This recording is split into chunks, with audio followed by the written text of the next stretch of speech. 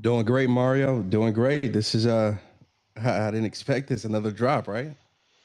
Yeah, man, the job started. I thought we'd have more time for this. Ian literally said, Mario, I'm gonna get some sleep and then wake me up when it drops. And then, 30 minutes later it dropped. So he just, I don't know if he even had time to rest a bit before I forced him to wake up. It's crazy. How was your space, man? You did a space for 9 hours yesterday. It was insane. Man, it's the first time, and man, I mean, Mario, man, what you guys are doing here on Twitter? I don't know how you do it, my brother, It's crazy, isn't it, man? but It's crazy. it's inspiring. It's inspiring for sure. How do you get that? Like, how do you survive for 9 hours? You were there the whole time because you were hosting it. Yeah, I mean, it's at some point you want to end the room, and then somebody else comes in the room, and Yeah, boom, drop it's something insane. heavy. Man, I mean, it just keeps going and going. So 100%. The FTX days when we are covering the FTX collapse, we had our space lasted over 20 hours that first space, and the other one over I think 10 to 15 hours. Can't remember. Jesus Christ. It was it was it was a weird feeling, man. Like I wouldn't wish this on anybody. All right, so just for the audience, if you want to request to speak, check the DMs. Otherwise, we'll give it another minute or so, waiting for all the panelists to join. Let me see who's in. Okay, let me see. All right, we've got Fidgetal. How are you, man? I'm good. I just realized that Gary Vee's not as smart as I thought he was. Gary V's what? I thought you said Gary V's in the space or something. No, What is he doing here? he's hosting a space, and I'm just realizing Oh, that he's not quite as smart as I thought he was. no. Yeah, I do. Yeah. Um. All right, let's see where Ian is at. Just sent an invite to him, and then we'll kick it off. If someone could just pin Matt Taibbi's thread above, that would be great before we can kick it off. Yeah, done deal. Just did it. Perfect, man. And let me get.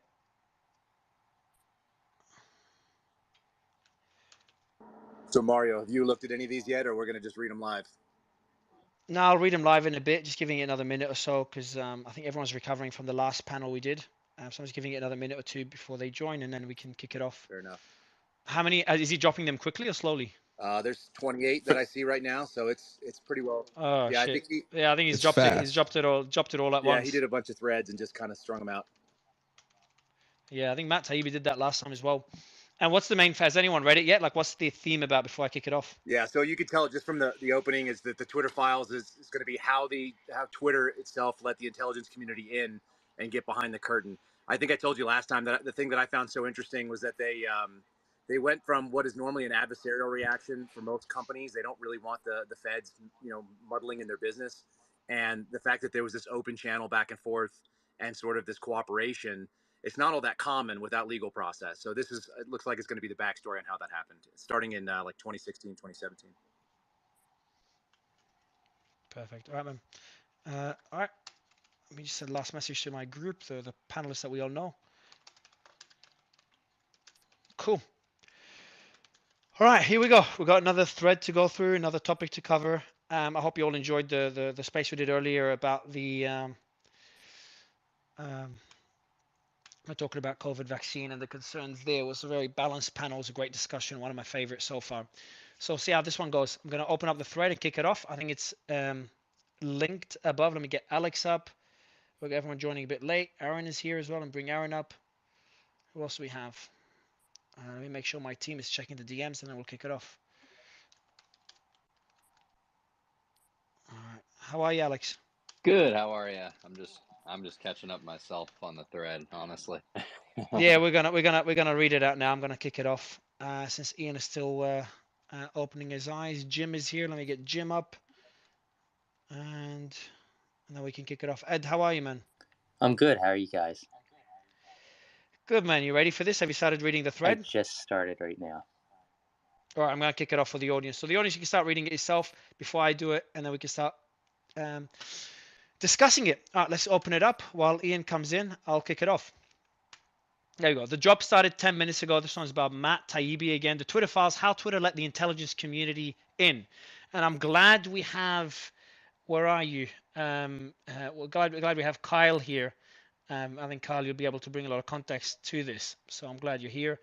And I'm going to co-host you, Kyle, so you can bring people in and stuff while I wait for Ian to join. So I think he sent you through a course invite because I think you'll play a pretty key role in this. So if you can accept it, that'll be great. And we've got Jim as well in the house. All right. Let's read it, guys. You know the drill. Jim, good to have you. Make sure the audio's good, everyone. Put your hand up whenever you want to speak, or just jump in or interrupt. We're pretty chill, as long as it doesn't get too crowded. All right, let's kick it off. Number one, in August 2017, when Facebook decided to suspend 300 accounts with, quote, suspected Russian origin, end quote, Twitter wasn't worried. Its leaders were sure they did not have a Russian problem. Quote, we did not see a big correlation. Another quote, no large patterns. Facebook may take action on hundreds of accounts, and we may take action on 25. And you can see the screenshots there. So now we're starting to talk about Facebook's suspension of 300 accounts. Back to the whole Russian origin story. And then we go to number 4. Quote, keep the focus on Facebook. Twitter was so sure they had no Russia problem. Executives agreed the best PR strategy was to say nothing on record and quietly hurl reporters at Facebook. Kyle, do you want to comment on what we've read so far before I continue reading Well, that's through? kind of what you'd expect. I mean, that's what I would expect from a private company not trying to get involved.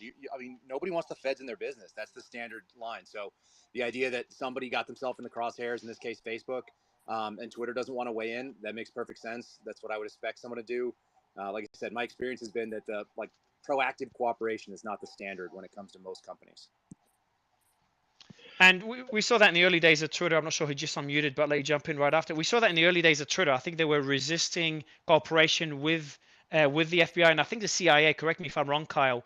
And then over time, that started changing, and they're starting to better cooperate. Are you on the same page there, Yeah, Kyle? that's what it looked like. So, and it seemed like, the intelligence community was making some concerted efforts to bring them into the fold, whether it was offering clearances or giving them specialized portals. I mean, it's the way you do any kind of recruitment is that you give them a reason to join you. You play to the motivations of the individuals involved. You make people feel special for whatever reason that may be, or you go to whatever their needs or their wants are. So these are, I mean, basic. Whether it doesn't matter whether you're doing selling a Xerox machine or you're out there trying to recruit a source.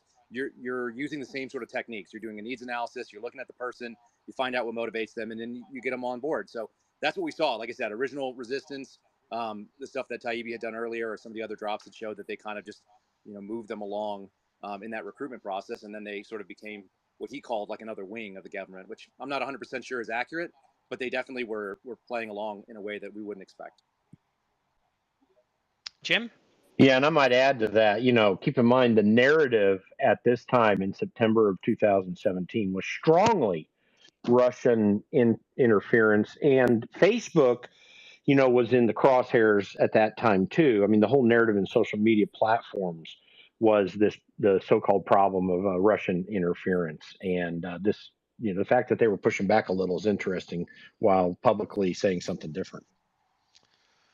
We'll go to number 6. In September 2017, after a cursory review, I think we're up to number 6 or 5. Number 5, Twitter. Yeah, Twitter is not the focus of inquiry into Russian election meddling right now. The spotlight is on Facebook, wrote Public Policy VP Colin Corwell. And then there's the email there by Colin Corwell. Who was that email to? Does anyone know? Carl, do you know? I don't recognize any of those names, so I'm not sure.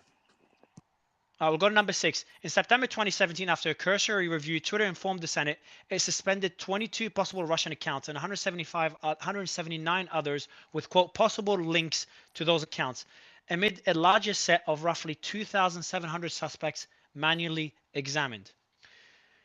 Receiving these meager results, a furious Senator Mark Warner of Virginia, ranking Democrat on the intelligence community, held an immediate press conference to denounce Twitter report as frankly inadequate on every level. So what we're seeing now is pressure from the Senate, and we're talking about Senator Mark Warner here, to do more in response to quote-unquote Russian meddling. But what Twitter is saying, and I think other social platforms will echo the same message, is that they did not share that concern. Jim? Yeah, I was going to say, keep in mind, as Mark Warner's doing this, you've got Ro Khanna over in the House. I used to work for Thomas Massey, his chief of staff. They're good friends, but Ro Khanna again, he was pushing back against that narrative and concerns about free speech as well. Yet you have, people like Warner doing what he's doing here, just as perspective. But let me just bring Tara up. Tara, I've just sent you through an invite. Should work before I continue Yeah, reading. Mario, All right, let's go number it's 7. also worth noting. Yeah, go ahead, man. If you look at the number of rough suspects that they said they manually examined 2,700, and then they only ended up suspending like 1%, with some possible links on another close to less than 10%. So that probably is the scope of the real problem. I think they probably did a decent job back then. It makes sense. So it's just interesting that wasn't enough for them, that they wanted more overt action. And that kind of lines up with pushing a narrative versus looking at facts. It's just kind of a dangerous way to operate. Well, and they didn't say that all those 179 were for sure. They were just possible. That's significant as well, less than 1%. Well, a lot of times there's not a smoking gun on anything especially if they're doing this kind of examination. They're going to have to hit X number of metrics that's going to move them into that. So suspending 1%, yeah, that sounds about right. And then a couple of people that are on your flag list that you watch for later, sure. That's the way a lot of investigations go. You get a huge funnel of reports, and then you get a small number of actual credible subjects that you can move forward with. Okay, and do these numbers surprise you, the small percentage? Not necessarily. I mean, this was, there was a big outcry about something, and if people think that, I don't know, I just have a hard time believing that in 2015, 2016, as that election was going on, that so many opinions were changed by Facebook or by anybody else. Honestly, our country was already pretty divided the way that it is today. We just didn't have as strong evidence of it, and so I don't know. I don't know how many people, we had the October surprise of the Hillary Clinton emails, and that kind of thing, and the Jim Comey speech, and people always said that moved the needle one way or another. But I think it just cut people right down to the side that they were going to be on. It moved them stronger to the places that they already believed. It pushed people into the camps that they were on. So I don't know. It seems reasonable that. So it's over time, before Ed jumps in. So essentially, Kyle, over time, censorship became more and more politicized. Well, correct? I just don't think that we saw. Yeah, I mean, what you're looking at right there is a pretty reasonable look. It's like they identified 22 targets that they suspended. So be it. If that's the number they saw, we don't have access to their data, so we have to assume that there was minimal meddling at that point. And if they had suggested some other things, as we see the warmer relationship with the intelligence community, then you start getting this sort of push by other people, and that's when you start having other hands on the button. I don't know. It doesn't look surprising to see that there are only a couple of fully functional, Russian accounts on Twitter at that point. But by the way, I might throw in here, and Kyle, you may have some insight. This whole narrative of Russia collusion into the 2016 election, which was still really hot at this time. It always felt to me, and I don't have any insight in terms of the intelligence community, but it always felt to me that was just merely a narrative. Go back and harken back to the meeting that we now know happened in the Obama White House days before the inauguration in 2017, where they were literally planners. John Brennan, Obama, and Biden was in there, and Susan Rice was in there. They were all in there apparently conspiring to cause problems for the Trump administration, or so that seems and feels. I just think, do you know of any talk in the intelligence community that this Russian meddling thing was any more than just a few bots that were doing this or that? Well, I think that the thing that we've always found is that the skills or the techniques that are being used to undermine anything, whether it be public sentiment or elections or anything else, they're always in advance, and the techniques to detect them are always going to be a little bit in arrears. So we should be pretty fair. The Russians have no problem trying to mess around with our elections. That's the nature of being a free society that we are, the free speech that we have. So people are always going to try to screw around with the things and manipulate opinions that are favorable to themselves. So the Russians have been playing that game forever, and I think the Chinese do their own version of it, and I think that other countries do as well. So that's not. I don't think that's a real question in the intelligence community whether or not there is an attempt to manipulate things to their favor. The question is how much of an impact did it make?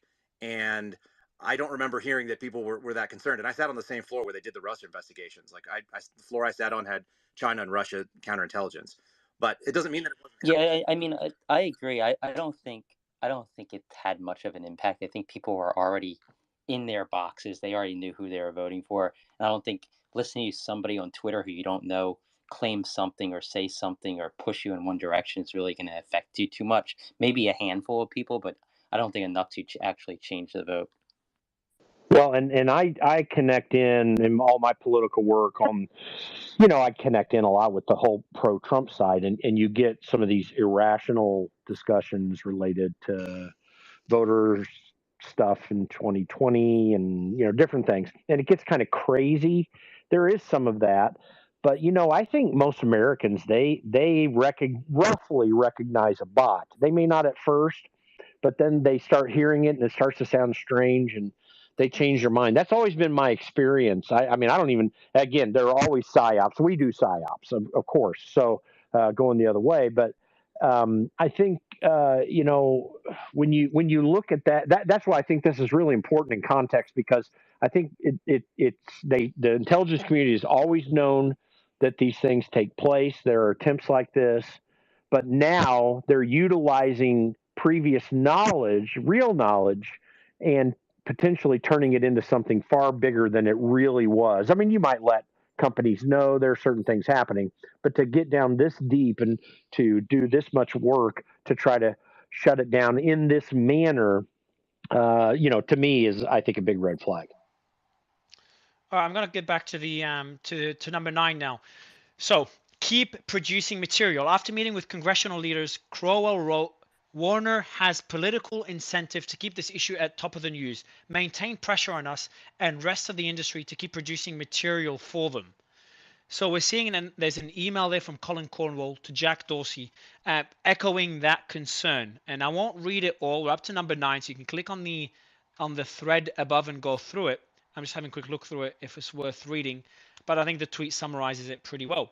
So we're seeing, again, an increasing pressure and the topic and the censorship getting more and more politicized, as we discussed earlier. Number 10, taking the cues from Hillary Clinton. That's in quotes. Crowell added, Dems were taking cues from Hillary Clinton, who that week said, quote, it's time for Twitter to stop dragging its heels and live up to the fact that its platform is being used as a tool for cyber warfare. So Kyle and other panelists, like, do you think, and I'm just trying to ask as objectively as possible, do you think they were in the Democrats in this case, because this is obviously the Democrats putting pressure on Twitter in this case, and in most cases really, as we've discussed in the early days of the Twitter files, are they legitimately worried about misinformation and meddling from Russia in the elections, or is that just an effort to advance their agenda? I mean, I think it was legitimate, but I don't think it really changed much. I think they were concerned that Russia might be meddling, and you want all the help you can get. And if the other side's getting help from Russians, you're going to want to stop that as much as possible, no matter what country it is. If it's China, if it's Russia, if it's Saudi Arabia, you're going to want to get as much advantage as you possibly can. Well, I'll be curious to see what facts they have, because Twitter is telling them in this case that, hey guys, there isn't that, we don't have that concern. We don't share that concern. They shared that same view with the FBI. Yet they keep facing that pressure. I'll be curious to see if there's any evidence to back those claims. We'll go to Nelson, then Stephen. Mario, the latter. I mean, it's quite obvious now what the Democratic agenda is, right? We've seen it, right? We've seen it with the earlier Twitter files when it came to the 2020 election with the Hunter Biden situation. I mean, guys, Twitter banned 20-something accounts. I mean, we just read it in the Twitter files. Are you telling me 20-something accounts are going to impact an election? Come on, man. It's Ed. I when love it's you, the brother, president, yes.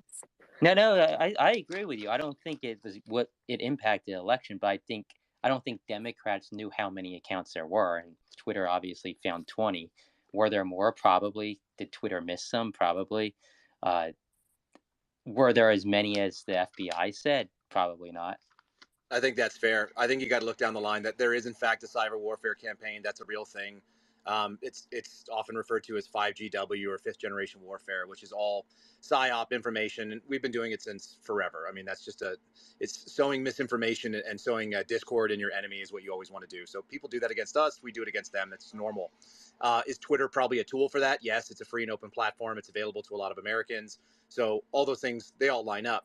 But as Ed just said, I think the impact of it is probably, at least at this point, it's pretty minimal. And when you're thinking about how stratified the political parties and people's leans were in 2015 and 2016, It's kind of hard to remember that far back because we've gotten even more tight on those lines, I think. But it was clearly that people were in pretty strong camps. I saw Steven had his hand.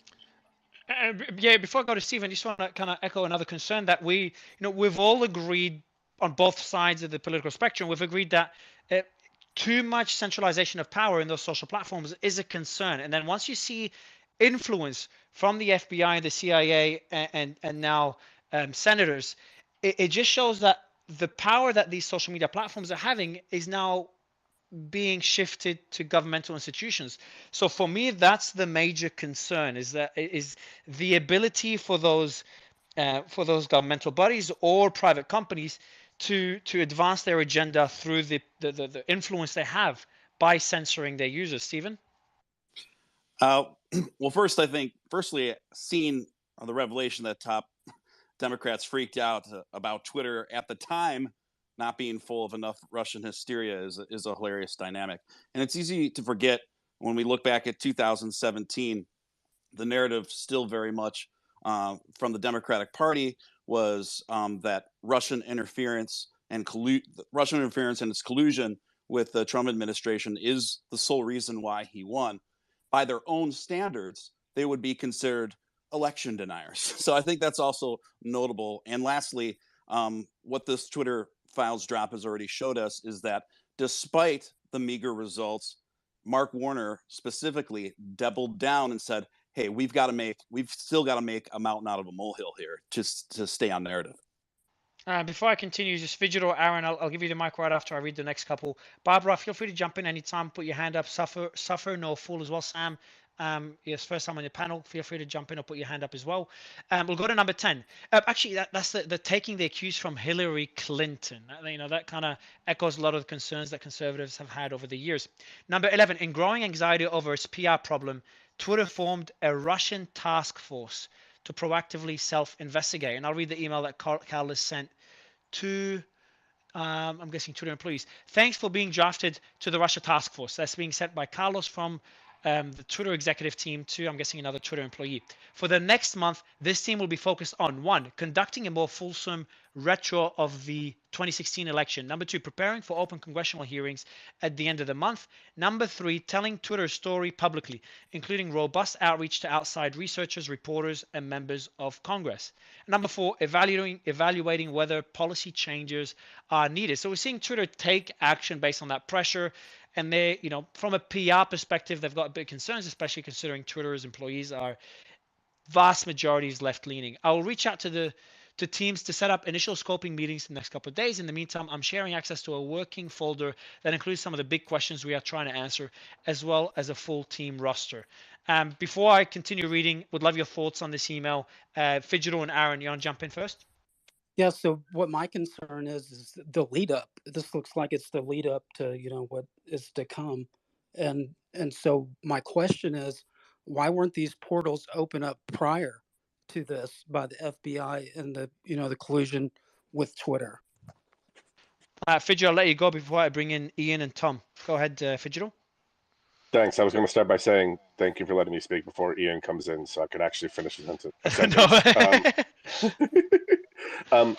So I think one of the most interesting parts of all of this is it's kind of like the Bill Barr situation. We're getting fed this information for a reason, right? So everybody understands that we are being spoon-fed information, albeit wholly hellfire. Like none of this should have happened. It's horrific.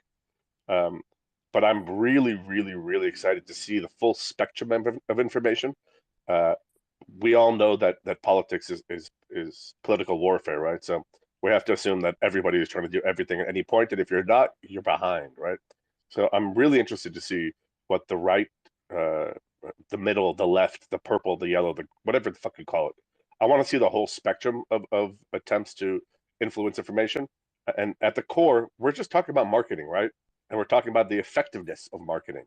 It looks like the liberals, the left, my people, we're able to effectively impact social media and conversation. I'm super interested in the entire spectrum of information because the fact is there's no goddamn chance that the Republicans, the right, the libertarians, everybody. And for anybody, I'll end with this. For anybody who thinks there wasn't Russian disinformation, you're kidding yourself. There absolutely was. The question is what swayed or didn't sway, or what are the impacts, and what is the mud underneath? Ian, good to have you, Hey, man. how's it going? Sorry for I'm sorry you didn't get a chance to sleep. We're up to number 11. 11, eh? Okay, I shall read it. Yeah. Have you read them? Have you read up to I have date or not yet? sort of skimmed it. I saw that Russia was mentioned quite a bit. Yeah, I'll let Kyle. Kyle has been doing a good job in covering it with me. Kyle, do you want to give a quick overview for Ian and the audience, anyone that just joined, on what we've covered so far before Ian takes it over from number 11? Yeah, sure. So the premise is that this is going to show how Twitter allowed the intelligence community to begin their manipulation inside of Twitter. We started off, we're back in time now, 2016, 2017. They're doing some analysis, and essentially we're trying to make sure that when Facebook got targeted in the news media as being potentially victims of Russian interference and Russian misinformation and so on, that the first plan was stay out of this and let Facebook take all the lumps, which is a smart move. They kind of believed that the problem was much smaller on Twitter. That turned out to be something that when they did their evaluation in September of 2017, they only found a small number of accounts. We've talked about 22 that were suspended and maybe another close to 200 that were possible, but not confirmed. This was upsetting to people like Mark Warner, and they talked about taking cues from Hillary Clinton's sort of take. And then we've sort of gotten to the point where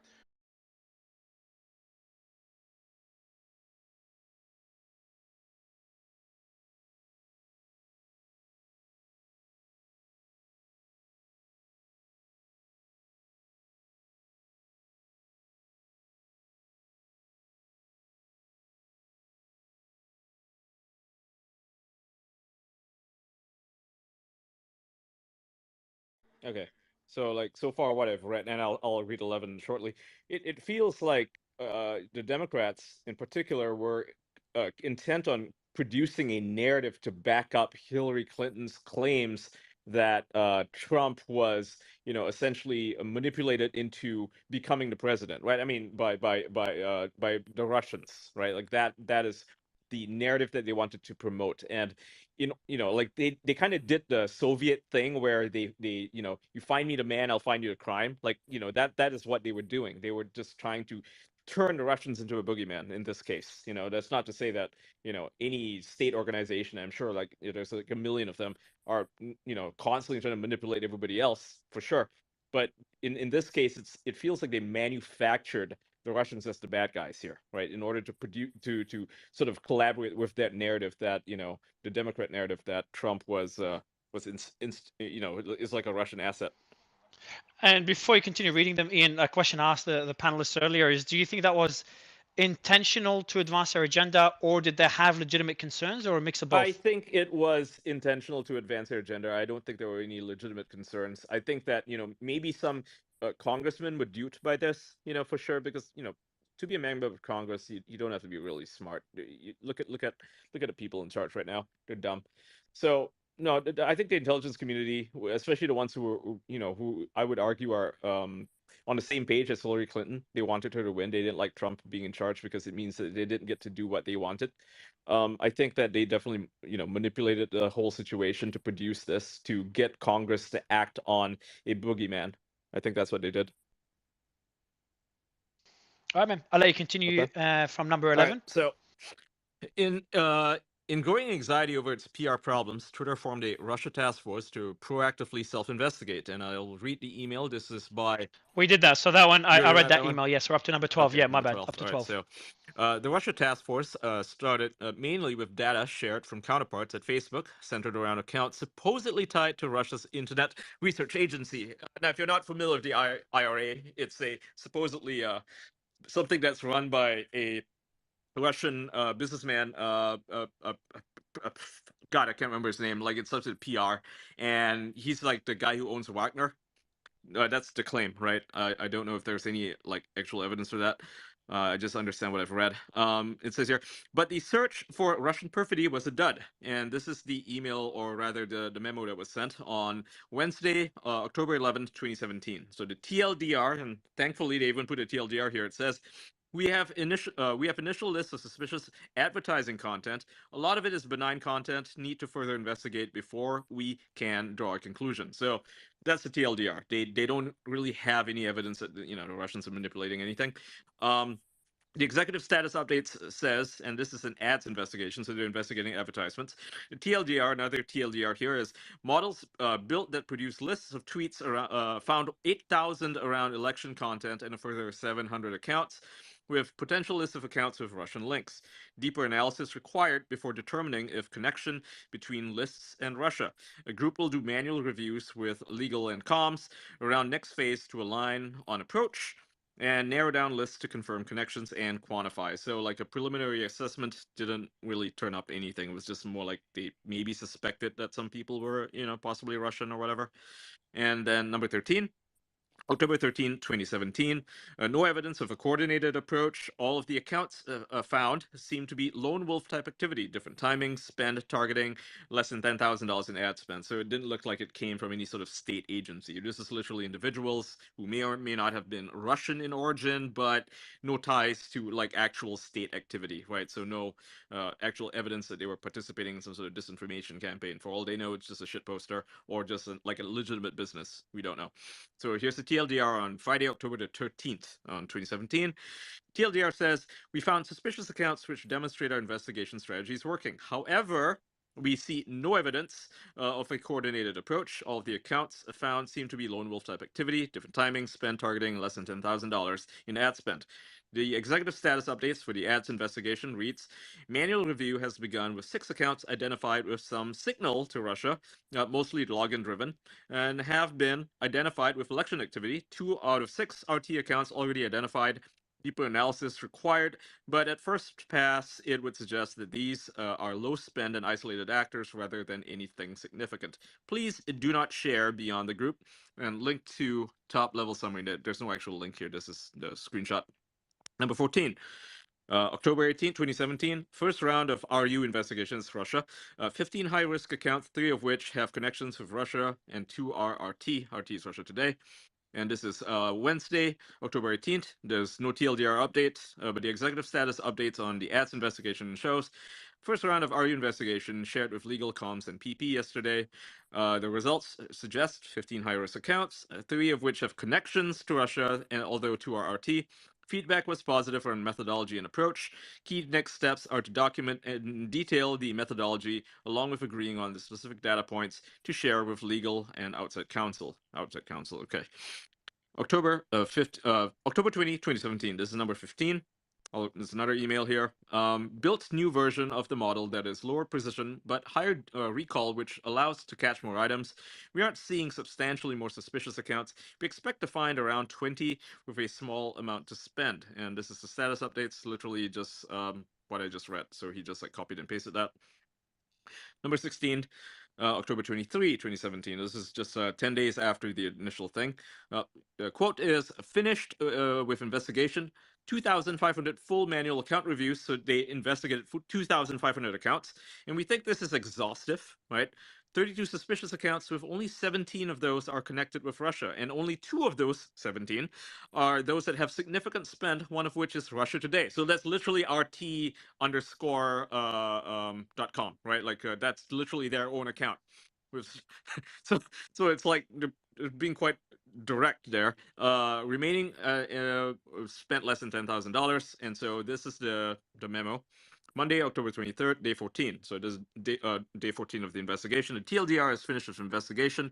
We have draft of 2 plans, which we'll review at 11 a.m. to make a decision about a path forward. Working to finalize the blog post for a Plan B approach. The optimal launch window would be between Tuesday afternoon and Wednesday. Not really sure what Plan B is. I don't think they've gone through that yet. Executive status updates on the ads investigation says exactly what I said before, but I'll read it anyway.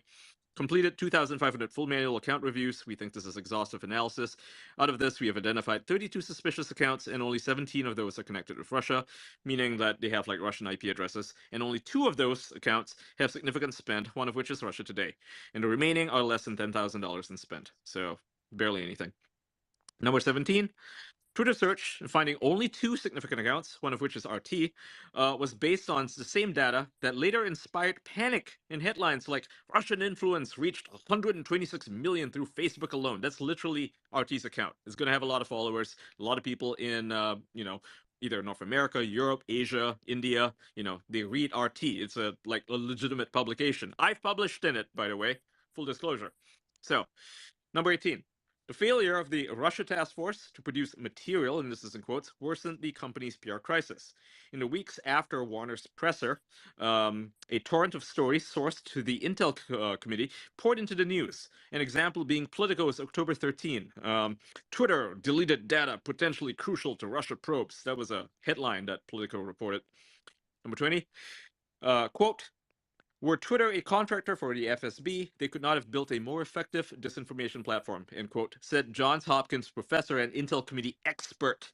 It's another expert, Thomas Ridd, told Politico. So they kind of got the, they handpicked a guy who would basically feed them a narrative, right? This is what they did. That's what Politico did. Good, shitty publication. Number 21, as Congress threatened costly legislation and Twitter began to subject to more bad press fueled by the committees, the company changed its tune about the smallness of its Russia problem. Oh, interesting. So a Russian task force was put in place. Wait, that's somebody else replying to him. Number 22, quote, hi guys, just passing along for awareness to the write-up here from the Washington Post today on a potential legislation on new FEC regulations that may or may not affect our political advertising, wrote Kroll. And it's just by Colin Kroll. He did an FYI email to a bunch of people at Twitter, including Sean Edgett and Carlos Monge and about 7 more people. So you can't really see their names. He said, hi guys, just passing along for awareness, a write-up from the Washington Post today on a potential legislation or new FEC regulations that may affect our political advertising. So they were talking here about the bottom line. Essentially, they were worried that Congress, or rather the Democrats and the Republicans, would stop spending money on Twitter if it had this reputation of being a platform for, Russian disinformation or whatever, right? So they had to do something. They had to manufacture an enemy to show that they were taking action against it. This is where the money comes in, right? They're literally pushed to doing it because if they didn't, they would lose all of their advertising. Kind of a big deal for them. So he continues, he says, this echoes the comments in our Senate Intel Prep Q&A doc. So they were preparing for it to talk to the Senate. And our need to show a willingness to make some moves here ourselves. We will engage as necessary on this in Washington, D.C. as proposals are developed. And any new FEC regulations or legislation will likely take some time to effectuate, but I wanted you guys to have the context of how Facebook's recent announcements are ginning things up here in town. And this is a quote from the article. This is a screenshot that he attached to the email. And after this, I think we should talk about all the stuff I've read so far.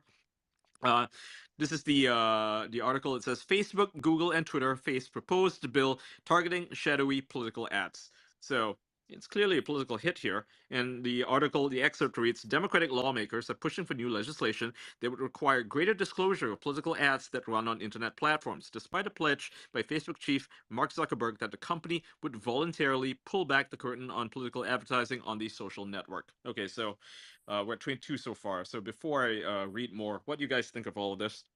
Well, hey, here's the thing, Ian. Like, this is always the way the government affects whatever it's trying to accomplish. It doesn't matter what side of the political aisle it is.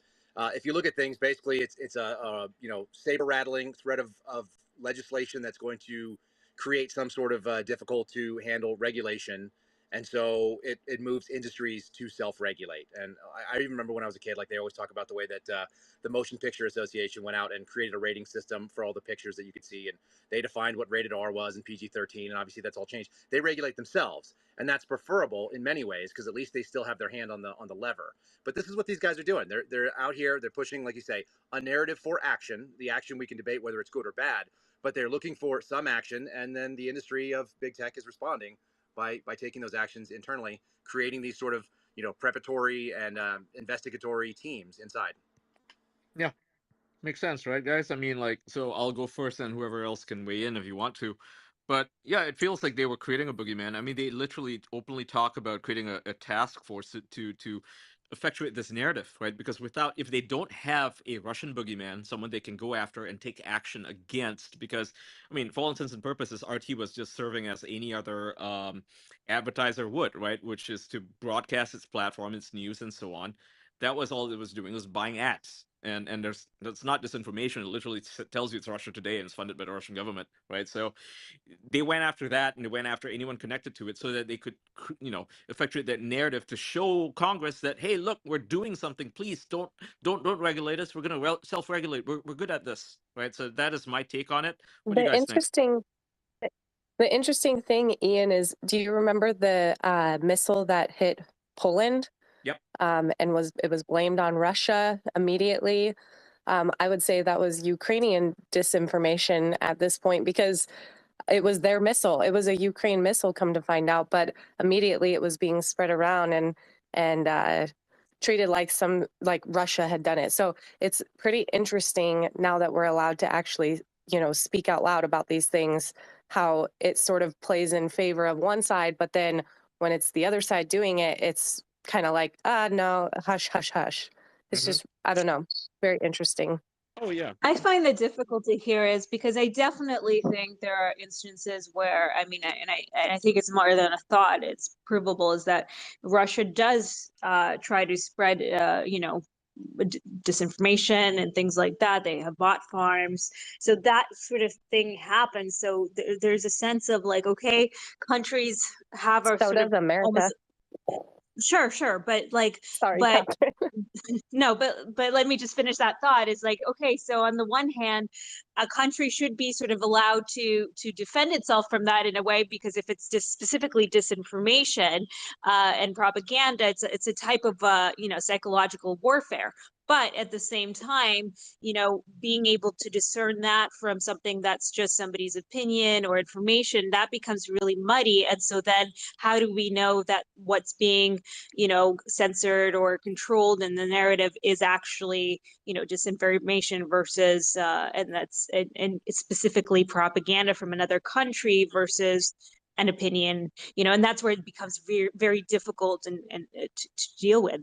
I think it's also important to try and figure out what a connection to Russia entails. What is Twitter actually looking for? Because most likely if you are Russian, if you have these accounts on Twitter, you're using a proxy or anonymous proxy, a VPN, and other ways to hide where you're actually coming from. So by connection, is it just like followers that are linked to Russia? Like I'd like That's to a good know question.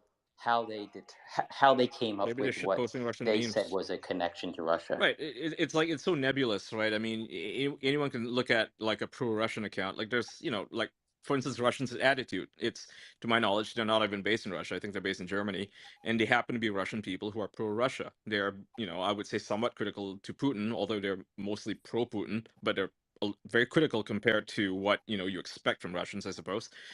But like, they're promoting what some would say is anti-Ukrainian disinformation, but really they're just talking about the war, right? They're talking about the conflict, the special military operation, whatever you want to call it, wherever you stand on this issue. They're just talking about it, and yet they were like, very recently, when the conflict began earlier last year, they were briefly suspended for like a month, right? Because they happen to be pro-Russia. And I mean, don't they have a right to be? I mean, they're Russians, right? So, and doesn't anybody, for that matter? I mean, they were suspending people left and Well, right. I just had a whole debate about this with pro-Ukrainians, even though I'm pro-Ukraine, but specifically we were talking about, they were discussing even imprisoning people, which there are some laws in Germany where if you support, say you display a Z on your car or something like that, you should be imprisoned. Now, like, I personally don't believe that, even though I have a different point of view than maybe some people in the room on this particular war. But the idea that your speech, your opinion gets you into prison is a very, very dangerous one, and this is where this kind of stuff can lead to, and that's concerning. It is, yeah. And more into Russia, you mentioned bot farms. Here's the thing: they didn't find evidence of bot farms, of Russian bot farms, or even of like large scale Russian disinformation. The only Russian account. Didn't they have like people like literally confess and there's videos? Like I've Not on seen Twitter, at videos least. of. I don't know about Facebook, because I know that, you know, Yeah. there are like articles about there being like some Russian bot farm that was affecting Facebook. I'm not sure if they're even Russian, because I know like. Wait, so Ian, there wasn't Russian disinformation? Like that would be negligence by a country to not try to influence the outcome of Yeah, global politics. I was gonna say like I You was could gonna ask that influence same with the question. truth. It doesn't have to be disinformation. Yeah, it could just be But I think pro. disinformation. They could be pro whatever cause, right? I mean, for instance, Russia, as we know, I mean, if you look at them now and you look at what information they're putting out No, there, Ian, it's not even I asked you disinformation. a direct question. What do you mean? I'm just asking a question. What is the question? Isn't it the responsibility of any country to promote its best interests, both financially and socially, and therefore do everything it can to promote its interests, whether it be through social media? Like let's just be honest. Everybody keeps on saying we okay, do it. I mean, no, it's not. Every country does it. There's Including nothing wrong lying with it. and saying a Every missile country. But how do we know was they're from lying, Russia. though? I mean, if you're let's just say you're armed with the truth, right? Let's say you're America, and I'm not talking about America today, which is like super woke and stupid, but like say Ronald Reagan's America, and you're promoting democracy worldwide. What is your best ad for yourself? It's not going to be how communism is evil. It's going to be how liberalism is good. It's about how freedom is good. It's about how being American is fucking awesome, and you have Rambo, and everybody is freedom, everybody is fucking Kentucky Fried Chicken and McDonald's, right? That is the best ad that America has, right? In the 1980s, that was the best ad that America had. That's the reason why so many South American countries rejected communism. Asia rejected communism because they were like, hey, why don't we embrace capitalism? It's fucking amazing, right?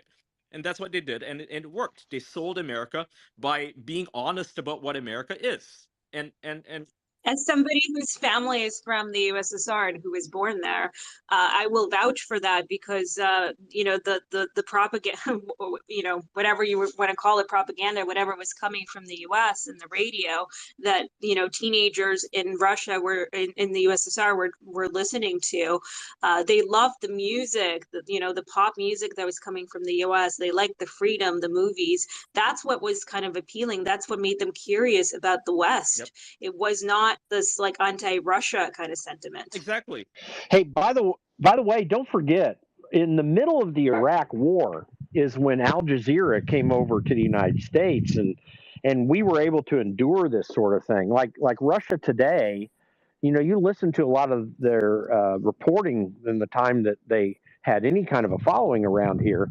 A lot of it was just, you know, neutral news gathering, and every once in a while it was pro-Russia, but you know, it didn't. I mean, you could tell what it was, and you could judge by it. But I mean, Al Jazeera gave information from what was going on in the Middle East, and there were people on the right that were in an uproar about it. I mean, we can withstand those kinds of things because people aren't dumb. I mean, this idea that no one can look through all that and wonder what's really happening and what people's motivations are is just absurd. Your audio, just before they continue, your audio is just really bad, Jim. I know you're outside walking. Ian, I've just sent you through the co-host invite, just FYI. Yeah. Before I go to Tom, I want to ask you that question again, Ian.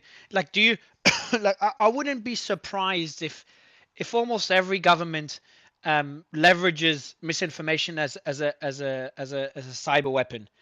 And that includes Russia, among others. Like you can obviously you can use the truth as a weapon. I think Russia but mostly misinformation could be a a more weapon powerful versus China. You know, if you actually look at the modus operandi, look at what RT puts out, right? Like you can go to RT.com if you have, you know, if you're not in Europe, you can actually still see it. If you're in America, you can see it. I think, you know, unless you're on like certain ISPs which literally block it, which is funny that they block it. And also, I mean, I'll get back to that point, but like talking about RT, I mean, you go there and you look at the news and look at the sourcing. You know, a lot of it is sourced to like Reuters or AP, or they have like actual reporters on the ground that are reporting the same stuff that you know that anyone who's reporting on the truth is reporting on, right? There's like it's very hard for you to actually find something that's like a lie on RT. Like I've never personally, I mean, I read it and I don't see anything that's just like straight up bullshit or even partially bullshit. Aren't they government funded? They are, Aren't yeah, they but funded so by is the Russian Radio government? Free Europe. And your Radio Free Europe, like again, in my experience as a journalist, they tell the truth. That's what makes RFE or RFERL, that's what it's called, right? Where if it's basically a CIA-funded operation, by the way. The reason they're so like believable is because they tell the truth. Compare them to like a propagandist operation, like I don't know, the fucking Independent, for instance, which is owned by like billionaire oligarchs, like Middle Eastern billionaire oligarchs.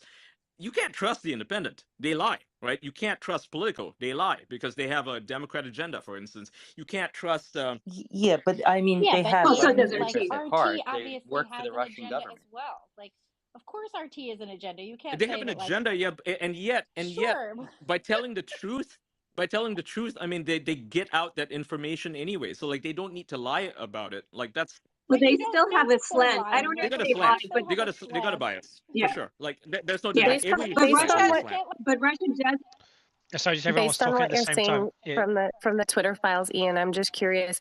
Would you say, a Russian bot farm like they claimed, No, or no. is that He non-existent? basically Okay, says so because I'm non-existent. finding articles that because people are sending me articles about massive anti-Russia Yeah, bot farms that actually plenty of were those. discovered. Plenty of those. Right. There's pro-Ukrainian bot farms. There's even like there was an article, like I think from last year, like the middle of last year, where they said that the feds, the CIA, or maybe the DHS ran a U.S. bot farm that was targeting, that was putting out anti-Russian disinformation. Right, that's funny stuff, right? I mean, like uh, But just to cite an and I example. will say that there is both, right? Because Russia certainly has put out. I mean, I personally, with my eyes, have seen Russian disinformation videos circulating specifically around the Wait, is Ukraine-Russia there war. both? That is Because mostly that's what I individuals. just asked Ian. So Based on the Twitter files, it sounds like there yeah, isn't there both. isn't. The issue is the Twitter files, based on this, is what they found. Well, that's wrong. Well, no, you don't understand it. Like, people put out disinformation, like individuals, actors, like people who are pro-Russia, absolutely put out fucking disinformation. There's plenty of But videos. do you think maybe those farms are so good that we think that the people in Twitter could not spot them being linked because they're so advanced, No, but they the could thing still is, be really advanced farms? the thing that was claimed, and this is something that they actually found with Iran, for instance. They did actually find like a bot farm that was literally like buying ads, right? Maybe not the Twitter files, but like for Facebook, yes. Like there was an instance where they were buying, tens of thousands of dollars worth of advertising to promote certain disinformation narratives, right? Like that is a thing that China does quite often, in fact. But with Russia, it's mostly fucking users themselves who might put out disinformation. Like, I mean, how many times have we seen disinformation just like in the past week on any given subject? I mean, even on yesterday, people were talking about the athlete collapsing, right? Like, there's like people are literally just pumping out disinformation on their own behest, but it's not on behalf of anybody else, right? Like, no one's actually I've hitting this actually individual. seen in the official government statements put out that were disinformation, incorrect in Russian, that I've read in Russian because I can read it and speak it. So I don't think that's necessarily accurate. I'll go to, if you don't mind, Ian, I'm going to go to Kyle, then I'll go to Tom and Nelson. But Kyle, I'd love your thoughts on this particular point about, like, I'd be I think surprised. Libby, really quick, Mario. I think Libby was trying to chime in on that conversation as well. Sure, Libby, do you want to jump in before Kyle? I just don't think that it's reasonable to say that it's hard to believe that you can counter the fact that the U.S. spreads all kinds of propaganda by saying that the Russian government doesn't. Like, just because one group of government thugs or whatever are lying doesn't mean that the other group is telling the truth. So just want to be wary of that. I think that's well articulated. I'm not saying I agree or disagree. I just think that was really well articulated. It doesn't have to be Do you binary, think one or the other. Could the Twitter files be disinformation? I was about to say, I think the Twitter files is going to be Pretty interesting. 2022's biggest misinformation shit across the board. Oh man. Oh no. Elon Musk is fired. Yeah, he's like April Fools. I'll go into depression for a year. Kyle, what are your thoughts on this point? It's a very touchy subject. Well, it's obvious that all governments are advocating for themselves. I think that point is fair, and hopefully it's universally accepted. Like that's what federal governments do across this world. They're out there trying to weigh in on other circumstances. They're trying to advance. That's some of it's statecraft. Through misinformation or facts. It can be all of those things. Like that, as long as they're operating, like some of them don't have to operate within the laws of those countries, and if you can get away with not operating within the law, then you're going to push the envelope. If you're not cheating, you're not trying, is what they always say in special operations. And a lot of these kind of things are run by psyops type people. So that's fine. The issue, I think, specifically in this country, is that we have a couple of laws, and they're not very many, and they err on the side of free speech, and they err on the side that the public and the electorate has to make their own decisions. And if they're deceived by Russian bot farms or anybody else, it's their own damn problem. Like, it's your vote, you're responsible for it, you get what you paid for. If you didn't put anything into it, then you get nothing out of it. So be it. So we do have a couple of things that, if particularly like if state actors want to come out and move their message forward, they usually have to ascribe to it. That's the nature of what FARA is and some of the other sort of legislation out here. So there are mechanisms that are in place that the U.S. government has to use, but the default position is more free speech, and that it should be a very heavy burden to go and censor someone that is, that the federal government's going to come in and weigh down on that person to not have speech, because you should have to have a really, really high burden of proof that that person is in fact operating not on friends and family members who live in Russia and therefore they are sympathetic to Russia, but rather that Russia is paying them or directly influencing them. It's really a dangerous game to play that. And so I would side down on the side of freedom, and sometimes we're going to get bad information.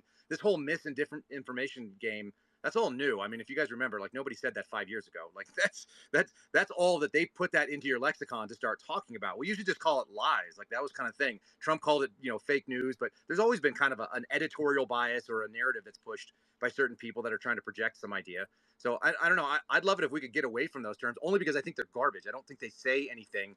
They just sound nice, and they're not really a real thing in most people's lives. It's like the term Tom conspiracy Nelson. theory, right? They use it to shut down actual discourse. I mean, like our previous space, when Tom Fitton said a bunch of stuff, and by the way, he's got his hands up, so he should probably speak next. When he just mentioned, asked questions like, what did one of those guys do? It immediately shot him down with claims that he was spreading conspiracy theory and FUD. It's like, no, he wasn't. He was just asking a question, and you prescribed like a million things to him that he didn't even say. And Tom should probably weigh in on this one. Tom, you're muted. Nelson, do you want to jump in until Tom? Yeah, is back? the jails. The irony is the Justice Department and these same people are trying to weave a conspiracy theory to put people in jail based on January 6th.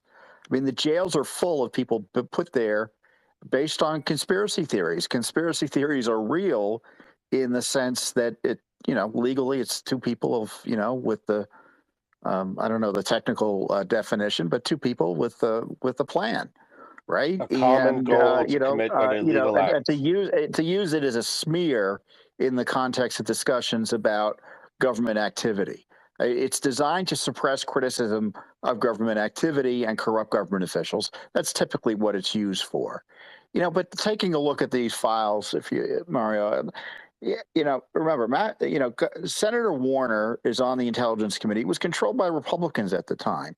And Richard Burr had outsourced chairmanship, practically speaking, of the Intelligence Committee, the Republican, to Warner. And Warner was kind of leading the committee, in effect, by pushing this anti-Trump Russia narrative.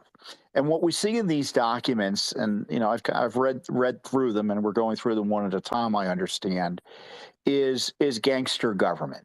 We have government officials demanding evidence or the manufacturing of evidence to justify their Trump-Russia collusion theory that they knew at the time was false.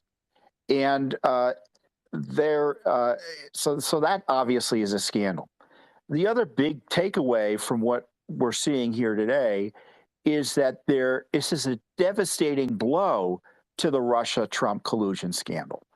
Because one of the pillars of that is that there was this massive effort by Russia to influence on the elections, and it did work.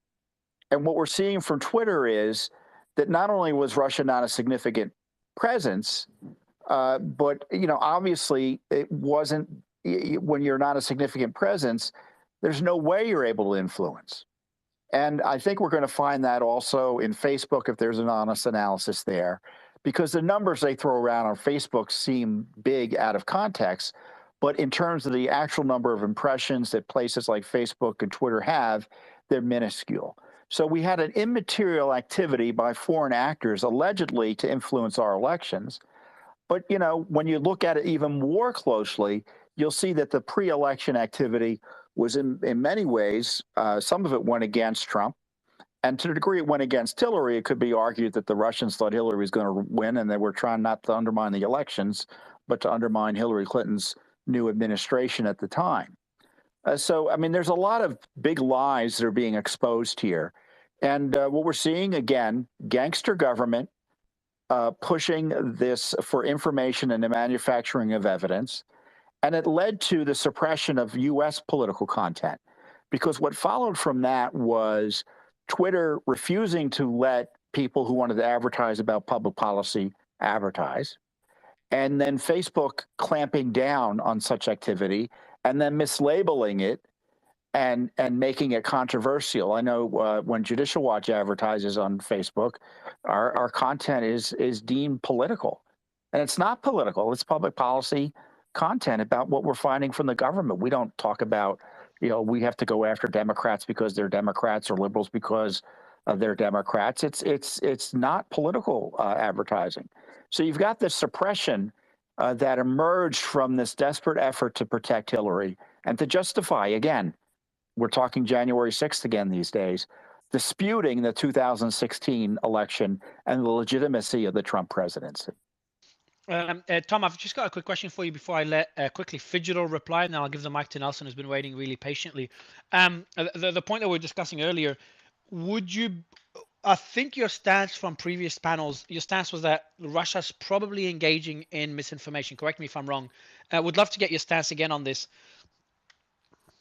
Well, I don't know what the Russians were doing. I don't think we've I'm had not referring. Sorry, I'm not referring to this particular case. I'm just using it as a general. The thing is, I don't know what the Russians are doing. I'm not confident that we've had a competent analysis of or a level of certainty about so-called Russia front accounts. Other than RT, all these other accounts are the basis of allegations that I don't know what the basis of it is for. And given the operations running against Trump, I don't know if they're even the ones that we presume are Russian connected aren't. The question is, Tom? I'll give you the mic in a bit. Let me just finish the point. Yeah, go ahead, Tom. Let me just finish the point here. In terms of the law here, I don't know if the Russia accounts were violating federal laws. I don't know necessarily if that's the case. Potentially, there was a violation of the terms of service of some of these providers in terms of having these bot accounts. But as we learned from the last Twitter drop or the drop before, that the United States had similar accounts and Twitter looked the other way. Fidget, I'll let you respond before giving the mic to Nelson. Okay. Guys, what I'm trying to just engage in is an objective conversation. And every time when I engage in these conversations, if you ran a country and your entire country, right, there's only a finite amount of humans in the world. There's a finite amount of money in the world. There's a finite amount of power in the world. Your job as the leader of a country is to grab as much power, as much money, and as much people to fight a global cabal, a global game, right? So let's just stop with the allegation conversation. And I mean this constructively. Every single country wants to do what Russia did, wants to do what the US does, wants to do what every country that is able to make an impact, China the most effectively. So let's not say allegations. They did what is in their duty to their country to do. My question is, if we're having honest and fair conversations here, wouldn't it have been in their incredible interest to try to sway a presidential candidate, every presidential candidate, to do their bidding or to affect their outcome? I just think these are conversations we're not having when we're sitting here saying they did this, we didn't do that. We all do it. I'll go to Nelson. Nelson, you've been waiting patiently. It's really not evidence of them actually doing anything, though. I mean, just because it makes sense for them to have to do that doesn't prove that they did anything. No, Ian, I said if you were the leader of the country, what would you do? I mean, what would you do? I mean, like, we all do different things, right? Exactly what Putin does. What does he do? He tries to make as much money for him, his oligarchs, his country, control his borders, expand his borders, become as rich as possible. This is not like to imply that he wouldn't do it. Like, I mean, where's the evidence that they ran every way he can? You don't think he ran massive bot farms? You don't think he currently stole 140 million IRS private IRS docs that are No, encrypted, where's the and evidence the for it? U.S. So I know for a fact the founder of Bittrex currently is running a quantum computing war with Russia before Russia can release the 140 million IRS docs they stole that they can't decode right now, but they're creating quantum computing so they can decode. And we're racing to create quantum computing to get ahead of him being able to decode it and dump it on the market. That's a fact. I can't verify that. I'll go to Fidgetal. Man, Nelson. Fidgetal. Maybe you You can't know, verify it because you're only reading RT. you know, No, Fidgetal. Ian, Mario. take a jab. No, Yeah, let first Nelson Ian, you got to speak. jab I at think you had Ed. something to Take a say, no. Fidgetal. Before Nelson, Jonah, you got the right to jab back at Ed to make it even. No, it's fine. It's fine. I don't want to you've blow got blows. You know, there are a number of things I could say to Ed, but you know, these Mario and knows the Ian. facts. I promise. All right, go ahead. Sorry, Nelson. Go ahead, man. You know, Ian and Mario, you know, these leftist loonies, bro. It's, you know, Fidgetal and Ed, I love them, right? But they're just so far beyond recovery at this point, brother. You know, it's sad but unfortunate, right? But here's the deal. I guarantee you, 90+% of the people in this room never heard of RT today until Ian just spoke about him from the Twitter files, including myself. Not to talk of the US population, right? I mean, these guys have a 10 grand ad spend on Twitter. That's nothing. I mean, there's individuals that have more of an ad spend than RT today, right? They don't have a US based audience large enough to manipulate an election. That's it, misinformation or not. You don't have an audience. I mean, if Joe They don't Schmo have on such Twitter, a small audience either. Catherine, if Joe Schmo on Twitter had 100 followers and was pushing Russian misinformation, are you going to come tell me Joe Schmo can manipulate a U.S. I mean, come on. No, but I don't And, think RT you know, is that insignificant. I also think because they use they RT, are a lot of people 100% don't know insignificant in the it's United Russia today. States. They are 100% insignificant in the United States. That's a fact, right? And for Senator Warner and the 100%. Democrats to go out there pushing articles with headlines like Russia influence reached 126 million through Facebook alone, based off of these Twitter files, it highlights their liberal agenda. I mean, the Well, left. the numbers are exaggerated, I'm sure. But 100%. Ian, does it mean that Ian's articles reach nobody? I mean, that's really sad. But Catherine, do you know the result of exaggerating these numbers and pushing it like that to the public, right? The results are, as of today, people still think Trump is a puppet for the Russians.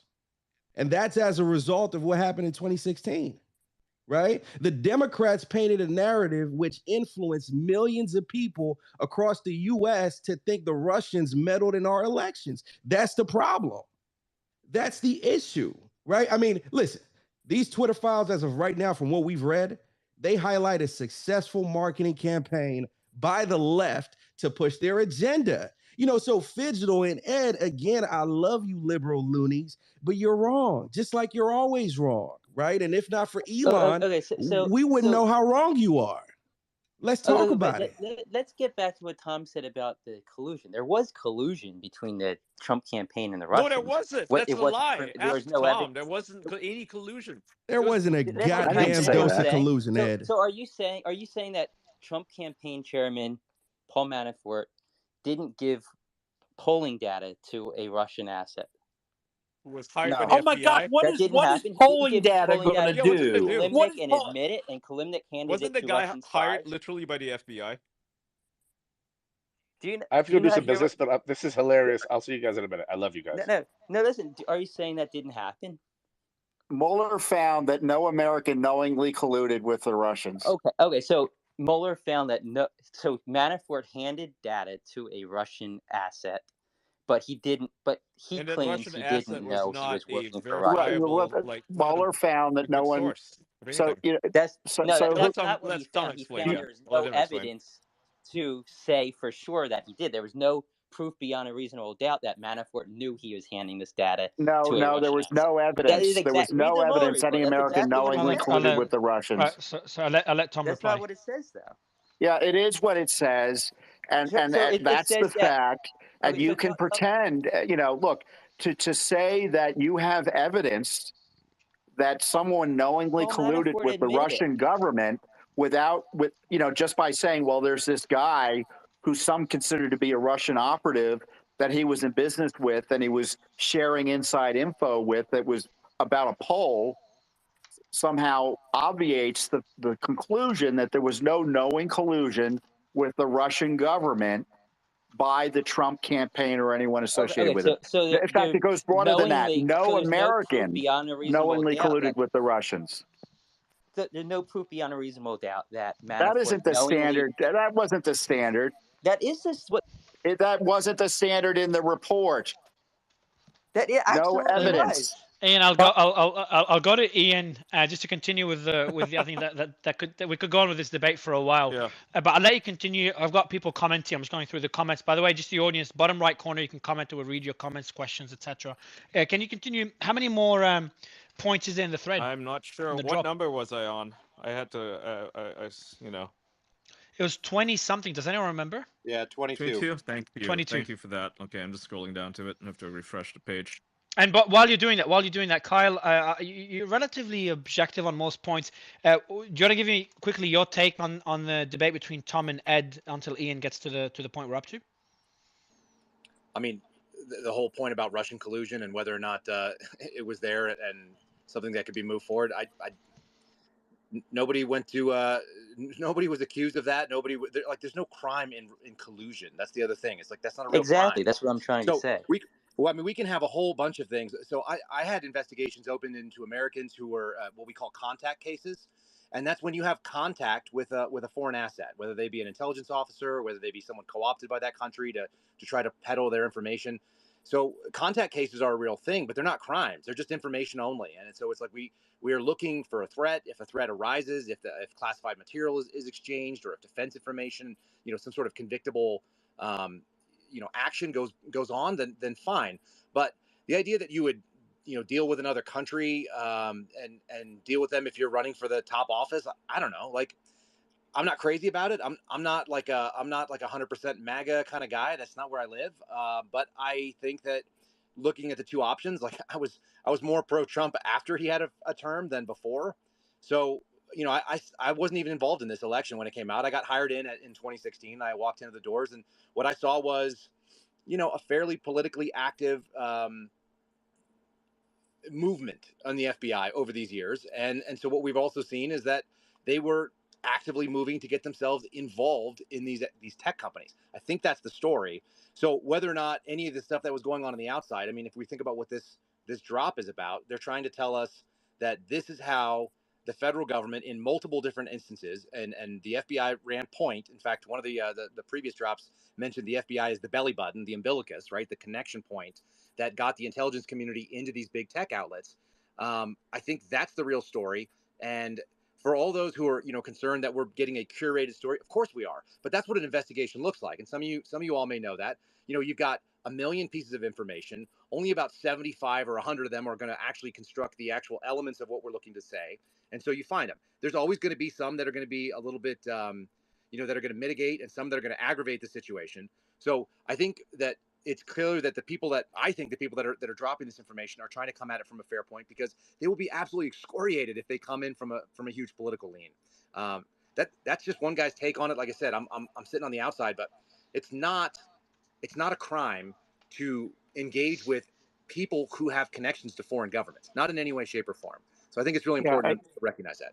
The irony is the most serious Russia involvement in the election was through the Clinton operation. That's right. Where we have strong evidence that not only was the Clinton operation working, obviously a alleged Russian agent helped write the dossier, but that Russian agent that the FBI knew was likely a Russian agent, the FBI was running as well. So the collusion was between the Obama FBI and then the deep state FBI under Trump to try to take out Trump, working ironically with Russians and other foreign nationals to do it, including, looks like, folks operating on behalf of Ukraine. Interesting stuff. Hey, by the way, to build off what Nelson said, there are two sets of lies from that whole period that we are looking at. And one we're looking at very closely, and the other one not. The one set of lies is whatever it is that Russia Today or any other Russian bot said. And then the set of lies that said Donald Trump was a Russian agent and Russia got him elected. Now, no one remembers a dang thing that anyone at Russia Today ever said pro-Russia at all. There's no one even probably on this thing that could say that. But everybody knows exactly what these Twitter files show was being done to shut down information, and then the whole narrative that Donald Trump is some sort of Russia agent. And that's really critical, I think, when we're thinking about this. Yep. I'll let just before you go, Ian, I'll let Catherine or Ed just kind of respond to kind of balance it out before we continue. Catherine, you want to go? Sure. I mean, I think just to that last point about Russia Today, I will say, just because they weren't effective, they've been doing this for many years.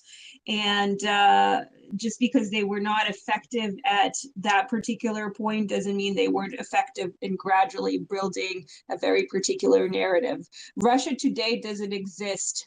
It wouldn't exist if there wasn't an intention behind it. There's a lot of money that goes behind it, and it is facing the West for a reason. It's in English, and they hire high-profile people. So that's something I want people to consider. I'll kind of end it with just Ian's the discussion we had earlier. You know, bias is not misinformation. Bias could become misinformation, but it's important to draw the line. But yeah, Ian, I'll let you continue the thread. There's not many left, so we can kind of finish it off. By the way, is this the only drop tonight, or there's another one afterwards? Another one afterwards, I believe. All right, get your coffee ready, everyone. Ian, I'll let you continue with the thread. Yep, let's get through this one. Number 23. In Washington, weeks after the first briefing, Twitter leaders were told by Senate staff that Senator Warner feels like a tech industry was in denial for months. That's a quote, right? Senator Warner feels like tech industry was in denial for months. Added an Intel staffer who said, quote, a big interest in political article about deleted accounts. So, and this is the God, I wish he didn't quote them like this, but his email, one reads here, friendly meeting with the COS, I guess Chief of Staff, said that Senator Warner most focused on finding answers and doesn't have anything against the tech industry generally or Twitter in particular. Says that Warner feels that the tech industry was in denial for months and now feels that they understand the seriousness of what happened last year. So, you know, Senator Warner, he's got an agenda, and his agenda is to create a Russian boogeyman so that they can go after it. And he was, I guess, upset that the tech industry didn't take it as a big deal because they found no evidence of there being a large-scale operation by the Russians to, you know, promote disinformation. They could literally find like one account, it wasn't disinformation, it's literally RT publishing its own articles, right? Like that was the big thing. So this is the memo from the staffer. It says here, the Intel staffer mentioned a few things. Quote, big interest in political article about deleted accounts and Twitter, and said that the Intel staff may seek clarification writing from us, and they need to know what data they could seek from us, or whether certain information is gone. By gone, you know what I mean, like deleted or whatever. So number 24, Twitter pledged to work with them on the desire to legislate. So Twitter basically was having its feet held to the fire by Senator Warner, right? They were being threatened along with Facebook and Google and so on. They're being threatened to basically, hey, come up with your goddamn evidence or we're going to take action against you, right? By which is a bit of a shift from the earlier narrative when we first started going through the Twitter files, that Twitter was intentionally acting. You know, we know the bias is there, but they were resisting a lot of those requests. But now we get to a fuller picture, right? Now we know why they were not resisting quite as hard towards the later part, right? Because in 2017, they were being pressured, right, by Congress to act. I like how the drops are like structured in a way that it's essentially like a movie. Yeah, it's like a movie. Like you believe one thing exactly. Like they show you one thing, and then there's a little twist in the middle, and then another twist later on. This is entertaining. I gotta like personally thank Elon Musk for this. This is so fucking entertaining. You know, it's like literally watching a really good movie. It's great, and it's like hours long and days long even. It's awesome. New season. It's like a series, yeah, exactly. Game of Thrones. New season just dropped. Okay, so, quote, this is an email. I outlined our work streams, and they seemed content and looked forward to having us come and preview our testimony at the end of the next week with the Intel staff. We also pledged to work with them on their desire to legislate in the area of political ads. They indicated that the general model is, and it cuts off there, That's number 24. I'll read number 25 now. Quote, knowing that our ads policy and product changes are an effort to anticipate congressional oversight, I wanted to share some relevant highlights of the legislation that Senators Warner, Klobuchar, and McCain will be introducing, wrote Policy Director Carlos Monge soon after. And this is his email to the about ads legislation to a bunch of Twitter employees, I guess his coworkers. He said, knowing that our ads policy and product changes are an effort to anticipate congressional oversight, so they were anticipating legislation here, right? I wanted to share some relevant highlights of the legislation Senators Warner, Klobuchar, and McCain will be introducing tomorrow. The Honest Act. Honest is in all caps. It's like the Patriot Act, right? It's nothing honest about it, but let's go. Point number 1, extends to paid digital advertisements the FEC requirements that apply to broadcast, radio, and print ads. And number 2, adds political matters of public importance, including national legislative issues of public importance, to the list of issues for which the FEC would require enhanced political disclosure, in addition to ads that mention the candidates directly. Now, if you're not familiar with what this is, so essentially, and you might have noticed this if you're like in business and you're buying ads on, say, Facebook, for instance. Facebook is probably a pretty good example of this. In the lead up to the election, about 2 weeks before November 4 last year, if you wanted to buy an ad, and if it was political in nature, you couldn't buy one after a certain period. There was a 2-week period where you couldn't buy any political sort of ads, right? So it didn't allow any PAC or super PAC or anything like that, or even political candidates to run advertisements after that date, because they didn't want to influence the election. And even before that date, if you want to run political ads, say in North America or in Canada or the United States, actually particularly in the United States, because anywhere else they don't really care about this stuff, but in the US, if you want to run political ads or ads that are relating to social or political issues, you're not allowed to. You have to have a specific like permission to do so. And this means political disclosures. If you're not an American, you cannot do it, right? Like, for instance, if you're in the UK, you cannot buy political ads in the US. They just literally will not let you do it on any social issue. So you can't buy this is to prevent, say, some rich billionaire leftist from funding Black Lives Matter in the U.S. And that's a friendly example, right? But likewise, they would allow some far right French crypto mogul to fund pro-Trump ads, for instance. Or Russia. Or Russian, yeah. So I mean, it makes sense, right? It's legislation that kind of makes sense, right? I'm not opposed to that. I think this is fair. This basically prevents political actors from outside of the United States from being able to do these things. However, I will say that if you're in the U.S. and you are a PAC or super PAC or something, you can totally 100% do that. You can spend as much money as you want, which is exactly what they do, right? So there is a certain monopoly on who gets to spend. It's the Koch brothers. The Koch brothers get to split their libertarian bullshit all the time, and they spend a lot of money on these ads on Facebook. Just look at it, right? Likewise, the Sunrise Movement does the same thing on the left. Sunrise Movement is tied to George Soros. He does the same thing. Open Societies Foundation and all of its offshoots. So Koch Foundation, David Brock, like all these guys, they're 100% doing that every single day. So like we talk about disinformation a lot in here, and yet these people are openly doing it to all of us, not just through like Americans, but to the whole world. We're seeing political disinformation ads every single day, and it's being put out by activist groups. It's mostly 100% activist groups, whether it's the Koch brothers on the libertarian right, or it's going to be, Sunrise Movement on the left, or it's George Soros, for instance. So anyway, number 26.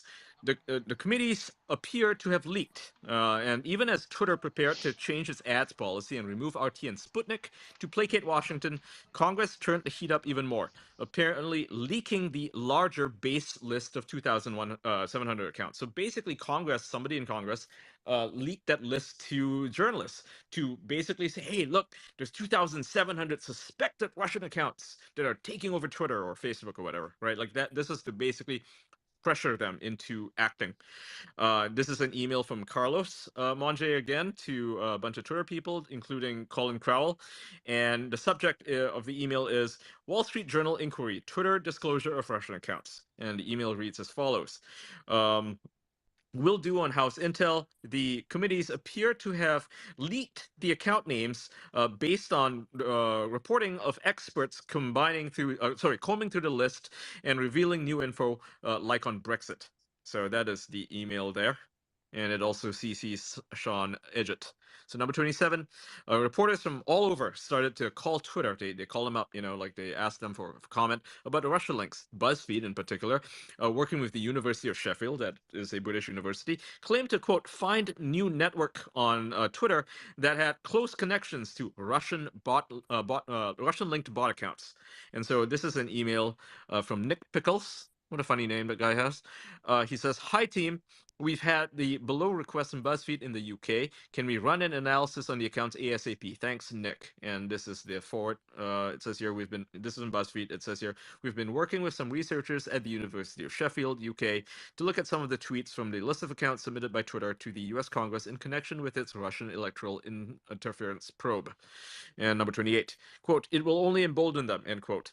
Twitter internally did not want to endorse the BuzzFeed or Sheffield findings. And this is an email written by Yoel Roth. He wrote to the people in the email, which their names are blanked out. He says, "These are definitely bad accounts, and based on their phone carriers, they have signs of being connected to Russia. Once we've settled on a press strategy, we can and should suspend them all." They were going to ban these guys. But they almost all were principally active in German, and a while before that, some were active in English around Brexit.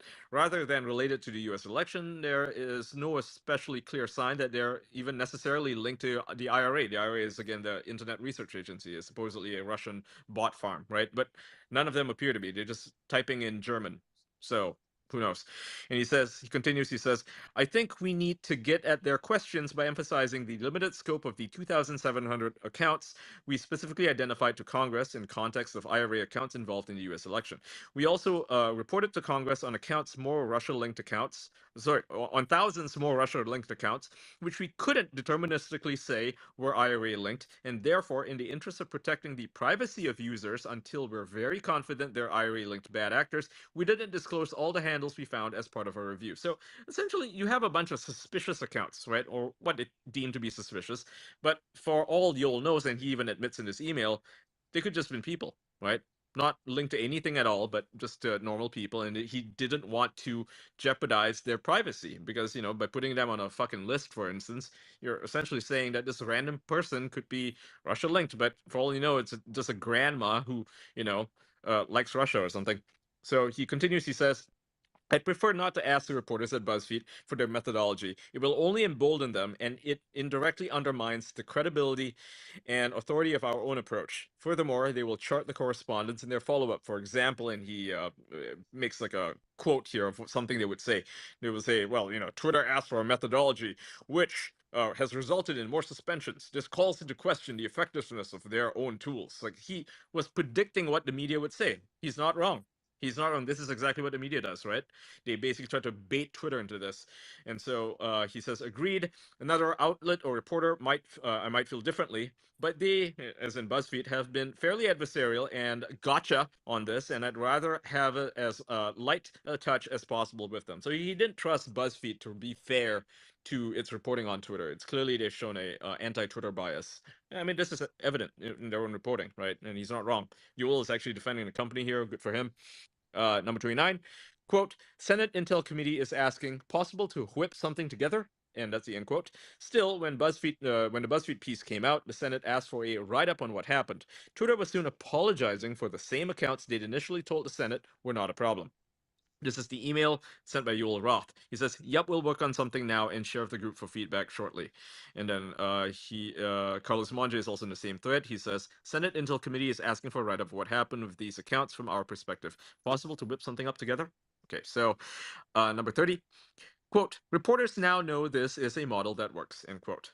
The cycle, and this is Matt Taibbi saying, "The cycle, threatened legislation, with it to scare headlines pushed by congressional and intel sources, followed by Twitter caving to moderation asks, would later be formalized in partnerships with federal law enforcement." So this is where we get to the meat of this drop. This is where they were like, they started to get super fucking tight with the FBI, with the DHS, with the CIA, because they were basically brute forced into it, right? They were like, they were strong armed into it. They didn't want to play along at first. At first, they were, interested in protecting their users. They're like, Yoel Roth, to his credit, was actually trying to defend Twitter's users, but at some point they kind of realized they lost control, right? And this is when they lost control. This is the email that someone wrote. He doesn't mention who, but it says here, Hi, everyone.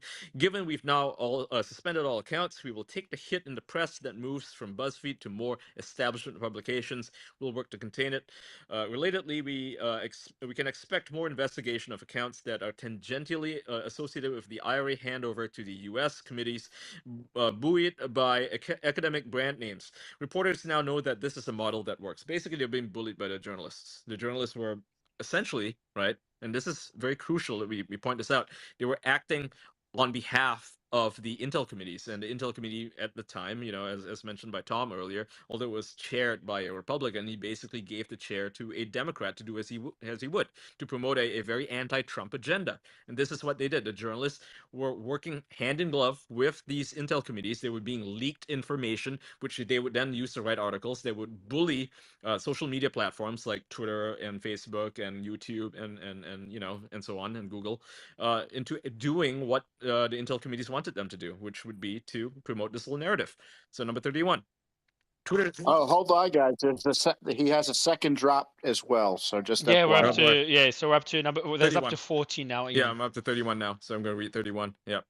Twitter soon settled on its future posture. In public, it removed at our sole discretion. Privately, they would offboard anything identified by the U.S. Intelligence community as a state-sponsored entity conducting cyber operations. So, like, they basically found a way to brand this, right? And so this is the memo that they sent out on the external offboarding policy.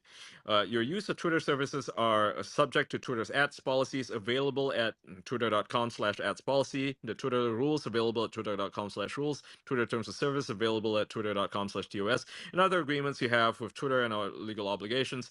If we suspect that an ad is in violation of our rights, agreements, or policies, we may stop the ad from running, and in some cases, including but not limited to multiple or severe violations of our rights and policies, or if you engage or are suspected to be engaging in any unlawful activity on our service, as we determine in our sole discretion, we will suspend or terminate your account. And the internal guidance reads, any user identified by the U.S. Intelligence community as a state-sponsored entity of cyber operations against targets associated with the U.S. or other elections, or an entity associated with such operations shall not be allowed to advertise on Twitter. So they had two separate messages here.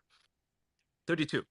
Yeah, we should also notice, though, it doesn't say what the standard is that the United States intelligence community is going to be identifying these accounts with, and what's the burden of proof that they have to have, and what sort of disclosures were they doing? Because a lot of this information, if they were able to actually conclusively tie it, is absolutely going to be classified at a pretty high level. It's going to, at the minimum, be secret, no foreign. Some of them may be top secret because of the sources and methods used to identify them. So they're not going to put this stuff out there. So at some point, with this sort of internal guidance, you're looking at something really dangerous where, once again, you're going to have to just take our word for it. And that was part of what we see, I think, later on, or we've seen previously, but was later on in time, was them getting them to kind of come along by the nose by giving them some special privileges and reading them into certain programs and so on. And that gets buy-in. So, I mean, these two messages, I think, are pretty interesting on that, but the bottom concerns me. Yeah, it's like they would literally be handed an Excel sheet of 5,000 accounts, and they would just ban everybody, no question, not even an investigation, right? Because at first they would have done investigations, but at that point they were like, okay, let's just do it. They were strong. Well, and also, like, what was the club that was wielded? It was the threat of legislation, which everyone should just be aware of. Like, the legislation costs money. It costs money internally because regulations require litigious people to follow it and to make sure that they are in compliance. So your compliance is expensive. It always is going to have some sort of associated cost. It's way easier for them to work within terms of service that they have created themselves, or operational guidelines that they're running within the company. So all these things are under threat of, you're going to spend a lot more money and potentially lose money from some of the groups that are affiliated with these political entities that are out there, whether it's going to be DNC, RNC, so on and so forth. That's right. Yep. So we're almost done here on this drop. Number 32, Twitter let the USIC into its moderation process. It would not leave. Wrote Crowell in an email to the company's leaders, quote, we will not be reverting to the status quo. And I'll read the whole email. It's pretty short. It says, overall, my sense is that the political terrain has shifted in Washington in the run-up to these hearings.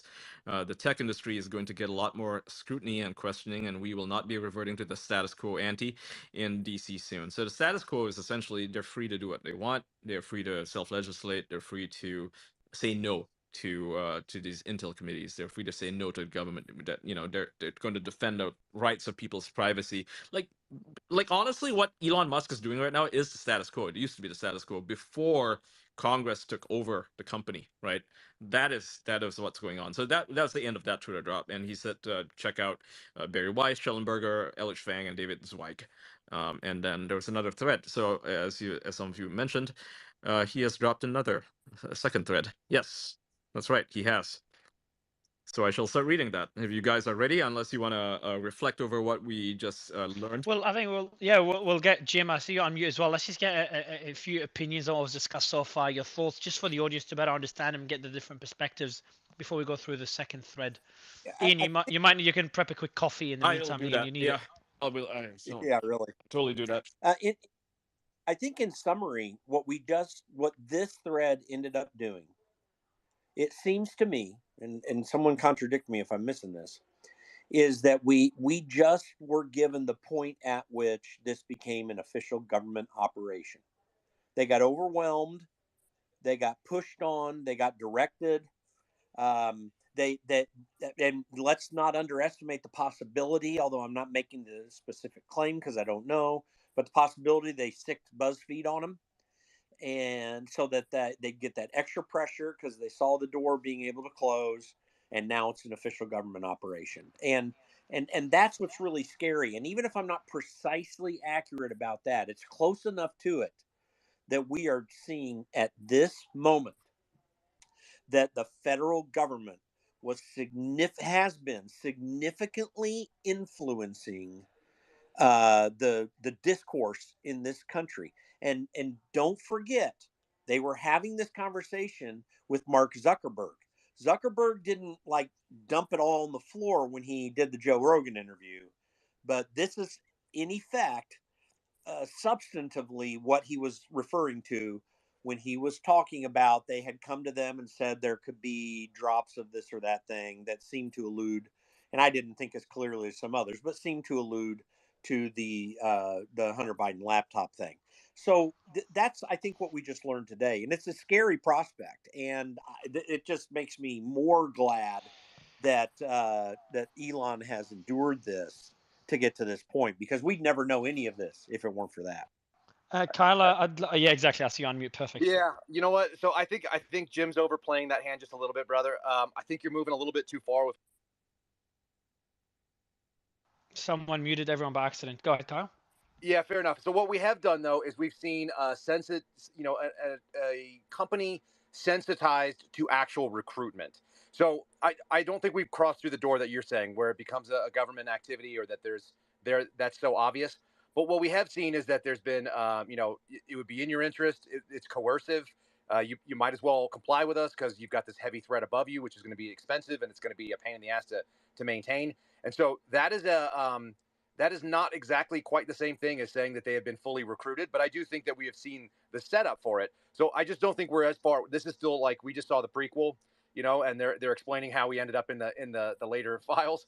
But I think it would be overstating what we just saw to say that they were fully recruited by this point, because we even saw later on that some of these guys were still resisting and pushing back until the much later, aspects, until even recently in this last midterm election, where they were just kind of gung ho and they were on team intelligence community. So I think it's a nuanced discussion, but I think we should try to be as accurate and precise as possible. The second half, I agreed with what you said. Yeah, and that's why I solicited any correction. But I think in effect, even if it is of the nature that you described, in effect, that's functionally what we're seeing happening as of this, in my opinion. I mean, I would still maintain at least that aspect of it. If they're willing participants and not truly being run by them, I'll accept that distinction, because I think it's a fair one. But right now, you can just see in this drop, it seems to me at least, that they're giving in. I mean, they've now coerced them to some level of participation, where now they can roughly pull the trigger at key times, even if they can't pull it every single time. Really quick, Mario, I wanted to let you know I invited Reeve to the space. I think he's listening. Reeve, if you leave and rejoin through the link I sent you, it'll allow you to come up. He hasn't been on Spaces before, but he is a retired U.S. attorney, federal prosecutor, and I think he would be able to contribute to what we're discussing. Kyle recommended him come in. So if you can't read, just leave and rejoin through that link. Hopefully there's a spot up here. In terms of the question about the issue of whether Twitter is operating as a government actor here, people will draw their own conclusions. But when a senator tells you, I need you to find some scalps, and you come back, well, we have these, and the senator says, that's not enough, and you come back, well, how about these? That's there's no distinction, in my view, between the government actor, the government official and the private actor here. Well, Tom, and so what you're Twitter even was talking about, acting at the behest of senators, at the behest of congressional officials. They were going and investigating users. The presumption can't be they were all Russian bots. You have to presume they were Americans, and they were being punished. So it was because of Senator Warner acting at the behest of Hillary. And Twitter knew that what it was all about. It wasn't like Twitter was oblivious to this. They knew they were being pressured, and yet they were willing to act at the behest of these government officials to release this pressure from them, to relieve this pressure. And we do know that it became rather explicit. They literally gave them backdoor entries into their system for further censorship. But remember, in terms of the history of the censorship on big tech, it began with this partisan lie that the Russians were coordinating with Trump, and one of the ways that they were pushing to help Trump was on these platforms, and it was a substantial, massive effort. And it was based on that lie that got the big tech companies into the game of content moderation, much more aggressive than they've been in previously, that led to the kind of overwhelming censorship in a run up to the 2020 election. So this is how we lost our First Amendment freedoms online. These are the origin documents in some respects. I agree with most of what you just said. I think it's worth noting, too, that we're talking about sensitizing someone and getting them sort of in basic tasking. I mean, this is pretty typical for source recruitment. You start tasking people, you see if they show up with what you want. It's that, go give me some scalps, as you mentioned. They come back up and it's not enough. And so now they're working to try to please you and all these kind of things. So there's a lot of human psychology that plays into those things. Well, this is a Democrat. This is a senator doing it. I mean, no, I agree. These aren't FBI officials. I mean, these are Goombas in the senators. For sure, and acting like gangsters. It's the entire apparatus that's working. And as I think as people knew, the acting director Andy McCabe was taking money from the Hillary Clinton campaign, or his wife was for her campaign. So there are ties that kind of make a lot of these things much more suspicious. And since they haven't been adjudicated anyway, I'll just leave it out there for people to read and know. But I agree with you. They're sensitizing them to follow. It doesn't matter whether it's a senator doing it or an FBI agent who's recruiting the source. They're recruiting an actor on their behalf.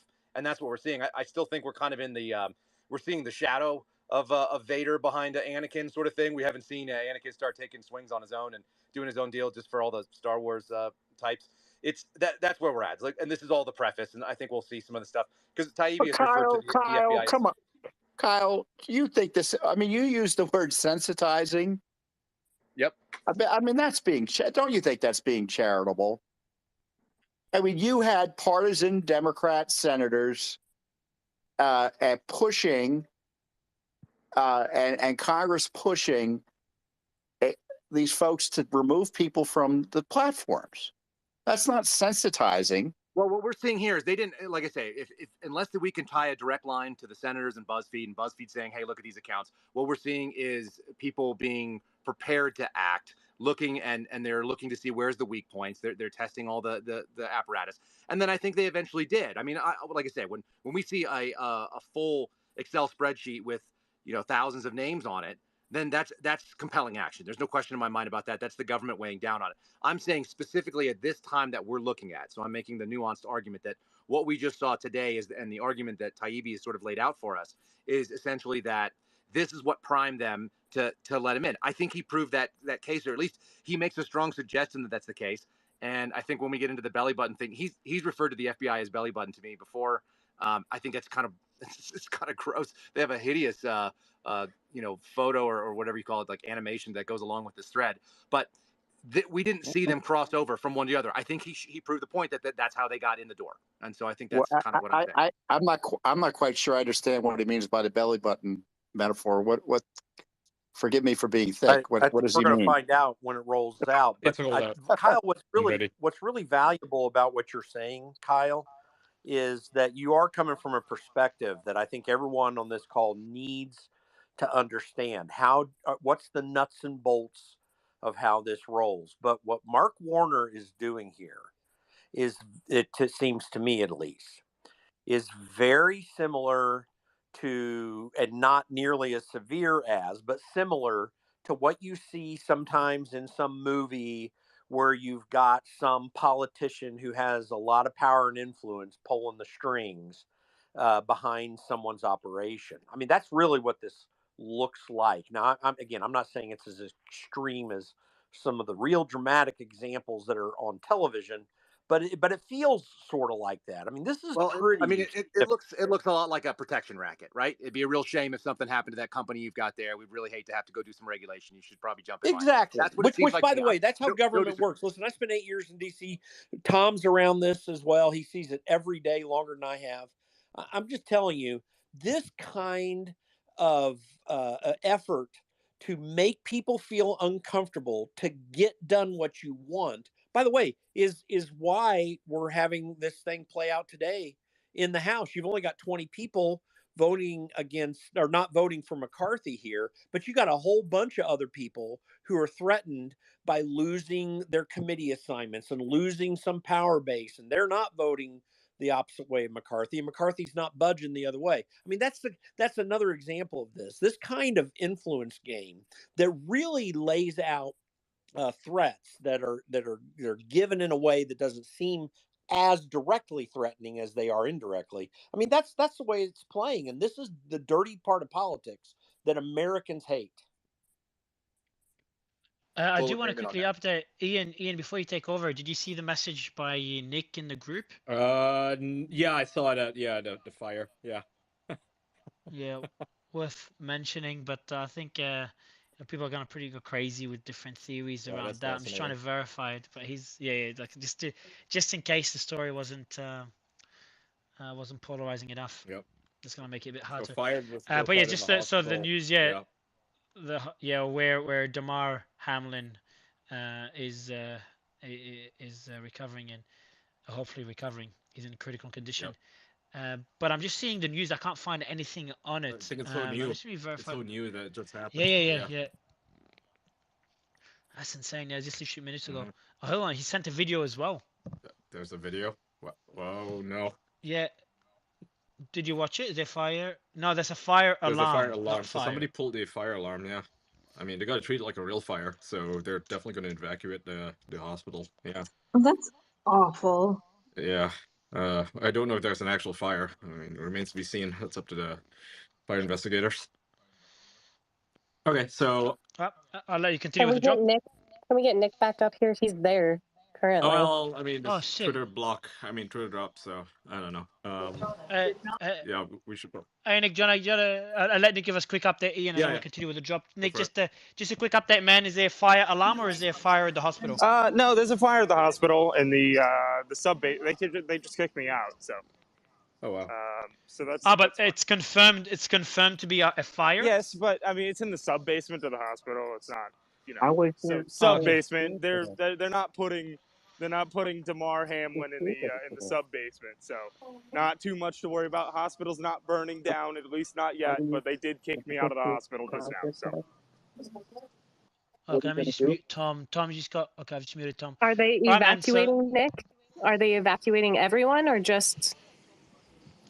No, they evacuated the first floor just because the like I said, the sub basement's on fire. They're not evacuating anybody above that floor just because that happens to be the floor that's It's technically 2 floors above that, but that's protocol. So At the sub, did you say the sub basement? yeah, the sub basement. Yeah, so it's technically 2 floors above the sub basement. What's two? Hold on, what's 2 floors above the sub The basement? sub basement is technically below the basement. Oh, okay. So. Okay, and this is very far from Yeah, where it's Damar is very located. far where he's from. So that's what I'm saying. It's not a. I sent it to the group chat because it's like, okay, yeah, this is kind of funny, just because it's all part of the day, I guess. But yeah. So I mean, there's no imminent threat to anybody that's But actually. is it a small? Is it a small fire? It seems to be. It's probably a mechanical fire, just something like an HVAC system or, well, probably not an HVAC system, like a boiler or something that caught on fire. So we don't know that yet, but there's a lot of fire trucks and stuff here. But like I said, not an imminent threat to the hospital or any of the patients as of now. But they just out of precaution. That's why I was able to send a video of the fire alarm going off while we were in there, because they didn't, they didn't immediately rush anybody out. So they clearly weren't that concerned with it. So. All right, cool, man. Well, I appreciate it. I'm still surprised you haven't gone to sleep and you're still there, man. No, well, they're doing a. Yeah, they're about to do a candlelight vigil here in 2.5 hours, so I'm here to cover that. Oh, okay. Man, you're clinically insane. I Nick, really appreciate it, man. Good man. Good man. All right, man. So for anyone that missed the panel that we did, me, Nick, and other panelists, Ian was there too. It was incredible. It was a very balanced debate. Really enjoyed it. And Nick, you played a key role to make that happen. So appreciate it. Ian will continue with the drops. It felt like an episode of House MD. So if you haven't listened to it, go listen to it. After this, obviously. Okay, so Matt Taibbi, he actually gave an outline of what the second Twitter Files drop today is about. He said new hashtag Twitter Files thread includes Adam Schiff seeking a ban of journalist Paul Sperry. OGA warnings. OGA, as we know, is the CIA. It's a term that they use. Warnings about former Ukraine prosecutor Viktor Shokin's book and how the FBI acted as the belly button for the U.S. government. So I shall begin. Thread, the Twitter Files, Twitter and the FBI belly button. This is the episode. So that was number one. Number two, by 2020, Twitter was struggling with the problem of public and private agencies bypassing them and going straight to the media with lists of suspected accounts. Man. Number three, in February of 2020, as COVID broke out, the Global Engagement Center, a fledgling analytic intelligence arms of the State Department, went to the media with a report called, and this is a quote, the name of the report, it's called Russian Disinformation Apparatus Taking Advantage of Coronavirus Concerns. And it reads as follows. This is the attached document. It is an unclassified document. It reads, it's by the GAC. This is the State Department thing. The report goes, the Global Engagement Center, GEC, through coordination with a trusted partner, not named here, track the global activity of Russian state-linked false personas and proxies, which often push disinformation and propaganda. Coronavirus has been a top subject of these accounts since 24 January. The coronavirus as a topic is being propagated by these Russia-linked accounts in English, Spanish, Italian, German, and French, indicating that this disinformation campaign is intended for a global audience. These same Russia-linked accounts have previously been tracked by the GEC because of their involvement in the Chilean protests, the Yellow Jacket protests in France, and the conflict in Syria and other geopolitical events. And there's an infographic here. It says Russia-linked accounts, and it's got a bunch of dates here. It's up to roughly, I would say, maybe about 1,000 accounts or so. And this date is between the 21st of January to the 11th of February. That's when the timeline is. Number four, the GEC flagged accounts as Russian personas or proxies based on criteria. This is their criteria, okay? Describing the coronavirus as an engineered bioweapon, blaming quote-unquote research conducted at the Wuhan Institute, end quote. Funny, right? Because that's exactly where it was conducted. And quote, attributing the appearance of the virus to the CIA. And so the document attached reads as follows. Now, the number one of the first criteria includes speculation about the origin of the virus. So you merely speculate about the origin of the virus, and they're going to flag you in here. It said attributing the development of the virus to a global bat community research conducted at the Wuhan Institute of Virology in China, in naming the scientists involved as the, quote, man behind the global coronavirus pandemic. And there's a link to it, but he doesn't link, it's obviously a document.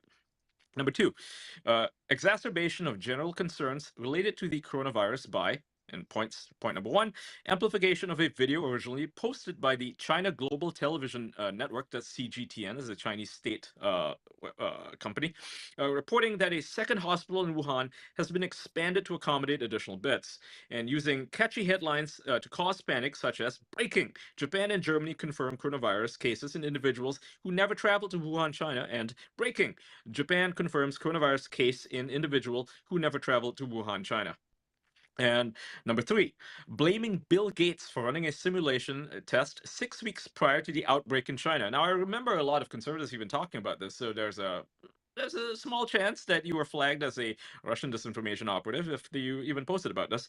Number four, describing the coronavirus as an engineered bioweapon. And number five, attributing the appearance of the virus in China to the CIA. And there's this a screenshot within the article that reads, with China rising to eclipse the economic power of the West and the Trump's war against China failing, what better means than a virus cooked in the CIA's labs to inject an unstoppable lethality there? Anyone who knows the CIA history knows this is possible. And there's a little picture there. So this is what they claimed to be Russian disinformation, part of their apparatus, supposedly. Number five, this is back to Matt Taibbi. He writes, State also flagged accounts that retweeted news that Twitter banned popular U.S. Site Zero Hedge, claiming the episode, quote, led to another flurry of disinformation narratives, end quote. Zero Hedge had done reports speculating that the virus had a lab origin. Now, as we now all know, it did, right? There's a very good chance it did, a 99% chance that it did. I just pulled that number out of my butt. But, you know, where else did it come from? Did it come from bat soup? No, it did not. So the GEC writes, Maybe you did. It didn't, though. Hey, Maybe Ian, one of the things that you mentioned in the opening of this document of this Intel product is that we were looking at 1,000, a peak of 1,000 accounts. It's actually only 1,000 posts. That's post volume. So we're talking about like the tweet volume of like some of y'all's accounts that are actually out there Right, I put sending out things 200 out tweets a all day. day long. Yeah, I could literally account for Yeah, like so half of it. Yeah.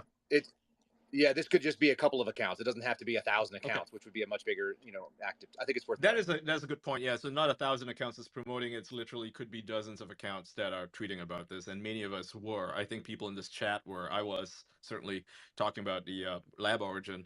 Does that mean I'm a disinformation agent? No, because that is exactly what happened. The GEC writes in this little document here that on 3rd February, the narrative shifted to reports of xenophobia circulating online, as demonstrated in the below tweet. And this is some article, a Twitter account called Real News. It's at blue.2018. Not sure what this account is. The person tweeted, it's essential to realize that the common flu kills 60 times more people than the coronavirus. Misinformation is widespread and is being greatly fueled by an already existing xenophobia. Outbreaks of racism pose a great threat to society than any virus. This was the tweet from February 3rd, 2020. This was cited as an example of reports of xenophobia circulating online. The report continues. It says, finally, the suspension of Zero Hedge Twitter account led to another flurry of disinformation narratives. It's funny they call them disinformation narratives, and it's literally what happened, right? So they weaponized the term. Zero Hedge's most recent post received high engagement, 10,999 retweets and 14,300 likes, and focused supposedly on organic matter burning in Wuhan as judged by increased levels of sulfur dioxide. Now, if any of you remember back then, there was some assumptions or speculation that China was perhaps burning organic material, meaning dead bodies or possibly rubber, because they would have to use they would have to dispose of PPEs. So that was a consideration that a lot of people were making. A lot of people thought that maybe China was covering up the debt numbers. I think there was a lot of anti-China stuff that was actually even coming out at this point. Unclear as to who was responsible for that. There's a lot of anti-Chinese actors in the West, and I'm not saying it's the U.S. government. I'm literally just calling them anti-China because they're anti-CCP. So it would be in their interest to shame the Chinese government, right? That does happen. And one example for this tweet was somebody named Citizen Halo, hashtag hands off Iran. And this person's Twitter account is @HaloEffecti. And this person tweeted, Zero Hedge banned from Twitter, and BuzzFeed accuses it of coronavirus conspiracy, quote, doxing a Chinese scientist, and links to RT. Because RT actually wrote about how Twitter had banned Zero Hedge, because, I mean, it is news.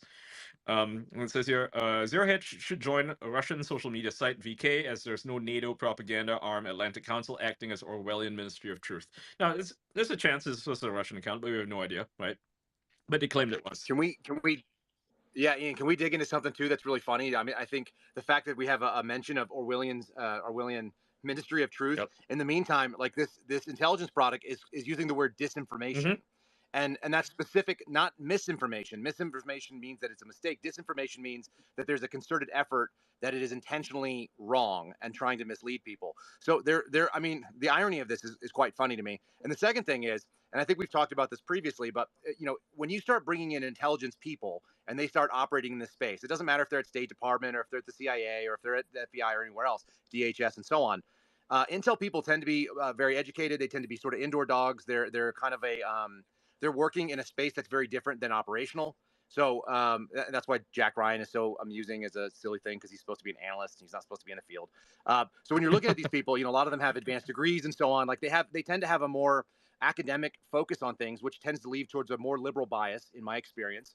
And I think that's borne out over most people. They cherry picked two, like, who in the heck are these accounts? Right. Like what influence are they having on anybody? Like, no one's ever heard of them These here. are just like random accounts. So nothing against what they're out there sharing, but they're sharing things that nobody saw, essentially. Like, you know, maybe a couple hundred people may have seen. And then they're over here hawking Zero Hedge, which I know a lot of people that follow, and it's got some really interesting reporting on there, and probably some stuff that's not true, but I don't think it's disinformation by its nature. If it's wrong, then it's mistaken reporting or it's editorial, so be it. But it's just really funny that they're gonna try to call out someone for being you know, like putting out the Ministry of Truth piece, when in fact they are actually adjudicating themselves the same way. Yeah, they are acting as the Ministry of Truth. They're acting as the Disinformation Governance Board, if you will, right? It's very Orwellian, and they're essentially I mean, they did put one out. Put what out? I mean, they did start a literal board, right? They actually did start one afterwards, yeah, like in 2021. They started one until Jack Posobiec exposed them and sort of forced them to shut their doors. So they're back to being in the shadows again, which is hilarious because the woman responsible for the Disinformation Governance Board literally got a job afterwards working for the British government, doing the same thing. Wow. Whoa. Like. But that's the interesting part, is like a lot of people, I mean, there's a difference of opinion here, because there's a lot of people who think that should exist, right? That people should be protected from disinformation, from, because and there's or even misinformation, because there's one thing is like, okay, somebody's putting out intentional narrative, we're tracing down things to like literal bot farms and things like that, and that's you know, I might lean towards maybe we should, well, not maybe, I actually do think we should shut that down if we can literally prove that. But in terms of other things, it's like there are definitely people who think that even that should be shut down. And so, you know, you've got two very different viewpoints battling with each other. I guess an ideological battle or a philosophical battle, whatnot, where people want to protect other people from bad opinions, information, right? Bad information. They claim. Bad information. And yet it's all based on opinion, so it's all subjective, right? That's it. Yeah. Yeah, we have to side on the side of more information and freedom in this country. I mean, I just think that's like we can't yeah. right? I mean, I think there's always a line. Somebody's always going to say because this is too far and this is not far enough. And I think it's where that line is drawn that we have to say, okay, you know, what's the best spot? Is this the best spot to draw that line? And I don't think we'll ever get agreement. I think that was the problem, right? Because early on, they literally banned Zero Hedge from, you know, promoting the speculation that the virus came from a lab, and that later turned out to be true, right? I mean, if not necessarily true, I mean, not 100% provably true, very likely true, and something that scientists and epidemiologists agree with. I think it's still up in the air. I would say even just plausible is enough to make it a story that shouldn't be censored. It doesn't have to be very likely to be true. It's plausible, and Tom Cotton brought it up because it was brought up to him by the intelligence community, right? It was told to him in a top secret meeting, and he went out and he said, "Hey, this is what's happening. Very likely this is happening. This is what the information told me." Right? The intelligence community. to Ed's point, I think no one is ever, people are not going to agree to where that line is going to have to be drawn. So You at the better same err on time, the side how of do you truth, right? resolve Err on the that? side of freedom. Err on the side of Right. conversation and So opinions. so we really have to either err on the side of freedom or the other, right? Yep. So there is no real compromise ultimately. Because the problem with limiting this information, quote unquote, limiting disinformation, is that if you have a certain like narrative bias and you're so strongly, you so strongly believe in it, what you're going to do is you're going to end up suppressing anyone who disagrees with you. Like, for instance, with the efficacy of masks or the 5 feet rule, which again, both things got admitted later on that they were just bullshit, a way to nudge people into accepting this social control that they have over us, right? It was, I mean, they admitted it. They literally flat out and said, yeah, we made up the 5 feet rule because it made people feel good and it made them easier to control, right? Like, that is literally why it was invented. That's the first I hear of that. Who admitted it? How? It was God. I can't remember the guy's name. Like Scott fucking God. Like his name is, sorry for cursing. He works at Pfizer now. He's on the board, but he used to work for the Trump administration. He used to work. Scott Atlas. Yeah. I think he's one of them, and there's the other guy also. Like they basically admitted on I think CBS on 60 Minutes. They said something like that they made up the 5 feet rule because it just sounded good. And it seemed like it would work. And realistically, if you wanted to actually limit the spread of any sort of airborne virus, it would have to be 15 feet. But then they kind of realized that having 15 feet would basically mean shutting down all society. No grocery shopping, nothing, right? That's impossible to do. So they kind of settle on just a random number, something that wasn't 1 foot, but it was like somewhere in between 1 feet and 15 feet, essentially. So they just settled on 5 feet. But there's no scientific basis behind it. There's no data supporting the claim that 5 feet is actually enough to mitigate the spread of the virus. They just sort of make assumptions. I mean, I'm sure 5 feet's better than 4 feet, and 4 feet's better than right. 3 feet, and 3 feet. Guys, just I think also, like Ian, you mentioned that and they believed it could work, but how much did they believe, etc., which is a pretty good debate to have. But I do want to mention one quick thing. Twitter Safety tweeted. Did you mention it, Ian? Because I dropped out for a bit. Twitter Safety's tweet about 20 minutes ago, 25 minutes ago. I didn't catch that. What did it say? Let me I'll read it out to you. Nothing too major, but definitely interesting considering what we're discussing now. We believe that cause-based advertising can facilitate public conversation around important topics. Today, we're relaxing our ads policy for cause-based ads in the US. Whoa! We also plan to expand the political advertising we permit in the coming weeks. Moving forward, we will align our advertising policy with that of TV and other media outlets. As with all policy changes, we will first ensure that our approach to reviewing and approving content protects people on Twitter. We'll share more details as this work progresses. That's incredible. That's huge. Yeah, well, that's what I was complaining about earlier, that they, groups like Judicial Watch, a major transparency group, couldn't run significant ads on Twitter to educate. So Tom, what you're saying is political bias. By the way, Sebastian, I've just sent you an invite to come up. And I think I sent Laverne. I've also sent you an invite, Miss Spicer, if you want to jump up. I'm not sure if it's glitching. Just DM me if it is. But what you're saying, Tom, is that political bias prevented a lot of organizations from advertising. And got your thoughts on this, and we'll go to Alex. I mean, the goal was the left doesn't need to advertise the way conservative entities do to increase to gain public support and education, because they got all these other vehicles. So they're happy to suppress a few leftist groups in these advertising suppression campaigns because they think that anything on the right is disinformation and misinformation. And so, no one should speak in order to keep the wrong people from speaking. It's totalitarian in outlook, and I'm glad Musk is retreating from it. That's good. Alex?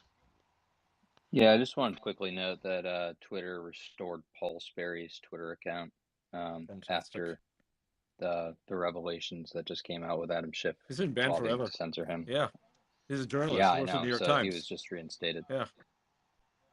Hey, if I might, and by the way, let's keep in mind, I've said this before, but there might be people who haven't heard it because I think it's a really important point. The one area of the First Amendment, one of the things the First Amendment does so specifically is absolutely protect misinformation and disinformation. And there's one significant space where they do it, and that's in political communication. Obviously, there are moral issues with misinformation and disinformation. If you merely make a mistake, that is a moral failing because you didn't look things up well enough. Disinformation is malignant and not benign, and that's a problem. But that kind of communication happens in every political campaign. And then, and by the way, it's a subjective criteria in many, even on the margins anyway, because your disinformation is, to me, information or whatever, and people think about it in different ways. So, but that's absolutely protected speech. And that's why Tom Fitton's organization getting shut out, that was purely political and anti free speech in terms of its purpose, because that is information, a transparency organization, which does find out information that is very valuable for Americans to know about. That's why you have to wade through misinformation and disinformation, if you want to call it that, to try to get to the truth, because you'll never get to it otherwise. Otherwise, you just get real information gets shut out. I'll go to, before That's a going to really Sebastian. So go ahead, Catherine. Catherine, you're muted now. Or did I drop out? No, you're Ian, here. am I there? You're Or here. is... Oh, okay. You're there. Scared the shit out of me, Catherine. All right, Ken, I'll let you just jump in on this point before going to Sebastian, getting his thoughts on the drop so far, and then continuing the drop with Ian. Go ahead, Kyle. Yeah, I just actually wanted to thank you all for the invite to discuss this with you. I'm going to go take my kids out to dinner. And if you want to add name redacted 247, he's ahead. Oh, and yeah, leave of course. somebody- Of course. I'll send him an invite now, man. 100%. Yeah, I'll drop out and leave somebody else in the spot. Thanks so much for having me on. I'll get name redacted in. It'll be great to have him here. And let me bring Thank him you, in. Kyle. And hopefully we'll get Reeve back up here and able to speak at some Yeah, point. Reeve, please request to speak. I'll try to send you through the invite as well via DM. Yeah, Kat, you had something Let me to just say? do that now. You're muted, by the way. Yeah, she's. I'll go to Sebastian. How are you? I'm good. I'm catching up. I just left my studio and I'm just having so much fun listening to the Krassensteins lecture us about what effective social distancing is. The great medical experts that are the Krassensteins. I had a question left over from the last time we spoke to you guys, really, because I was very disturbed when Elon hinted that we're almost at the end of the drops, given what Mike Pence and others have revealed, the enormity of censorship. It looks like we're not near the end yet. Looks like it may be going on further. So curious what other people thought when they heard Elon say that. When did he say that? One of the previous spaces, I heard him say that. I don't recall him saying that, but I know there's still a lot of Fauci stuff that hasn't been released yet. That's what I was thinking. That's why I was like, oh, hang on, come on, we're tip of the iceberg. He might have been talking about the end of the COVID stuff, but I think I remember him saying that, Sebastian. I think you're right. That sucks. The movie. Well, every show has it comes to an end at some stage. But yeah, well, Sebastian, it's a pleasure to have you. I'm not sure how long these drops will be on for. We'll ask him and we'll get an idea. But yeah, otherwise, Ian, I'll let you continue the drop. What have I did drop out for a bit. Like for anyone that just joined as well, a 30-second summary of what the new drop includes before we continue, if you don't mind, Ian. Yeah, sure. Where was I? I'm just re-adding Catherine. Yeah, she's on already. So yeah, before you continue, yeah, just 30 seconds. What did we discuss? What did the drop reveal so far? Do you want to talk about the previous drop or just this one so far? No, this one, this particular one. The previous one, I got it all. This one so far, basically a State Department linked entity, something akin to the Disinformation Governance Board, produced an intelligence document which identified accounts that tweeted up to about 1,000 times a day, and this is in totality. So I tweet about maybe 200 times a day. So that could literally be 5 accounts, right? Tweeting about the origins of the coronavirus essentially painted you, according to this organization, as a Russian disinformation producer, right? And such examples would be talking about how the coronavirus originated in the Wuhan Institute of Virology. If you mention that, then they would flag you as these are individuals manually flagging people as possible Russian disinformation account. Yeah, and I did a tweet when I started looking into this theory. Like, I'm guilty of dismissing a lot of theories as I'll just kind of use the term conspiracy theory just for lack of a better term. Don't mean any offense, but just like a theory not worth considering or too far away from reality. And that was one of them. I didn't even bother researching it. Yeah. And then when I ended up researching it, just because it became a topic of discussion in recent weeks, I just realized that it just like it doesn't matter what side of the fence you're in politically or whether you believe what the government says or not, or how critical you are of the government. The theory just makes logical sense, and like the dots do align. And I'm not talking about random, how we had a guy once, Ian, that came on the panel, just started connecting when it came on the Andrew Tate panel, started connecting random things that had nothing to do with each other. No, it's just it just genuine, logical. Yeah, this one makes sense. This is what The epidemiologists were all like, the yeah, this makes account that sense. brought up the bioweapons information was suspended immediately. They had gained around 25,000 followers overnight, and they were suspended immediately. Yep. It was pretty wild darkness because it was going to that account to see what information they were sharing, and it was logical and it did make sense based on the map, locations, everything that they were stating. And now we're finding out that a lot of it was actually true, but the account was suspended by old Twitter. And that was during the height of the Ukraine Russia stuff. Yep. Sorry, Matt, go for it. And what's ironic though, you have to either be extremely unintelligent or a sheep to believe that of all the people Russia would try to blame for this, they would pick China, the one, I guess you could say, partner of sorts with some of their more mischievous dealings. It just doesn't make any sense. If Russia wanted to do a disinformation campaign, they would literally say the United States started COVID. They would not say China. So the idea that anyone who actually has any amount of intelligence believed that is so far from the truth. It's clear they just wanted to defend China for whatever reason. They wanted to make sure that no one could question the narrative. They wanted to make sure that people who were saying things against masks or vaccines didn't have any leg to stand on whatsoever when it came to studies. They didn't want a single thing to be able to get through that fence. And I have to imagine anyone at the top there who had any level of intelligence, which doesn't sound like that many people perhaps, would have known that this was complete BS and still continued with it anyway, which is why it's so good Elon Musk is exposing it. Yeah, I'll just for the audience, what I mentioned earlier, brother Matt just makes it a good point. And that point first is, yeah, like it could be. I still don't think it's a Russian misinformation campaign based on what we're seeing now. But like, one way of looking at it is like Russia's trying to just cause friction between China and the US. Like Russia and China do have, their allies, but they do have. The funny thing is, Yeah, true. Because Trump was so anti-China at that point that they didn't need to do anything.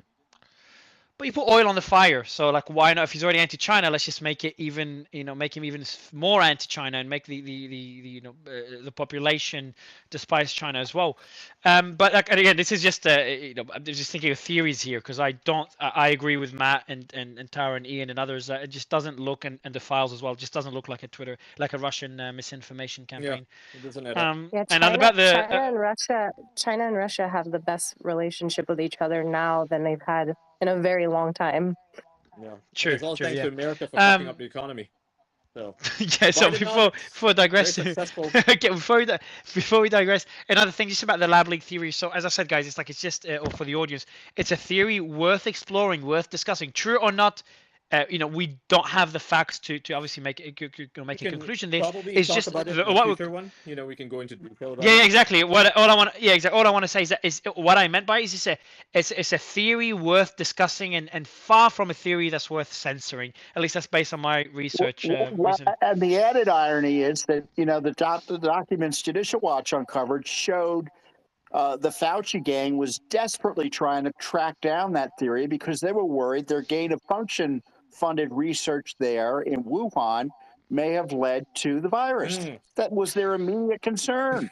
And they were trying to censor people for asking the same question. And now we know. Yeah, so just for we may know, just for the audience, like we're gonna organize a debate on this point because this is a very such a big topic. It's like very interesting discussion. Right? It is. Like, just to touch on my own part, I will say that the gain of function research was exactly what led to it. That's the reason why EcoHealth Alliance, which by the way was performing this research at the Wuhan Institute of Virology in China, they were the ones who came up with this, and it probably leaked. I don't think it was on purpose. This is my opinion, right? It could have been done on purpose, maliciously, but it was a bioweapon because it has, like as Elon Musk himself said, calling it gain of function is just a nice way of saying weaponizing, because it's just there's no other purpose for it besides to kill people, right? Like why else would you do this? So yeah, it's a bioweapon. It's 100% bioweapon, and we know this now. And they didn't want word getting out, and that's the reason why they work so hard, so diligently to cover it up, and then they blame the Russians for it, for spreading it, for the And information. Mr. Daz, I do the find EcoHealth the Alliance, he even worked to still, shut down Bhattacharya's. what they do is they Sorry guys, I see everyone's Everybody's talking at talking the at the same same time. time. So yeah, Matt, I'll let you jump in, then Jim, then we'll just move on because I know we're gonna, this becomes a really long, deep debate with different people with different theories. So Matt, I'll let you comment on this before Jim, and then we'll continue with the thread, if you don't mind, Ian. Yeah.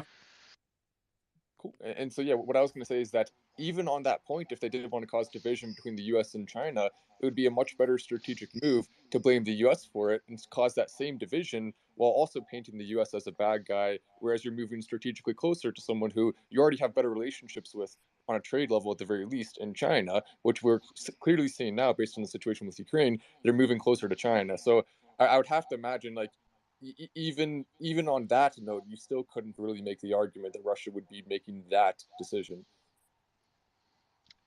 I think someone's just jumping in right after. I'll let you jump in. It was you, Jim, and then we'll continue with the thread with Ian. I think Kat has Yeah, also something to say after Jim. Yeah, so let's go first. Yeah, sure. Okay, sure. Sorry for jumping over you, Matt. I didn't hear you. But anyway, I was going to say, just keep in mind, Victor Dazik, who runs EcoHealth Alliance, was the one who pushed to squash the Barrington Declaration, Dr. Bhattacharya's letter as well, which at least made implication in this direction also. So that was a big part of this scheme, in my opinion. That's right, yeah. And Peter Dazik was responsible for the EcoHealth Alliance. He worked at the Wuhan Institute of Virology, and he was tied to Fauci. Fauci funded him. Whereas Ed, I know you're kind of give you your thoughts there just to balance it out, because I know you're. I think we discussed it, the lab leak theory, and you were pretty critical of it, but you did agree that it's just it's a point worth discussing and not worth censoring. Any thoughts on this, Ed, before we continue? No, he's not there. All right, Ian, let's continue with the thread. But yeah, so just for the audience, we will do a panel on this about the lab leak theory as we've been covering COVID, Probably and we'll when have, they as release always, the COVID files, because they are releasing that. Exactly, with the Fauci files, and as always, we'll have a panel. This is a split covering both sides to have a good debate going, as we always do. But yeah, Ian, I'll let you continue. Okay, number 6, the GEC still led directly to news stories like the AFP's headline. Quote, Russia linked to disinformation campaign led to coronavirus alarm, U.S. says. And a Politico story about how Russian, Chinese, Iranian disinformation narratives echo one another. So essentially the intelligence community linked to articles that were friendly to its own narrative. Gee, I wonder who fed them this information. Yeah, could it be that an intel source from the State Department gave this information to the AFP and to Politico? Yes, actually yes, because they even say in the articles that the sources are from the U.S. government. So that's interesting. And so, one of the articles, I'm not going to read the article. You can literally read it up yourself. It is Russia-linked disinformation campaign, fueling coronavirus alarm, U.S. says. That's on the AFP. And the other one is a state report. Russian, Chinese, and Iranian disinformation narratives echo one another. That's on Politico. So you can look those up, those articles. They are sourcing U.S. State Department officials talking anonymously. And so what's funny here is that there's something, it's like a little bit masturbatory. Basically, they fed these news organizations all the information that they wanted to be printed, and then they linked back to it using their fucking intelligence report. So they're literally sourcing themselves as the origin of this so-called research. It's so fascinating. Just the gall to do that. Crazy. I mean, man. Anyway, number 7. All which had the benefit of protecting the Chinese communists. Yep. Interesting. I mean, it doesn't matter who runs the State Department. That's their default policy, it seems. So I'm sure Sebastian agrees with me on that. Yeah. I mean, if Sebastian, you want to add to that? I'll let you continue, Ian. Yeah, just He might just be I don't know if it's listening. He glitching and they can't might be mute. cooking or something. Yeah, and just listening to us. Nah, or they can't unmute. I'm just checking with Ed as well if he can, if maybe he can't Okay. unmute. But yeah, I'll let you continue, man. How many more points I left have in no the idea. thread? I'm not going to It's been a scroll all long the way one today. down, and I'll just keep reading. I'll check it out for you. Where are we up to? 7. All right, cool. Okay. Quote. This is from Taibbi. There's a quote here. You haven't. It goes down to 40, by the way. 40. Okay. Cool. All right, we'll go. Let's get a few going. Let's Yeah, get a I'll few read up done. to like 15 or something, and then we can start talking again. 7. You haven't made a Russia attribution in some time. This is in large caps.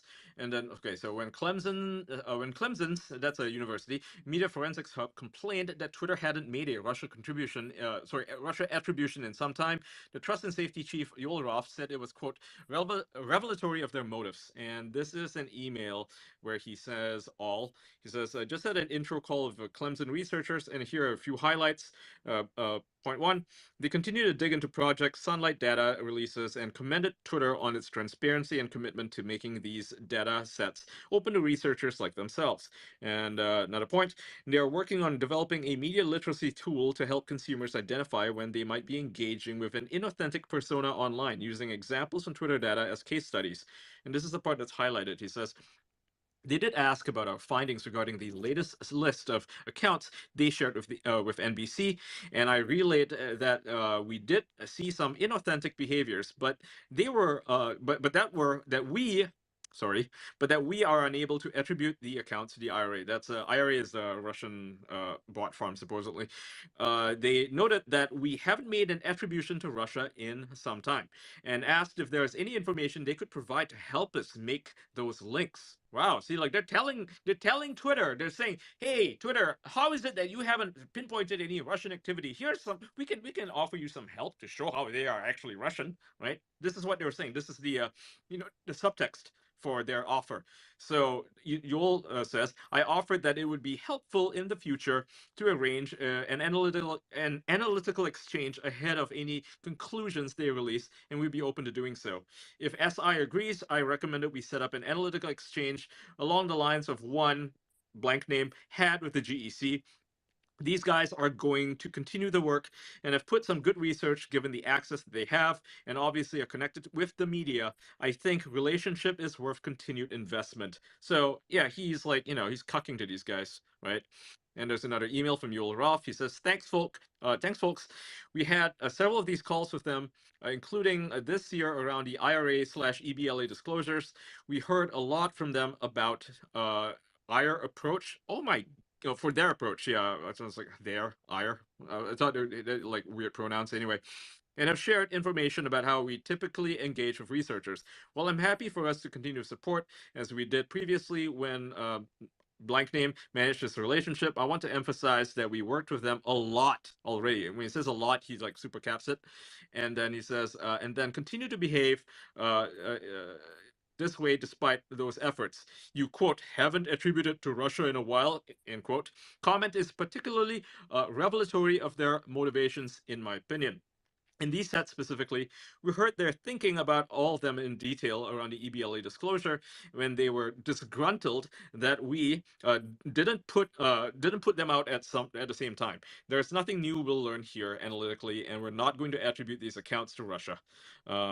Let's see, absent some solid technical data, which Clemson have not been able to provide. If PP wants someone from the SI to get back on the phone with them to help the relationship, we can. So Yoel is the first email I read was actually not from Yoel Roth. It was from someone who had met with Yoel Roth, and then Yoel Roth replied to it, and he was pissed off. He was like, okay, so these guys are basically trying to strong arm us into claiming that everything is a Russian bot.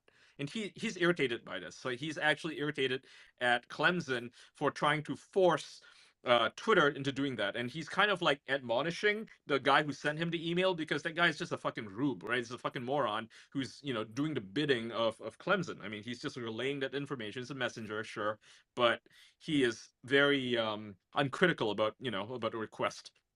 So, number 8. We're happy to work directly with you on this instead of the NBC. And NBC's, the news channel, right? News publication and so on. So Roth tried in vain to convince outsider researchers like Clemson Lab to check with them before pushing stories about foreign interference to the media. And so an email by Nick Pickles, he wrote, agreed, they have a U.S. government relationship, happy for the D.C. team to pick up the relationship, but I've spoken with them in the past and similarly share Yoel's frustration that they don't take any sort of guidance on what they found. So like they're basically, the people at Clemson, the U.S. government, they're all like claiming, oh, it's Russian bots, and Twitter's like, how is it Russian bots though? Please provide us with evidence, and they're kind of not doing that. So, Yoel Roth replies, he says, thanks Nick Pickles for the awareness as well. When blank name left, I started interacting directly with the Clemson folks in hopes of getting them to stop going down this path of running to the press with claims of Russian activity. Obviously, I was unsuccessful, as we've been unsuccessful with them for years now. Happy for whoever to manage this, but I do think outreach to them to say something like, hey, we heard from a reporter that you say you found Russians. I'm substituting IRA for Russians, is a lot easier. As you said a bunch of times, we're happy to work directly with you on this instead of through NBC, and would be justified. So he wants somebody at Twitter to like reach out to these guys and be like, yo, we can work with you directly. Stop telling, NBC that we are like, bad at catching Russians, because there's literally none, and these guys are just making stupid claims, right? So Twitter's upset. Yeah, Twitter's pretty upset. Yoel's pretty upset about this. Number 9.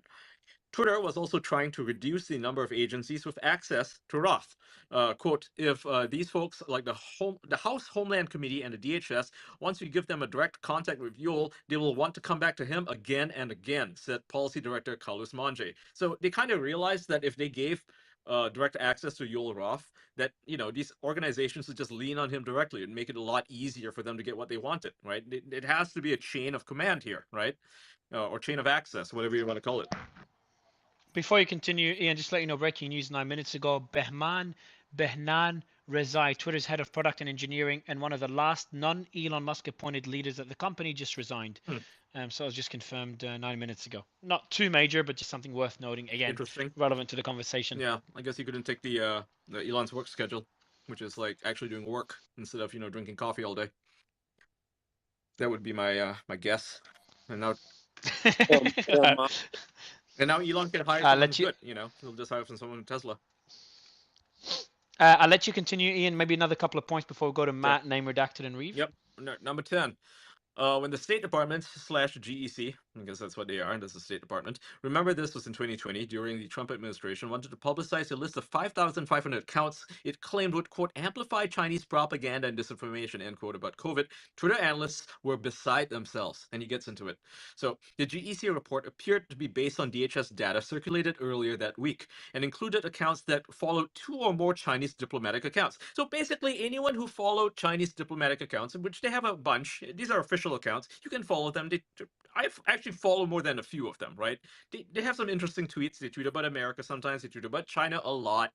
But I mean, any journalist would be following them. It'd be kind of dumb not to. So you're listed on a fucking list for doing that. So they reportedly ended up with a list of nearly 250,000 names long, and it included Canadian officials and a CNN account. Yeah, no fucking surprise you'd get journalists on this list. No surprise you'd have government accounts from all over the world following these diplomatic accounts, because my God, why would you want to follow a diplomatic account? Oh my God, crazy, right? What's the list for? Is there any action from that list, or just monitoring? They are claiming or that they don't say amplified Chinese propaganda and disinformation. That's what they claimed. That is literally insane. So if you are one of 250,000 people on Twitter that follow 2 or more, and this is 2, mind you, right, 2 Chinese official accounts, then you are listed on this list. So you follow that really funny guy, the one who dunks on people, the one who works at China Daily or whatever that site is called. You follow him and you follow some other Chinese account, then you are on this list. You are officially a spy or an asset of the Chinese government. This is how stupid these people are. Is it just following or retweeting? Following. Literally following. This is why Twitter was very upset with the State Department here as he goes in. There's an email chain here that I will read. Literally just following, by the way. Yeah. Nick Pickles writes, and he says, "I'm assuming that the policy/comms folks on their side haven't reviewed the list line by line. So curious how they would react if I told their analytics colleagues had included the Canadian military and CNN." This is how bad it was, right? The Canadian military obviously is going to follow a bunch of diplomatic accounts because why wouldn't it? It's official. And they were listed on a list of Chinese assets, Chinese propaganda/disinformation assets. Yeah, that's how bad it is. And so the email continues. It says, "Hi, blank name. I can at least share from the press side that CNN heard that they have nearly 250,000 accounts." There's a quote here. It says, "A State Department spokesperson told CNN that the GEC provided Twitter with a small sample of the overall data set that included nearly 250,000 accounts, adding it was, quote, not surprising that there are authentic accounts in any sample," end quote. And so the email continues. It says, "Here's a roundup of coverage and some notable tweets thus far. I also expect separate and/or updated Bloomberg story and possibly a piece from the Associated Press who I spoke with earlier. Overall, pretty straightforward coverage. The pointed headline is to be expected from CNN." Okay. Now there's an email from Stacia Cardill. It's regarding action requested readout state/GEC, so the State Department. She says, "Hi, Nick.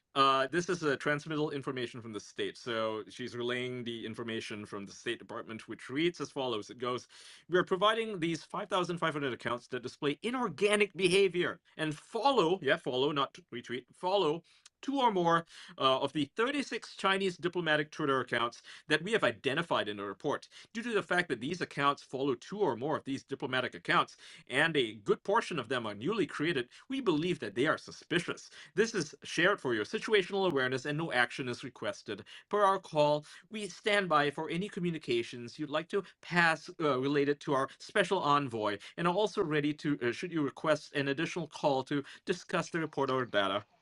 Okay, and then Who was that? Who was that's that the from? State Department sent it. They sent it to Twitter for Twitter to peruse. Is that just? Do you think that's just intentional or just I think incompetence? it's fucking incompetence. These people are morons. They're literally morons. They're like, oh, let's so let's just do a thing. He's so attack them. so I aggressive. mean, we've all seen these disinformation specialists. It's pretty a low rent area of expertise.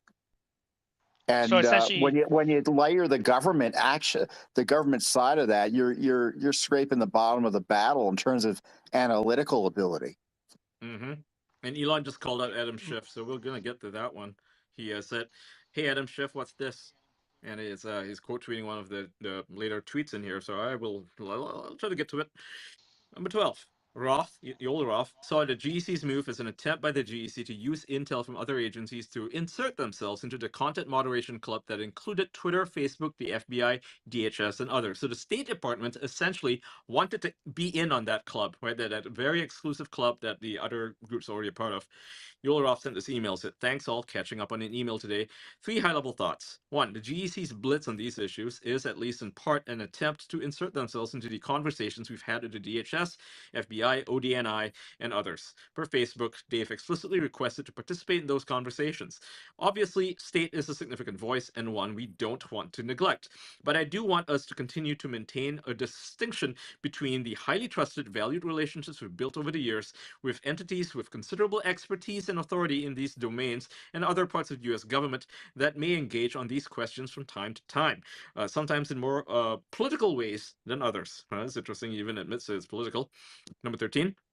The GEC was soon agreeing to be looped into Twitter before going public, but they were using a technique that had boxed in Twitter before. Quote, "The delta between when they share material and when they go to the press continues to be problematic," end quote, wrote one communications official. There's somebody at Twitter, and he or she writes, "Some thoughts here, seeing the GEC piece, our info ops regarding China, and future labeling us interconnected. I think we need to be mindful of the larger picture. Agree with blank name that something a little more detached and direct might be helpful so that they're aware we're going over the data rigorously by our own internal standards and not half-baked to meet their media cycle. The delta between when they share material and when they go to the press continues to be problematic. We've primed the media to be curious and inquisitive of this dynamic too. If we can help further, shout." Number 14. The episode led to a rare public disagreement between Twitter and state officials, and this led to a couple articles. So one in CNN Politics, which read, Twitter disputes State Department claims that China coordinated coronavirus disinformation accounts. Yeah, so they actually publicly went against the State Department because they're fucking idiots, right? Like the State Department's stupid. State Department, China working with Russia to spread coronavirus disinformation. Like this is literally put in usnews.com, and it was basically a State Department kind of a press release. And the article claims that Beijing appears to be increasingly adopting Russian tactics to sow discord and disinformation on social media about the origins of COVID-19, the State Department says. Yeah. Number 15. Quote, it makes sense to push back on the GEC participation in this forum. End quote.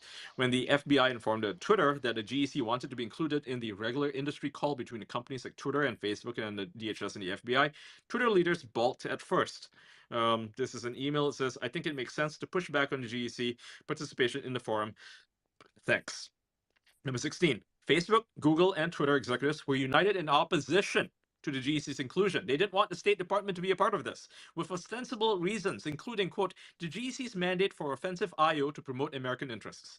So, yeah, they understood that it was like so explicitly, ridiculous, right? Like so explicitly pro-American to the point where they're like, yeah, we can't have these guys running the show because they're assholes. Privileged and confidential. This is the email that Yoel Roth sent to a bunch of people, which presumably included, like any high-level executives at Twitter. He says, hi, team. Wanted to share some news that I received from blank name at Facebook. Man, they should release those emails next time. He says, our partners at the FBI made the decision to add representatives from the State Department GEC to this week's industry/government election security meeting. Facebook pushed back based on our past discussions. Oh, so they are talking to each other. And FBI ultimately removed the GEC. But they've indicated that they will be explicitly advocating for the GEC to join these meetings going forward. Blank name, blank mail, Google and I are aligned in that the GEC's presence in these meetings is problematic for several reasons, including the GEC's mandate for offensive I.O. to promote American interests. Basically, they're not comfortable with becoming an apparatus, right, a tool for the State Department.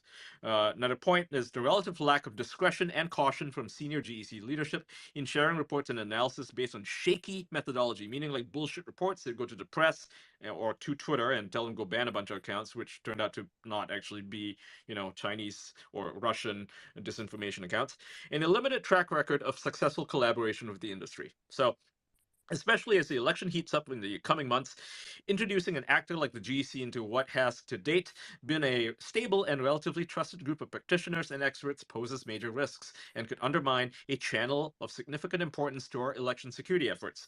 And Stacia, he messages to Stacia, he says, I know that we're investing in building a relationship with the GEC. Any feedback on the basis of these conversations that we should bear in mind? Question mark.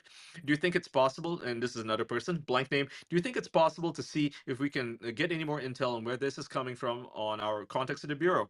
Question mark. Thanks, Yoel. So before you continue, before you continue, I'll give the mic to Matt. But I think we're just continuing the narrative of continuous pressure from various governmental bodies, and now we're seeing the GEC's pressure to impact the moderation systems that Twitter has in place to advance whatever agenda they have. Matt, I'd love your thoughts on this. Yeah, and so one of the things that overwhelmingly jumps out to me as a question is just simply why.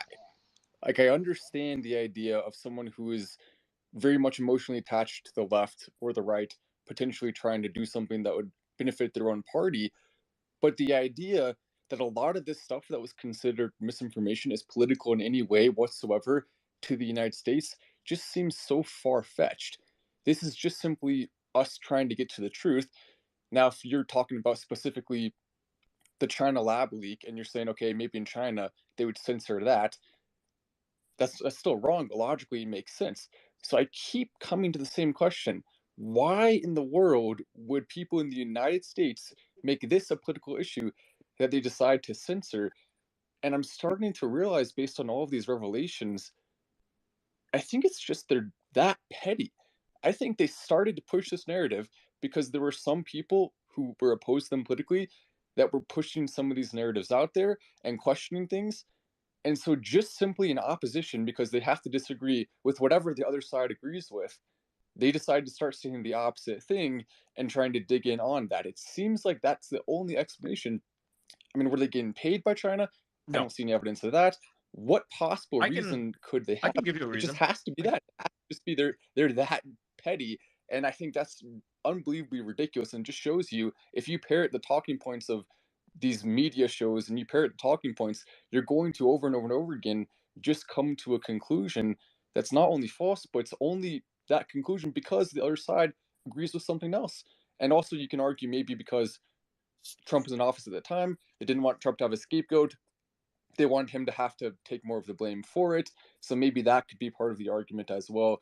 But it's just crazy to me that that was even ever in the United States, which is supposed to stand for freedom, a question of if you're allowed to talk about it or not. And it should have never been made political I can whatsoever. give you a reason for this. Okay, so first you have to understand what the State Department is as an organization, what its mandate is. Its mandate is to promote American interests and to disempower or to villainize the opposition. And the opposition being China and Russia. They're two number one rivals, or well, number one and number two, to the United States. And meaning, you're going to run information operations against China and Russia. It's in the State Department's mandate to be promoting pro-America propaganda, anti-Russian, anti-Chinese disinformation or propaganda. So that is their purpose. And so these hacks, right, these morons at the State Department, they saw Twitter as an apparatus to further their duty, their calling, right? They're you could argue that they're doing their jobs. I'm actually saying that they're not politicizing this issue, even though it did, lead to the politicization of the coronavirus, and it did, cause Trump a lot of harm. I would argue that these idiots at the State Department, they believed it was their duty to take control of social media platforms, of Google, of YouTube, of Twitter, of Facebook, and all these other companies to further this agenda. And now it's not like pro-American in any sense, right? In any meaningful sense, because it means suppressing free speech of Americans. It means suppressing freedoms. It means suppressing the truth. But they don't care. They want to promote a explicitly pro US agenda in terms of like foreign policy. That, keep in mind, that's the State Department. They don't care about internal dealings. They don't care about the First Amendment. They only care about pushing America's interests abroad. We're talking Monroe Doctrine. We're talking going abroad and doing regime change. This is what the State Department does. This is what it did in Syria. This is what it did in Libya. This is what it's trying to do in Ukraine, right? And this is something that Victoria Nuland herself had talked about regime change in Ukraine in 2014, for instance. So this is kind of their job, and so they're using, or at least they were trying to use, Twitter as an apparatus to further that goal. Now, it worked against Trump. Clearly, it hurt his administration tremendously, but this was their explicit goal, and that's what they did. So they tried to use Twitter as an agenda, and that's the reason why in Yoel Roth's email, he points out in number one point, the GEC's mandate for offensive information operations to promote American interests. That was the one thing he was opposed to, because it meant that Twitter was going to be used to promote lies and to censor anything that was negative to American foreign policy. That's what the State Department does, right? It furthers American foreign policy. So that's Well, the reason. I looked at the materials here. I don't know if I'm ahead or not, but it strikes me they were nervous that the State Department was a little bit too pro-Trump. But on the other hand, what the State Department was doing was advancing an anti-Trump agenda. Look, any argument, and I don't think it's no coincidence, that Trump was making or could make was subject to censorship by the deep state agencies working in collusion with these companies. And so Trump's blaming China, any information tying China to a lab leak theory would need to be suppressed, because that would help Trump's agenda vis-a-vis China. I mean, this is just viciously anti-Trump. And what we're seeing here is an expansion of the censorship apparatus in the federal government around the time of the election to try to undermine Trump. We have the State Department being added into the mix eventually. We previously saw the CIA. We'll see later in the materials the NSA becomes a silent partner here, allegedly, the silent part being alleged. And to be clear here, this is not just Twitter. this is a collusive operation with these other companies. They're acting as one voice. And I'm sure all the antitrust fanatics at the Justice Department will be right on it. Of course, they won't. But this is a dramatic a series of documents that, one of the reasons I believe Republicans are flailing right now and today and kind of are grasping for what to do and what to say is because they've completely oblivious to this. I mean, this was going on under their nose. It's being released in recent weeks, and they're completely AWOL on this topic as they engage in whatever they're engaging in on the Hill in a way that probably doesn't get us anywhere, no matter what happens. I want to go to Ian and Catherine on this point before getting Reeves' thoughts. Like, how much of this is political versus just having the wrong information or advancing the agenda of American security? So, for example, looking at the lab leak theory, I just don't see that as a theory used to harm the Trump administration. Would love your thoughts, Ian and Catherine. Kat, you want to go first? Sure. Well, in regards to the lab leak, I'm not sure, honestly, if it's political. I don't see how it would be political, but I also don't understand there was clearly some motivation behind it, because just even from my observation in the early days with the lab leak theory, it was pretty openly talked about. And then I sort of, in my circles, and which are pretty liberal, and then I suddenly saw that being sort of shut down, to the extent that I was suddenly seeing, for example, on Clubhouse, I was seeing entire panels being devoted to medical practitioners and scientists talking specifically about the animal origins of it. So that seemed quite organized. So there was like a particular agenda, it seems to me. I don't see that as political, but there was but political in the sense of American politics, in terms of presidential politics, right? Party politics. But I can see that as politics between China and the US. And I see that as something to do with the relationship between China and the US. Yeah, I think when we look at political, there's national politics and international politics, and I think a lot of so these. I see that as international. I see more of them as international as well. That's where I'm leaning. I'm not sure if Ian, you're in that same boat. I view it as an international political issue. The State Department, as I mentioned before, is an apparatus for the U.S. foreign policy, and who better than to promote, U.S. foreign policy than these guys? I mean, this is literally their job. This is their one job, their one mandate. And I would argue, and I can't exactly prove this, but I would say that Fauci's experiments, or the experiments that Fauci, the NIAID funded through the EcoHealth Alliance, is done through the State Department. Now, I read that somewhere, but like that's basically. They were covering their own asses, is what I'm saying, right? When the U.S. government, and this is the U.S. government, funded biolaboratories in China and in Ukraine, it was done through the State Department. Victoria Nuland herself admitted to this in a congressional hearing last year when she was asked about biolabs, and she not very cleverly admitted to it, and then she was distracted away by a congressman who Marco Rubio. So this is a bipartisan effort, right? It is a U.S. foreign policy thing. So they wanted to cover their tracks, and obviously, if the State Department allows this story about the bioweapons lab or whatever in Wuhan, right, for the news to surface that America funded it, that the U.S. government funded it, well, who looks like a bunch of assholes now? It's not going to be China. It's going to be the U.S. government. So they're blaming Russia for it, because obviously they can't blame China for it, right? If they blame China, people will be like, oh yeah, that's totally correct. China funded it, and it's like, who did China work with? Like, that's the question. Well, was Russia was not blamed for the virus or anything like that, Russia though. was blamed for spreading the quote-unquote disinformation that the virus came from a lab. So they were trying to shut down the entire conversation by claiming it was Russian disinformation, when clearly it wasn't. It wasn't Russian disinformation. It was Americans trying to stop people from talking about it, period, because eventually, and today we have, right,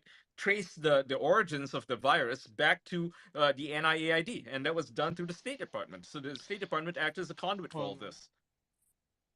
I would say potentially very, very again a very polarizing point, but Well, polarizing if you are one worth working for the debating. U.S. government, maybe. But I think I think Well, everybody in here is in actually, agreement. I another really, really, interesting. really want to hear what Reeve has to add to the conversation. I know you guys are having this dialogue, but I really would like, I don't know how much time he has. Yeah, okay, let's let him I speak. would really Yeah, appreciate let's if we let could Reeve, call yeah. on some of the We got hands. the hands up, yeah. Thanks. Hi, everybody. Happy to do so. Hey. Can Hi, you hear Reeve. me? How are you? Good. Thank Loud you so and clear. much. This is my first experience. I'm a technology Neanderthal, so it took me a while to figure this out. But this is so important. By way of background, just briefly, I was a federal prosecutor for a long time, mostly in New Mexico for most of my career.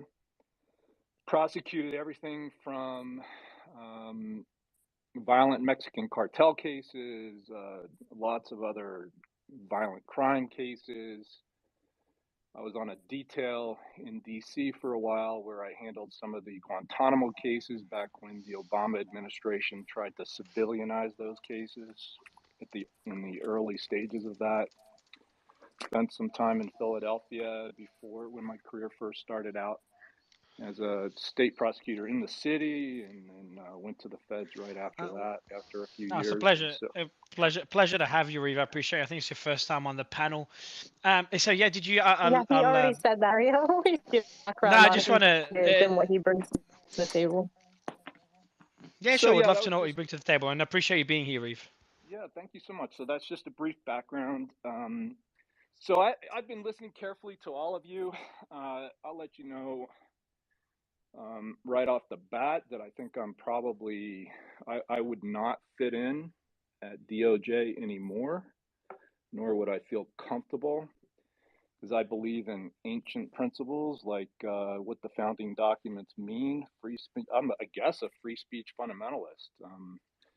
Some of the discussion has evolved around whether or not anybody, government or otherwise, should be involved, for example, in preventing people from seeing what certain people classify as misinformation and disinformation. And my question is, who the hell defines that? Now, I remember when Facebook admitted that its fact checkers, or at least I think they admitted this, that its fact checkers in litigation, they admitted that they're really just their opinions. And so really at the end of the day, I mean, this is why I think fact checkers should be banned on Twitter. There's no place for them. These are people that have no skill set beyond articulating whatever agenda and opinion they're hired to articulate and effectively enforce, which has the consequence of suppressing speech. Now, as a former Fed, one of the things that I see in these threads is the very real, well, no longer likelihood, but very real tragedy that the FBI and other government agencies participated in what I consider, what I think is unambiguously a conspiracy to deny American citizens of their right to free speech. That's consequential, not only in the sense that if there are some creative lawyers out there, they have a whole class of victims that could possibly bring action against the United States government for that conspiracy. You can't rely on the FBI, civil rights agents, or the Civil Rights Division of DOJ. They're not going to bring an enforcement action against themselves, I don't think. And in order to get to the bottom of it, if there was any desire to actually clean house and prevent this from ever happening again, because it needs to be prevented from ever happening again, the government has no place in telling an American citizen what he can or cannot say. And there are so few restrictions on free speech, constitutionally speaking, that the reach that they managed to get through their actions with social media companies, obviously not just Twitter, is it's earth shattering. It really does shake me as a lawyer to see what's happened. And I'm very grateful that we got to see what's happened. Hey, yeah, so I mean, speaking of what's happened, I'd like to get back to the thread because there's a lot to go through right now. If that's okay with you guys. Yeah, sure, man. And Riva, I appreciate your Yeah, take, sure. and would love you. We Would get love to you. have Would love you. dialogues when we want them, but I not certainly have when people want to I have hear it. Okay, go for it. Ian's the boss. Yep. Yeah. So, Riva, you were saying something. I'll let you finish off your quick point. What you were just saying now, Yeah, and then we'll go I to mean, Ian. you're sure you were focusing on COVID specifically. So, I mean, one of the things that I've been very upset about is one, you look at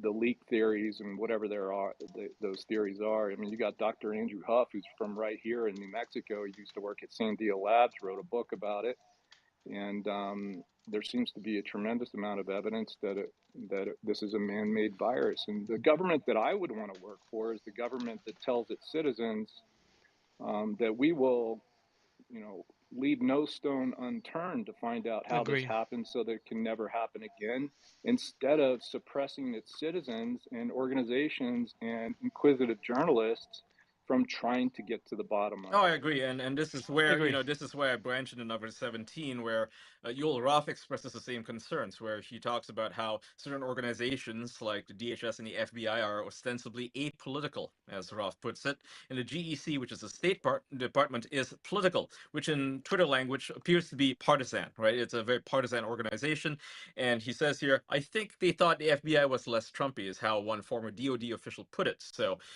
he writes an email. Says, thanks all, catching up on an email today. These are 3 high-level thoughts. Number 1, the GEC's blitz on these issues is at least in part an attempt to insert themselves into conversations we've had with the DHS, FBI, ODNI, and others. Per Facebook, they're explicitly requested to participate in those conversations.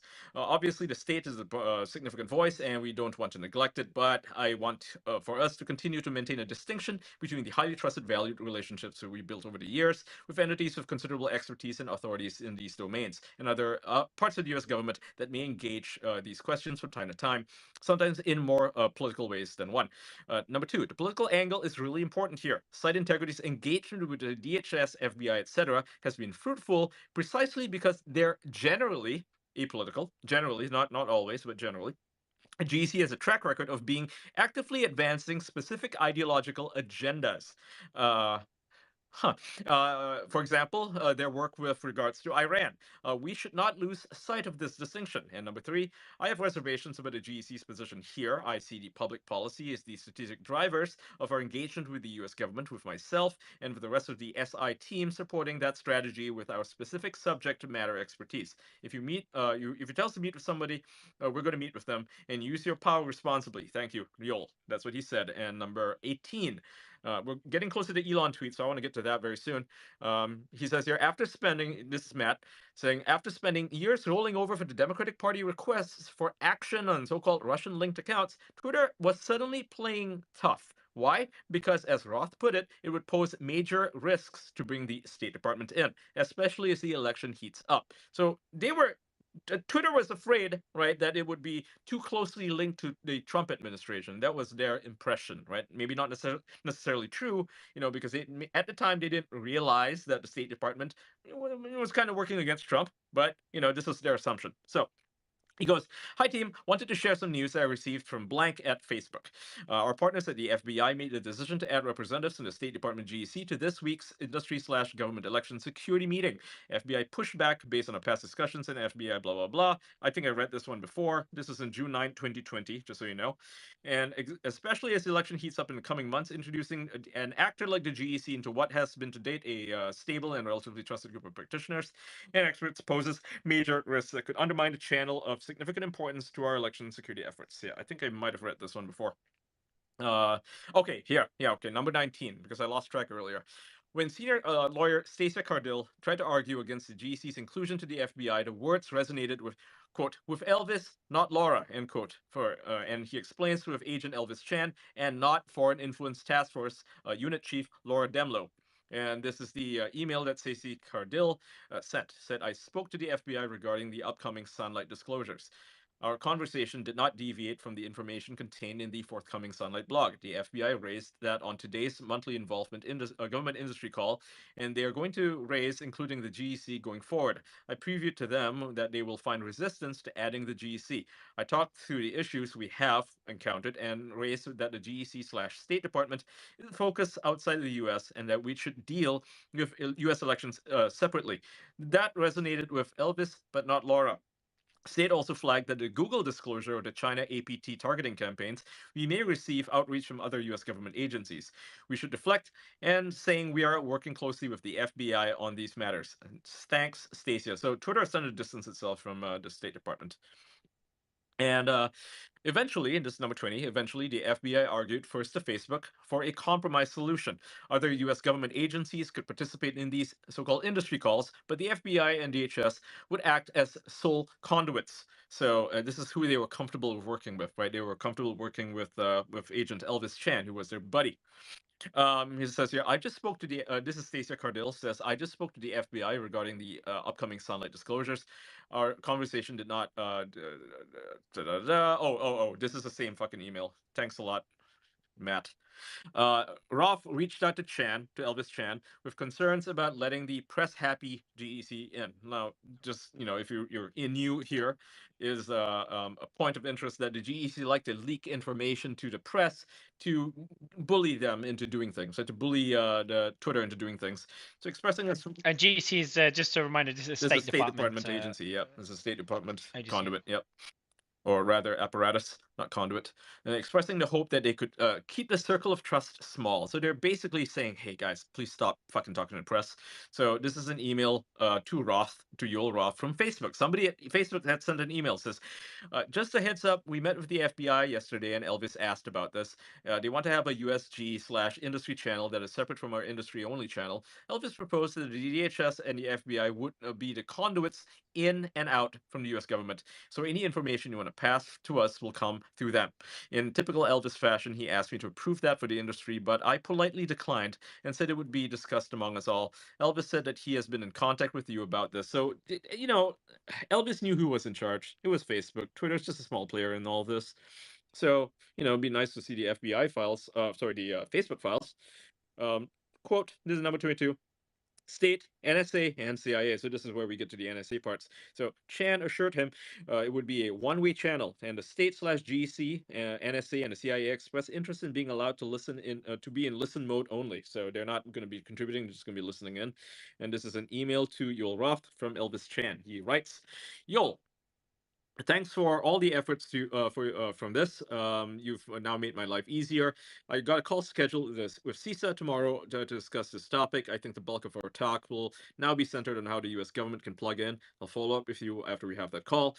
I know some questions will be coming up, so I want to bring them up to you now, and other industry partners can start thinking about it. So number one, what U.S. government agencies will be allowed on the channel? I think the easy ones will be the FBI, the DHS, and the ODNI, because they have like a working relationship with them already.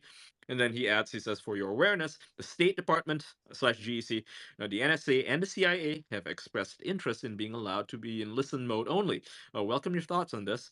Number two, how many U.S. government participants will be allowed onto the channel? Will it be only people that the industry already knows? I asked because at the FBI San Francisco Command Center, there will be 3 other supervisors working shifts when I'm not there. I also know that different ITF personnel will be rotating through the command post at the FBI HQ. Number 3, this is question number 3, says, when will the channel be activated and for how long? It appears different organizations will be in enhanced posture for different time periods. Your thoughts on this will help us ensure that we have adequate manpower for manning the channel. Regards, Elvis Chan, special agent. Number 3 is 3. This is where it gets interesting. As if it wasn't already, it was. And it gets funnier. It says, this is, quote, belly button. Quote, we can give you everything we're seeing from the FBI and USIC agencies, end quote, Chan explained, but the DHS agency, CISA, quote, will know what's going on in each state, end quote. We went on to ask if industry could, quote, rely on the FBI to be the belly button of the US government. So this is an email from Elvis. And I'll read the whole thing. It's quite lengthy. It goes as follows. Maybe for this one, do you want to just read the yellow ones for this one, or it's worth reading the whole thing? I'll just read the yellow parts because that's the only part that's relevant. I'll just read the. I think so. Yeah, I'll read that one paragraph, like that one big block in number 1. So it says here. Agree. Yeah. So he asks Yolarov if it will only be a one-way communication between the U.S. government to the industry. It seems like it should be at least the FBI and the CIA. All right, sorry, CISA, not CIA, CISA. Quote: This is not part of the quote. This is the yellow part. It says here, "We can give you everything we're seeing from the FBI and USIC agencies. CISA will know what is going on in each state through the Homeland Security Information Network. However, how will the industry partners communicate back with the FBI and the CISA? For the FBI, will you use the pre-established channels already in use? For example, will you or blank name will email me directly? If that's the case, that will work for the FBI. It will work for us. I don't know what communications channel you have with CISA, or will the industry partners rely on the FBI to be the belly button of the U.S. government? We can do that as well. We just need to know the industry group's preference." So the FBI is basically saying, hey, you and I, you and us, like all you guys, Google, Twitter, Facebook, you know us, we're your friends, so we can be like the one channel you talk to. You don't talk to these other guys, we'll handle it from here. That's what they wanted. So very interesting stuff. Number 24. They eventually settled on an industry call through Signal. So in an impressive display of operational security, Chan circulated private numbers for each company's chief moderation officer in a Word document marked Signal phone number, subject line, list of numbers. And Chan, again, just a reminder for the audience, Chan is from the FBI San Francisco. He's the supervisor at San Francisco. Yeah, he's the supervisory special agent Elvis M. Chan, Squad CY-1, San Francisco Division, Federal Bureau of Investigation. So I don't have to read the email. It's basically just what I said. It's he's paraphrasing. Number 25, Twitter was taking requests from every conceivable government body, beginning with the Senate Intel Committee, the SSCI, which seemed to need reassurance that Twitter was taking the FBI's direction. Executives rushed to tell Team SSCI that they zapped 5 accounts on an FBI tip. Now, this is... So this is just for communication, just showing them that they've zapped these 5 accounts, I guess. But it just... Yeah, before you continue, we're almost done, everyone. But just before you continue, like, it's just so many governmental organizations, governmental bodies involved in this. It's like I'm starting to we started criticizing Twitter, and rightly so in the early stages. Now I'm kind of starting to sympathize with them a bit. I'm like, holy shit, they're dealing with all that pressure. That's why they've got that bias. They need to build up. They've got that bias. Yeah, exactly, man. Like, it's ridiculous the amount of pressure they're facing, and then if you add their existing bias, and that's just human nature, and obviously with Twitter it's leaning towards the left, same as other technology platforms, it just shows it just makes it very, very, very difficult for Twitter to be objective. Yep. And the second, where's the coercion? This is an honest question. I'd love to see it. I'm sure there is. I'm sure there's evidence of them saying it was do this or it gets there. It gets good. Elon Musk just tweeted about how the U.S. government pressured Twitter to suspend journalists. So that's the coercion. So we're gonna get to it. And also before we get to it as well, there's the media pressure as well that happened earlier that we were talking about. That is correct. So they went to the media, and then they basically said, hey, because they're working with certain universities that were giving information provided by the State Department to those organizations, which then gave them to the media, claiming that Twitter was not acting on Russian disinformation. When literally Twitter did check those accounts and were like, yeah, that's not actually Russian disinformation. It's just a bunch of fucking random ass accounts. You can't ignore the other Twitter files. Yep. The FBI was sending gobs of accounts to censor, and they were being censored. Mm-hmm. And the prior drop today, as Taibbi highlighted again, they committed to censoring individuals noted by the quote intelligence community as quote foreign linked with no questioning. Mm-hmm. The collusion's been proved time and time again. To even ask the question at this point, it's pretty. It's how much proof do we want? Yeah, how much do you want? Like, I mean, you're asking for more and more. It's like we're giving you a mountain of evidence here. There's a mountain of emails showing that there was direct collusion. Ian, I'm an attorney, so I see things in chunks, right? I see things in causes of action. I see things in causation. I'm not saying that there wasn't. We are being fed information from a singular source that is compiling information That's and what evidence journalism from. is. It's providing No, you no, a narrative so you can I understand it. agree. I Okay. agree. So this is the same question I ask with the Fauci files and stuff like that. Is I just want to hear the answer why. That's it. And so I'm not discrediting. I agree. It's fucking patently evident Why? that What? they were Sorry. What though? Why? You What? mean Sorry. why do they want to control everything? I mean, it's the government. It's their no. duty to control things. Why did Twitter agree to it besides for individual people? Oh, that was already Were they being pointed out in the forced? previous drop. It was in the previous drop, but in this today's previous drop, where they were essentially afraid of losing political donations, not donations, sorry, political ads. That was explicitly mentioned. So essentially, they were being leaned on by Congress. The idea is, right, and this is explicitly outlined. This was in emails and everything. This is, very explicit. The whole thing was essentially Congress was threatening to take away a very large source of revenue for all these social media companies. We're talking Google, YouTube, Twitter, and Facebook, right? Threatening them to take away all of their and to basically regulate the shit out of them unless they were able to censor Russian accounts. And now there were no Russian accounts to censor, so Twitter had to more or less make them up, or rather take the the instructions of the FBI and in this particular drop here, the State Department, to start censoring people just to show that they're doing something. Because if they didn't do it, then Congress would call a session and say, hey, you guys, we read this report in the Associated Press that you let 20,000 or 250,000 Russian accounts just run amok on your platform and you didn't do anything about it. So how are we supposed to trust you when you are literally, destroying our election integrity? So, and we're going to take away your sources of funding. So they're terrified of that. And that is where the threat is. That is literally where the threat is. And we're getting to No, it. that makes complete sense. The revocation or the application of publishing protection is probably the strongest and most impactful business thing that could. Yeah, that makes sense. Yeah, we get rid of Section 230, and suddenly, anyone can sue them now. They no longer have freedom. They can't take money anymore. They're going to get sued by the U.S. government for possibly taking Russian money. Because the Russians might buy ads. They might buy $2 worth of ads, and then the U.S. government's going to be like, well, they took money from Russia. We can sue the shit out of them. And that's do you see that? Do you see that as the strongest congressional move that Republicans could do, moving into 2023? I'm going to guess yes.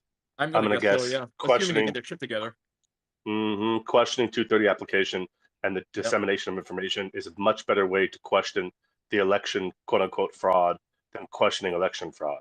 That makes a lot of sense. They could do that, yeah. And I mean, I'm very concerned. Like, I'm actually on the side of big tech on this one because it's like, look, they're just providing a service and the government wants to control it. And Elon Musk is right when he says that the government is just the largest corporation with a monopoly on violence. That's what it is, Sorry, just 1 second. Isn't that an interesting dichotomy? The interesting dichotomy is we hate censorship, right? But if we take away Section 230, then we lose the free speech platform. Yep. So how do we win? And how does anybody win in that regard? We need Elon Musk to win, and we need Apple, and we need Google, and we need Facebook to follow Elon Musk's footsteps. They need to grow a spine. They need to do what Elon just did today while we were on this call. He said, you know what? Fuck all these stupid rules. We're going to take political ads again without all these dumb regulations that were forced upon us. They did that while we were on this call. That was the big move. If you look at Twitter support right now, they're literally allowing for political ads and social ads. So organizations like Tom Fitton's Judicial Watch will be able to buy advertising on Twitter. Like before they couldn't. Before this drop, they could not do that. And he literally revoked it on the spot. That's what Elon did today. He is providing us with a venue for free speech. He's allowing free political speech once more, like it once used to be. Wouldn't not having any political, like no ads, political ads, would that not be the other way to go with this? Like zero, no, it would kill the site. From the government? It would literally destroy Facebook as a platform. Because there's not enough money? Yeah, wouldn't have enough money. Yeah, because the political ads are the largest source, the single largest source of advertising for any, during any election cycle, right? Whether it's 2022 or 2024. Shit. So holy shit. The money is necessary. Go, Ian, go full cycle.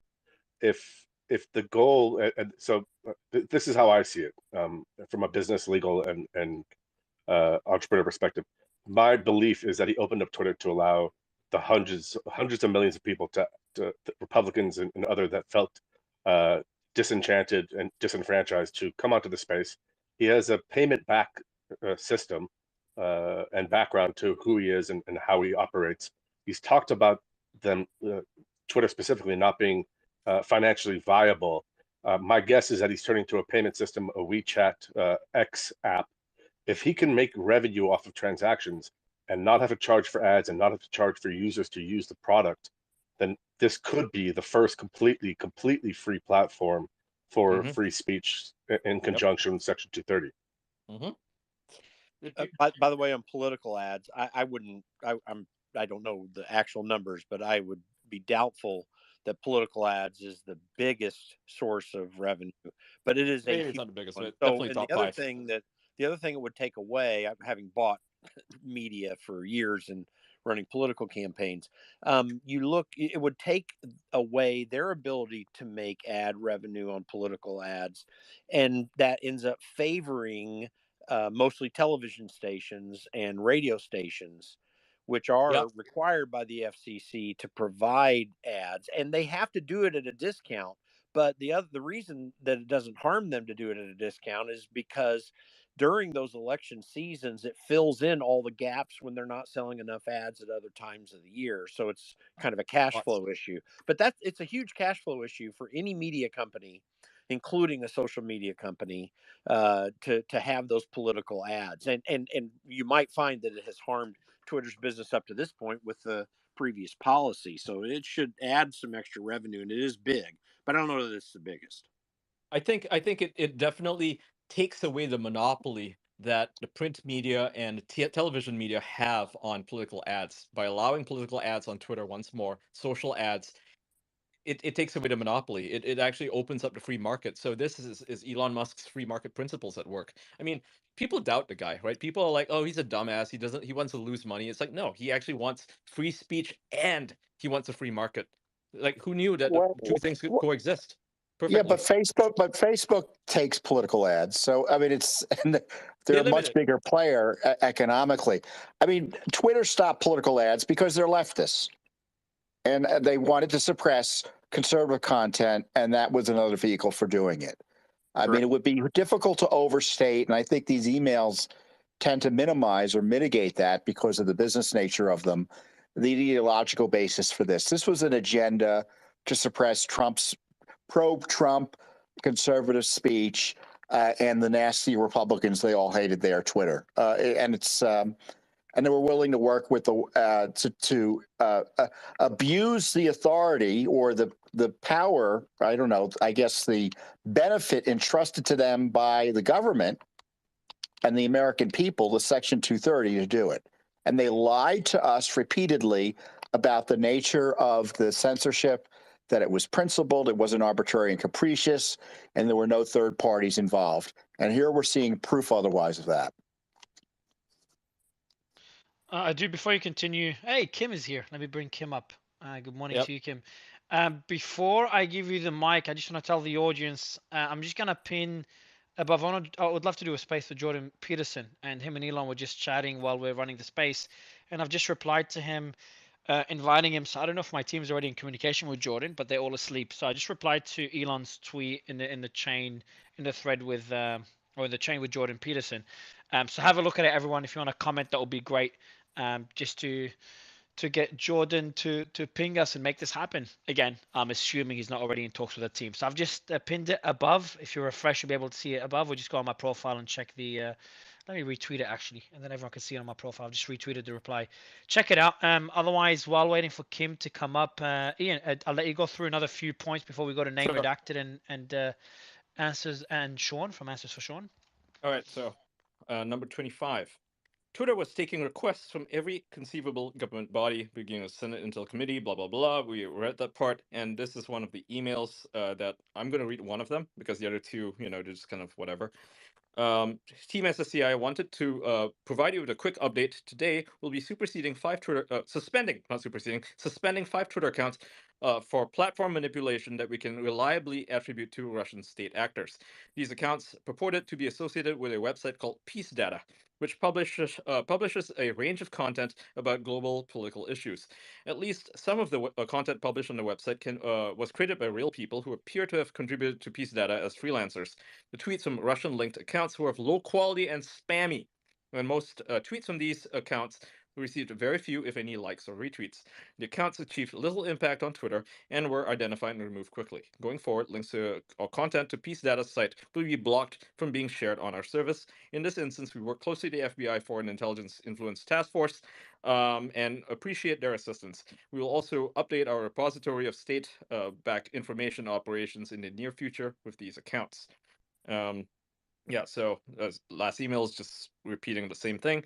So number 26, requests arrived and escalated from all over, from the Treasury Department, from the NSA, virtually every state, the HHS, that's the Health and Human Services. That's crazy, man. Yep, from the FBI, the DHS, and more. Yeah, and so, the emails explain various, for instance, they're working with the CISA, FIFA, FBI, FIFA, sorry, CISA, FBI, and the HHS to assess malicious cyber actors targeting the HPH sector and trickbot malware, often leading to ransomware attacks, data theft, and the disruption of healthcare services. Additionally, the joint information notes that these types of attacks will be particularly challenging for organizations during the COVID-19 pandemic, highlighting that administrators will need to balance that risk when determining their cybersecurity investments.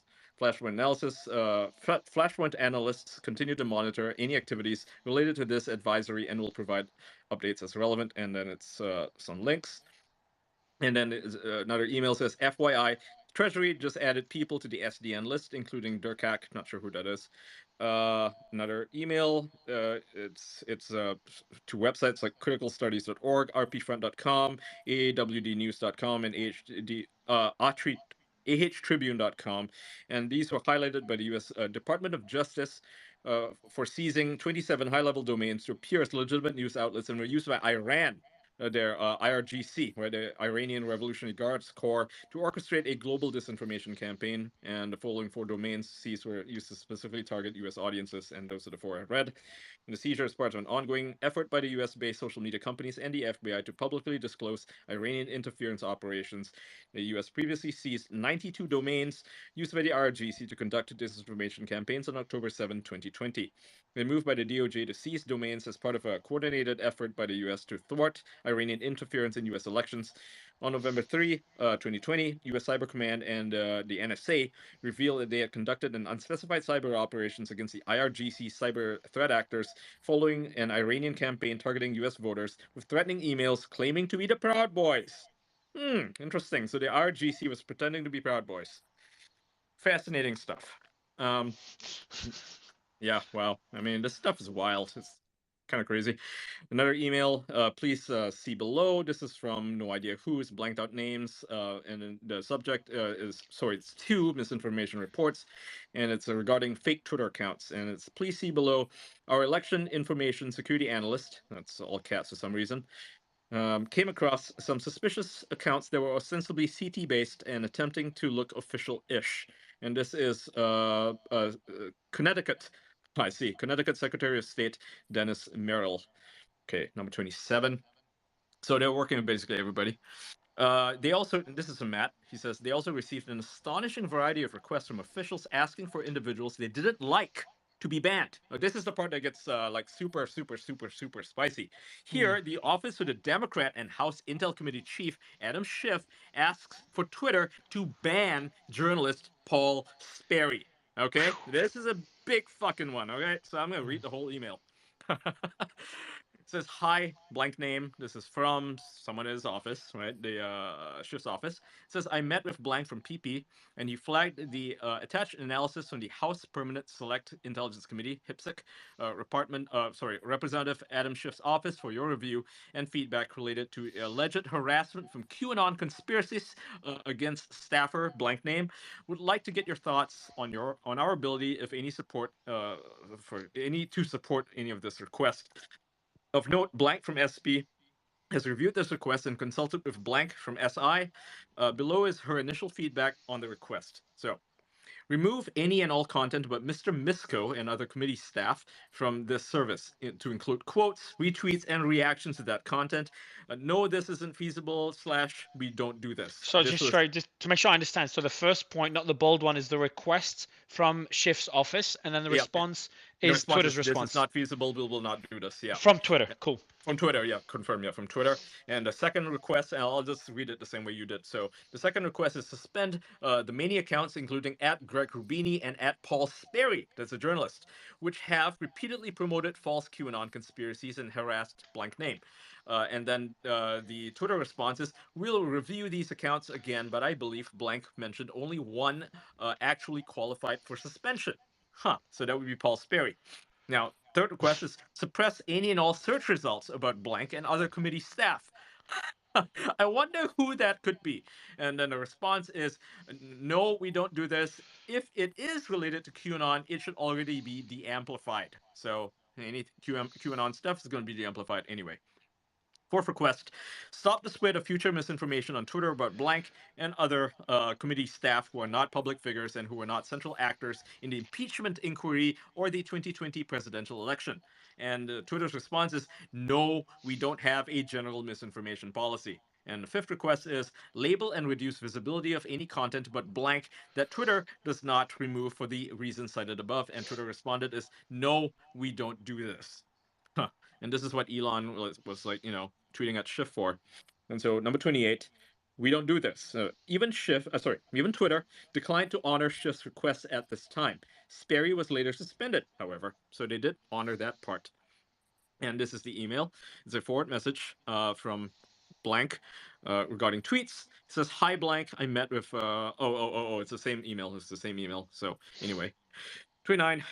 Twitter honored almost everyone else's requests, even those from the GEC, right, the State Department, including a decision to ban accounts like @Rebel Protests and @Bricks Media because the GEC, the State Department, identified them as GRU controlled. That is a Russian, state agency, right, and linked to the quote to the Russian government, respectively. And this is the emails, an FBI referral about Russian state controlled. What would you say? So just quick question, Ian. So considering that Twitter was resisting any claims of Russian interference, for them to agree that this does include Russian interference, we would take it seriously, no? I think they were just acting on whatever the fuck they were being sent at this point. By the way, except for like Adam Schiff's request, because his requests were like, oh, please censor everything regarding this. It's like, well, we can't do that. That was basically it. Yeah. Those accounts are still suspended, by the way. They're still suspended. Yeah, that's interesting. So I wonder if they're actually related to Russia or if it's just a GEC pulling, nonsense out of his butt. And why? But then the question is, why were they unsuspended? Maybe there's there's some truth to it. We don't know. Exactly. Right? But a lot of people have not yet been unsuspended, so it's hard to say. Okay, so the unsuspensions have not finished yet, have they? Yeah, that's correct. Yeah, it hasn't been done fully yet. There's a lot of people like Katie Hopkins is still banned for some reason. She needs to be unbanned. So this is one comment on this request about Russian state-controlled media and inauthentic news outlets. And the comment is, due to additional information from the GEC that was made available on 1st October, the SI moved to suspend @Rebel Protests, and as GEC now plans to publish a report regarding @Rebel Protests as GRU-directed site. So they're claiming that this website was directed by the Russian government. And also, SI has decided to suspend @Bricks Media after the GEC, State Department, announced plans to publish a report linking the organization to the Russian government. Rebel Insight, here's an example of one of the screenshots that Matt Taibbi put out. He says, thousands of Chileans, and this account tweeted, it said, thousands of Chileans sing the feminist anthem, A Rapist in Your Path, and clashes with #police during a protest at Italy Square in #Santiago to mark International Women's Day, #Chile. It seems pretty harmless, but they suspended the account.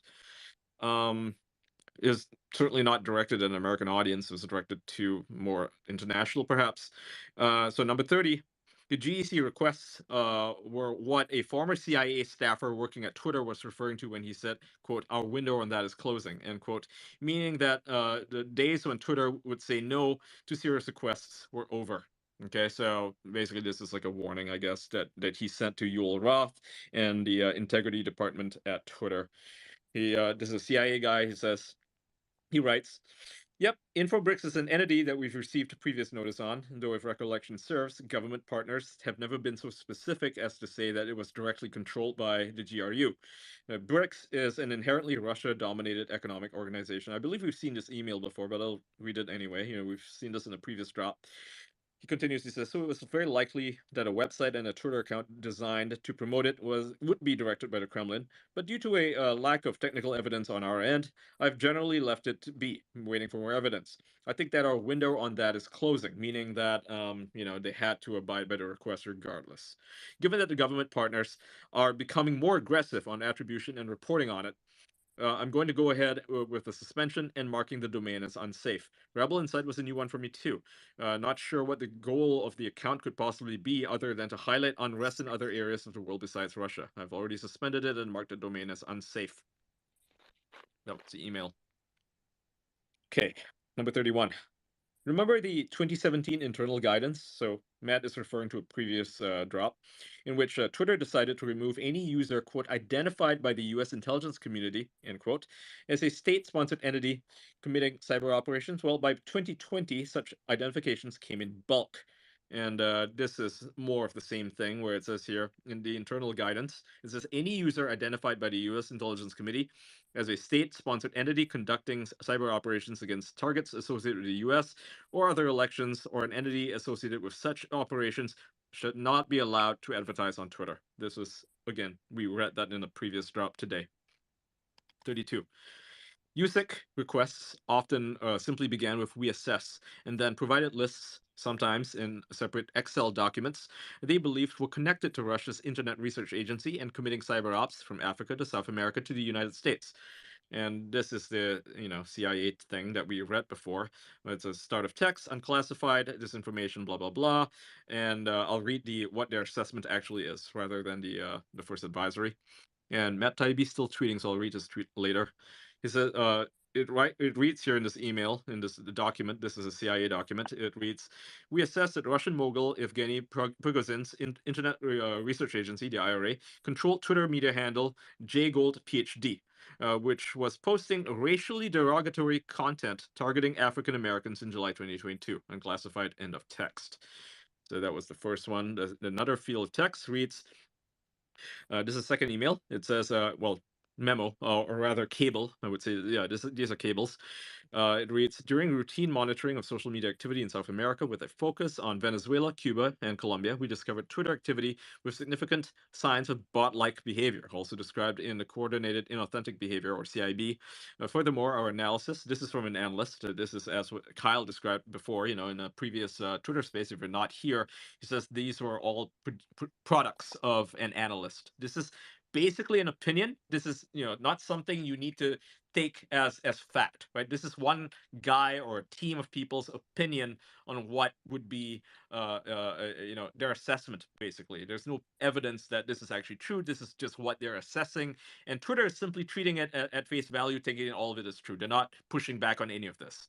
And so these are a bunch of top 10 influencers identified in the data set for removal, or for referral, not removal. So, yeah, they basically wanted to identify them, and it's a bunch of first name, bunch of numbers. Yeah, a bunch of first name, bunch of numbers, like Will J 847 blah blah blah blah blah. Right? I'm not going to read that. And then the hashtags are all related to elections in 2022 in Colombia, I believe. Yep, that's right. And the attached Excel file contains a list of 590 potential bot accounts, but also a compilation of 50,000 posts and engagements. So this is, again, a product of an analyst. And now the third cable reads, we assessed that the Russian mogul, Yevgeny Prigozhin's Internet Research Agency, the IRA, established and was operating troll farms in Benin, Mali, Senegal, and likely India, Pakistan, and Nigeria as of late 2021. The involved accounts published pro-Russian, anti-French, and anti-West narratives and purportedly amassed thousands of views. It is possible that some subset of accounts were also publishing pro-French narratives. Interesting. We have read this one before as well, but they explain in this email, or rather this cable, that there's a thing called Benin Troll Farm. This is what they suspect to be a Benin troll farm, run by a person named Valence Agojo, who's the lead, the content manager, Sani Malik, and Georges Usado, who is the content manager, and Ricardo or Lance, who is also content manager, and are responsible for managing an unspecified Facebook and unspecified Instagram accounts, and then a troll farm in Mali run by Uladele Landry, Ricardo Krubali, and Fotu Mamakita, and these guys were managing Facebook and unspecified Instagram accounts. So this is what their assessment was. Okay, and that was number 32, and this was a product of course, intelligence agencies. There's no evidence that, who knows, these people could be assets, or they could literally just be a bunch of like actual activists in their country. There is no way for us to assess that without knowing these people.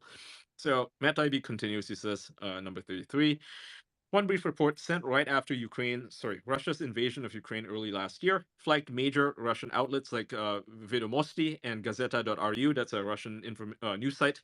Note the language about state actors fits Twitter's internal guidance. And the cable reads, we believe the following accounts are being used by Russian state actors to conduct disinformation campaigns on your platform. And these are all their ads are RU_RBC, Gazeta RU, Vedomosti, and TASS agency. Who's sending those for? Is that someone sending it to Twitter? This is someone sending it to Twitter. Yeah, this is a cable from the intelligence community. So it doesn't say who exactly, but we presume it's CIA, and because this reads like a CIA intelligence document, an analyst document, and yeah, these are accounts. Like one of them is TASS agency. Now, TASS agency, if you're not familiar with it, is literally Russia's state, like it's a preeminent state media organization, right? Literally, you go there if you want to read what Putin is saying. So they flag them as conducting disinformation campaigns on Twitter, which is, that's kind of ridiculous. It's literally the official, news site. Okay.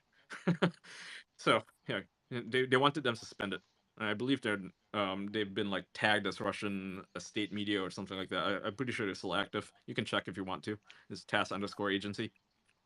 So Matt Taibbi continues in 34. He says some reports were just a paragraph long and said things like the attached email accounts were possibly used for, quote, influence operations, social media collection, or social engineering, end quote, without any sort of explanation, right? Twitter would be forwarded an Excel document. So it just kind of shows laziness. Like, hey guys, we don't like these for extra. They don't even give reasons. We don't like these. Please remove them or please check them out. Yeah. And then Twitter has just got that burden of just reviewing request after request, and then eventually they're like, "Fuck this!" Like, okay, whatever. We're facing so much pressure. We're just gonna comply. We don't have the resources. We don't have the time. We don't have the effort to keep doing this. That's right, and all the emails in this list appear to be, their version of like Hotmail or Gmail, not from Russian sites, but from Turkmenistan, Georgia, and like Eastern European countries. And this could be literally anybody, right? Like I know a lot of Eastern European Twitter users. They're like genuine Twitter users who got suspended, and they're on like secondary accounts, and they're on their third, fourth account because they want to keep coming back to the site, but from what I can see, is they're just having normal conversations, and occasionally they might tweet something that is pro-Russia or anti-Ukraine, and that alone is enough to get them flagged by the State Department or by, the CIA or whatever the hell is flagging them, and the intelligence agencies, right? So they're not even researching them; they're just banning people at this point. So Matt Taibbi writes in number 35. He says they were even warned about publicity surrounding a book by former Ukrainian prosecutor Viktor Shokin, who alleged corruption by the U.S. government, specifically by Joe Biden. So this is interesting because if you're not familiar with Shokin, he was the guy who was investigating the Hunter Biden connection to Burisma, and then Biden came in, right, and said, "Hey, get rid of your guy," and Ukraine was like, "Okay," and they got rid of him. They fired him. Okay, and there was a Senate investigation, to be fair, and they found no wrongdoing on Biden's part. Which, take it for what you will, figure that one out. So. Yeah. We'll go to 36. Okay. I can read the. You want to read it? I think. Cable. Yeah, I'm gonna read this cable. Yeah, it's important. I'll let you do. This is about Shokin.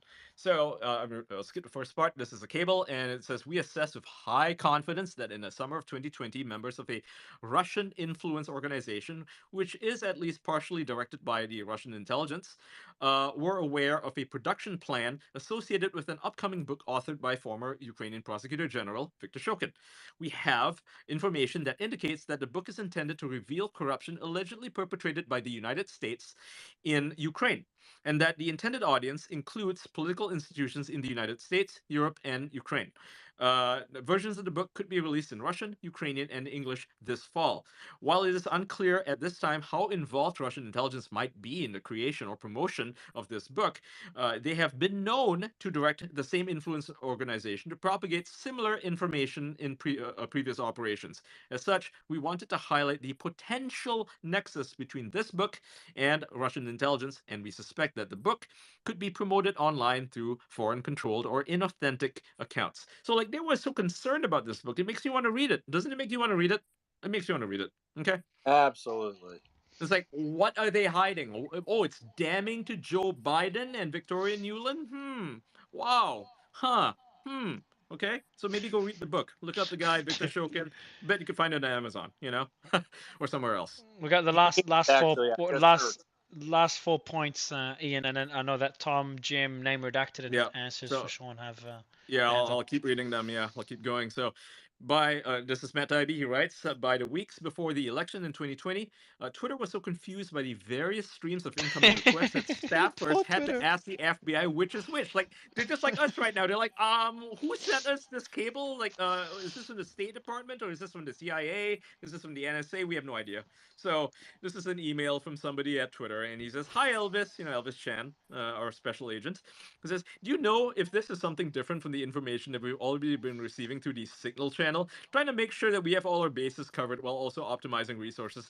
Thank you so much." And it's unclear who this is exactly from. It's an email that says that we're pleased to announce that the Northern California Regional Intelligence Center, the NCRIC, in partnership with the San Francisco FBI Division, will activate a Homeland Security Information Network Connect room, which will be used to provide public safety information to our private sector partners on the upcoming 2020 national election. Current members include the San Francisco FBI InfraGuard Member Alliance and the NCRIC Private Sector Program, all invited to the register using the link below to gain it. There's so many organizations, it's ridiculous.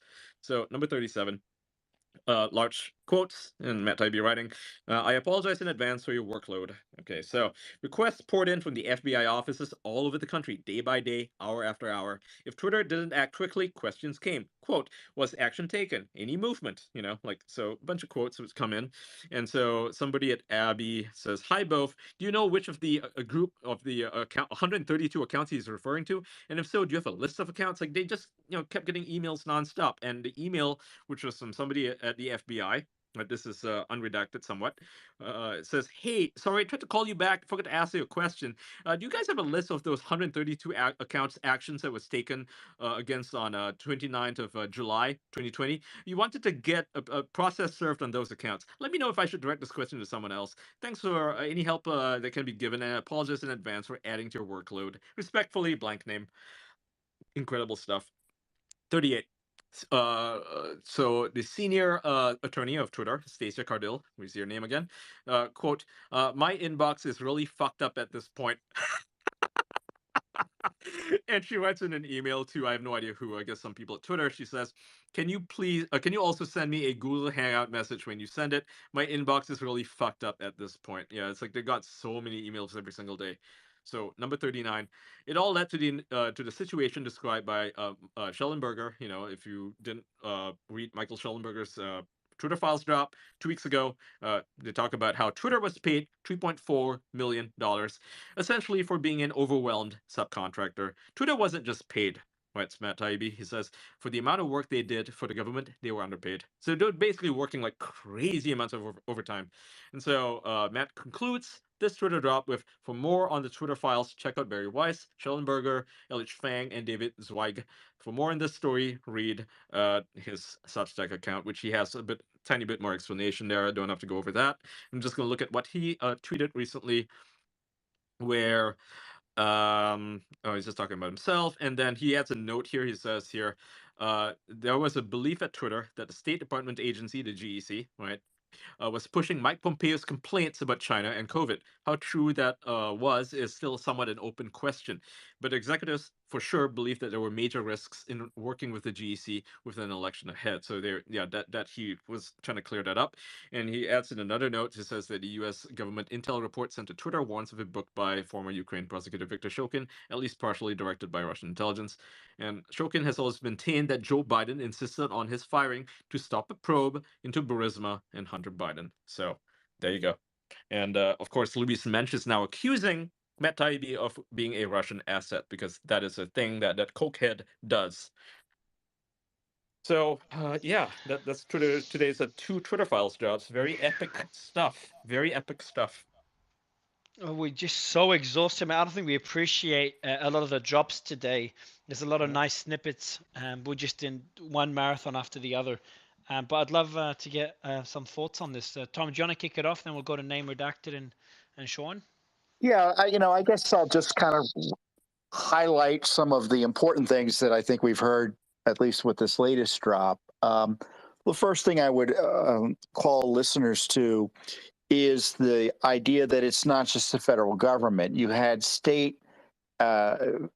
United States states also using these portals to censor information related to the elections. Judicial Watch uncovered this. We had Iowa, which was run by Republicans, trying to suppress material off of Twitter directed at Judicial Watch. The state of California, Secretary of State there, they did cause Twitter to take down tweets. Also, they caused YouTube to take down a video of ours, and we're suing under the Ku Klux Klan Act, the Secretary of State's office. So that's kind of the legal analysis that perhaps can be brought at the federal level here. And the other big news here is obviously Adam Schiff. Schiff is a notoriously corrupt member of Congress who's been dishonest, likely behind a series of corrupt leaks about the Russia collusion smear on Trump. And going back, this is in the middle of impeachment. The question was there someone in his office, and was he involved directly in working with witnesses that were pushing out classified information in a proper way? And Sperry was investigating that and seeking to expose the relationships between Vindman, Ciaramella, who was a CIA operative who had worked at the White House and then went back to CIA, and I forget the name of the Schiff folks.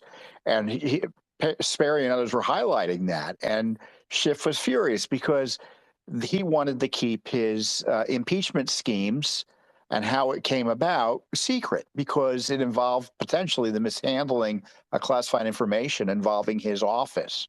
And so that's why they were desperate to censor Sperry and others who are raising these questions, including Judicial Watch. Now, what's interesting is Twitter pushed back against this. Eric Ciaramella, I can say on Twitter.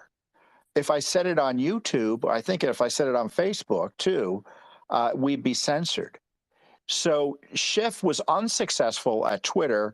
I guarantee you, if similar records at Facebook and YouTube are going to show he was successful, because we do know that they banned certain discussions and certain names as it relates to impeachment to protect the CIA and Schiff. And the question is, did Schiff do anything wrong here beyond something, politically unpleasant? And I think he violated the civil rights of Sperry, or attempted to, and directly. And to me, this is just another reason for an ethics investigation of Adam Schiff. And there's a lot more to talk about, but I'll let others pop in. Thank you. Yeah, if I may, Mario. Hey. I'm up, but not for long, because I'm having a nice day with my kids. Oh, good, man. We're looking at wrapping it up shortly as well. We've just been doing space after space all day, so we're aligned there. So, in my view, the thing has gone full circle now. The carrot and the stick, the 230 DE protection that all the social media companies at big tech enjoy are threatened to be pulled. This is being used as a tool to coerce, action by Twitter. And again, this is not only Twitter. This would have happened at every big tech company. There were hearings about, pulling that protection, threats of pulling that protection, and in addition to that, all kinds of questions about, potentially being a monopoly and what that would mean. So the government has created an environment where these big tech companies either comply or are threatened with serious action that would destroy, their business model, that would destroy their legal protections. And that's very serious because, what they're asking these big tech companies to do is to undermine the First Amendment and free speech and, freedom of the press. So, in light of these new releases, again, if you look at it combined with all the other Twitter files, you see a really clear pattern here, how the Democratic Party and their institutions and their agencies and the deep state, CIA, FBI, NSA, have all been working together to create the censorship monster that we have today. And only Twitter now is breaking free from that because they have been purchased by someone who doesn't agree with this. And we're only seeing the tip of the iceberg here. These interactions that are now coming out from Twitter, the same thing would have happened at Google and at many other companies. And I can give you an example from my own experience when I was still running Mega Upload, and my businesses controlled about 4% of global internet traffic. We were approached by the FBI, by agencies about content, and we were always eager to assist them because we didn't want to get in trouble. We didn't want to be threatened to lose our own DMCA protection and other protections that were supposed to protect our business, right? We went as far as creating a takedown tool for 180 copyright holders that they could use without any interaction from us to take things down, and all because we felt threatened and we felt that we have to do something. And despite of all of this compliance that we had and our 99.9% takedown record, they still shut us down when they didn't like us anymore, right? This is just one example that I want to give, because other tech companies would have seen what has happened to us, and it would have intimidated them. And this 230D is a lifeline for all of big tech, because if they lose that, they can be made responsible for the actions of users, and that's exactly what they did at Mega Upload. And that's all I want to say today. Thanks, Kim. I'll give the mic to others to give us their final thoughts as well. Stephen, name redacted, and answers for Sean. I'm ready to speak. Well, I don't know if... Yeah, of course. Can you guys hear me? I'll go ahead, man. It's fine. Can you hear me, Mario? Yeah, name redacted. Go ahead, man. All right. So just bear with me on this. So one of the earlier Twitter files released last month, we learned how the FBI established a relationship with Yoel Roth, started, building rapport with Twitter and whatnot. Once they established the relationship, they started sending them, information on accounts and tweets they wanted banned, the FBI. Then once Yoel Roth and Twitter started complying with these and censoring, the FBI started applying more pressure. And now we have what we learned today in the Twitter files drop, that the pressure basically came from every corner of the government, including Adam Schiff's office. So obviously the word got around. The problem was at Twitter, compared to Google and Facebook, there was not hardly any, ex-former intelligence community people that were working there. That is not the case with Facebook and Google. And again, on my profile there, the Google thread is pinned and the Facebook one is right below that. Glenn Greenwald wrote an article he tweeted about the other day back in 2021 about how the Senate Intel Committee and basically the Democratic control Congress applied a lot of pressure to the big tech CEOs, and they had brought in Sheryl Sandberg, Jack Dorsey to testify. I listened to that video last night, that hearing, and that was on September 2018. Sheryl Sandberg admitted in the hearing that they censored content with, quote, hints from law enforcement. And they were talking about banning content, censoring, whatnot. Now, back to the point I want to make is they didn't have the people at Twitter to do this. So all they could do is FBI and all these various other parts of the government kept inundating them with requests on and lists of accounts to ban and tweets to take down. But meanwhile, over at Facebook, they hired, again, if no one has seen this, the head of their trust and safety is an ex-CIA analyst, 17-year experience. His name is Aaron Berman. He is friends with Yoel Roth on Facebook. And he even, this is in my Facebook thread. Friends, hold on. Friends, can you define what you mean by friends? Friends on Twitter. Just follow each other. Yeah, they follow each other. But okay. Aaron put a tweet out, and it's in number 7 of my Facebook thread, saying, this was on November of 2022. He said, to all my trust and safety friends at Twitter, either current or former, I hope you know your work has made a difference. Thank you for everything you've done, whatever the future holds. So it's possible that in Matt Taibbi's release today that I think it was number 17, the contact Yoel Roth said he had at Facebook, it could have been Aaron Berman. But basically the point is that since the Senate Intel Committee started applying pressure and other parts of Congress committees to social media companies, they started hiring in mass just a ton of ex-CIA, FBI, NSA. I mean,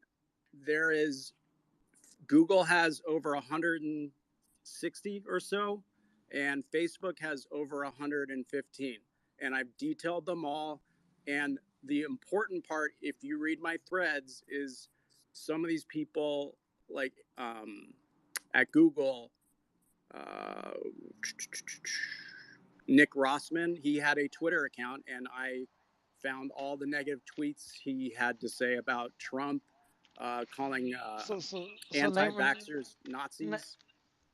So essentially, name redact, like what you're implying is that a lot of the things we're seeing at Twitter essentially exist on all the other social platforms. Yeah, and the point I'm trying to make is that you see how FBI and all the other government agencies had to put so much pressure to get stuff censored at Twitter. Meanwhile, Google and Facebook were actually hiring former CIA and putting them in trust and safety. So Facebook and Google, their trust and safety teams are managed by ex-CIA analyst officers, whatever. That is a fact. That is which brings a lot of questions as we've had with Twitter. So they already have the puzzles in place, the pieces in place at Facebook and Google.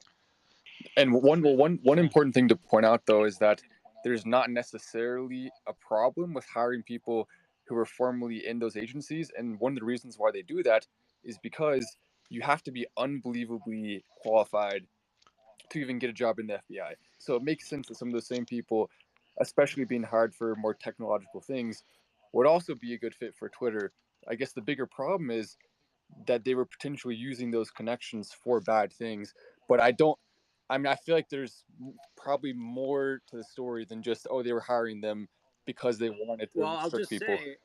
Well, the couple people that I highlighted, and specifically they're in the trust and safety, which manages censorship, they were very vocal about their political leanings. Now, I'm not obviously making any accusations. But I'd say that humans are humans. There's always going to be those biases. That's why it's like building systems to make sure those biases don't impact things like censorship is what is needed. And obviously, what we saw with Twitter is that those systems were far from perfect, and we've got concerns that other platforms had similar imperfections, and that includes Meta. I'm just saying, I know Kim mentioned Google, Facebook might be doing the same thing, but I don't know if Kim saw my threads. Like the people are already there. Are they doing it? I don't know, but they're there, like a lot of them, and they're running trust and safety department.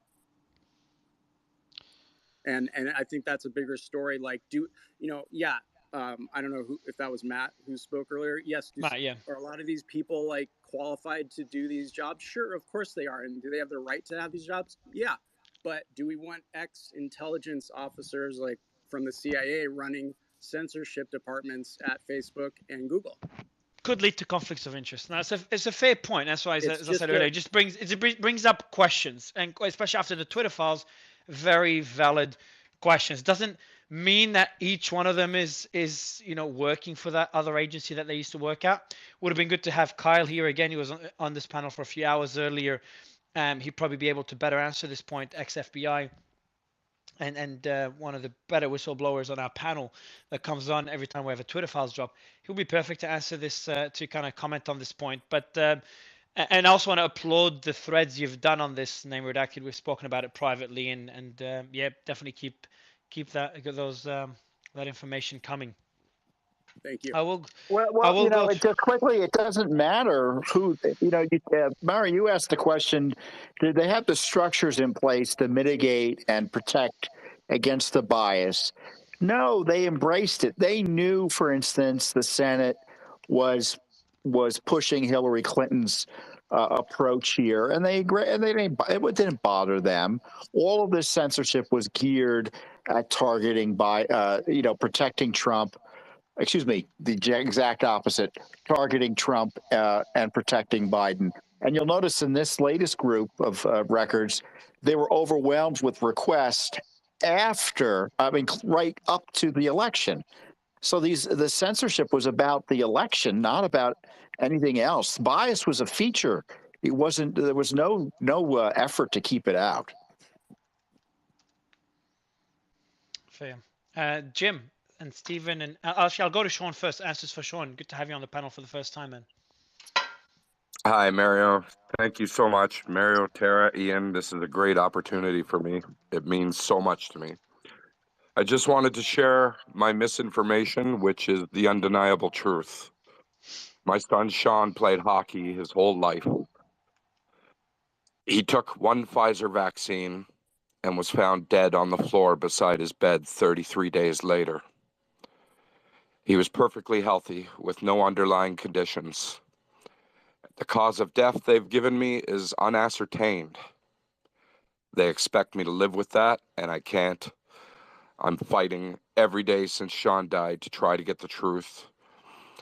And I'm not sure if free speech is totally allowed on Twitter because I have my followers telling me every day that they're not seeing my posts anymore. And I don't know what that's all about.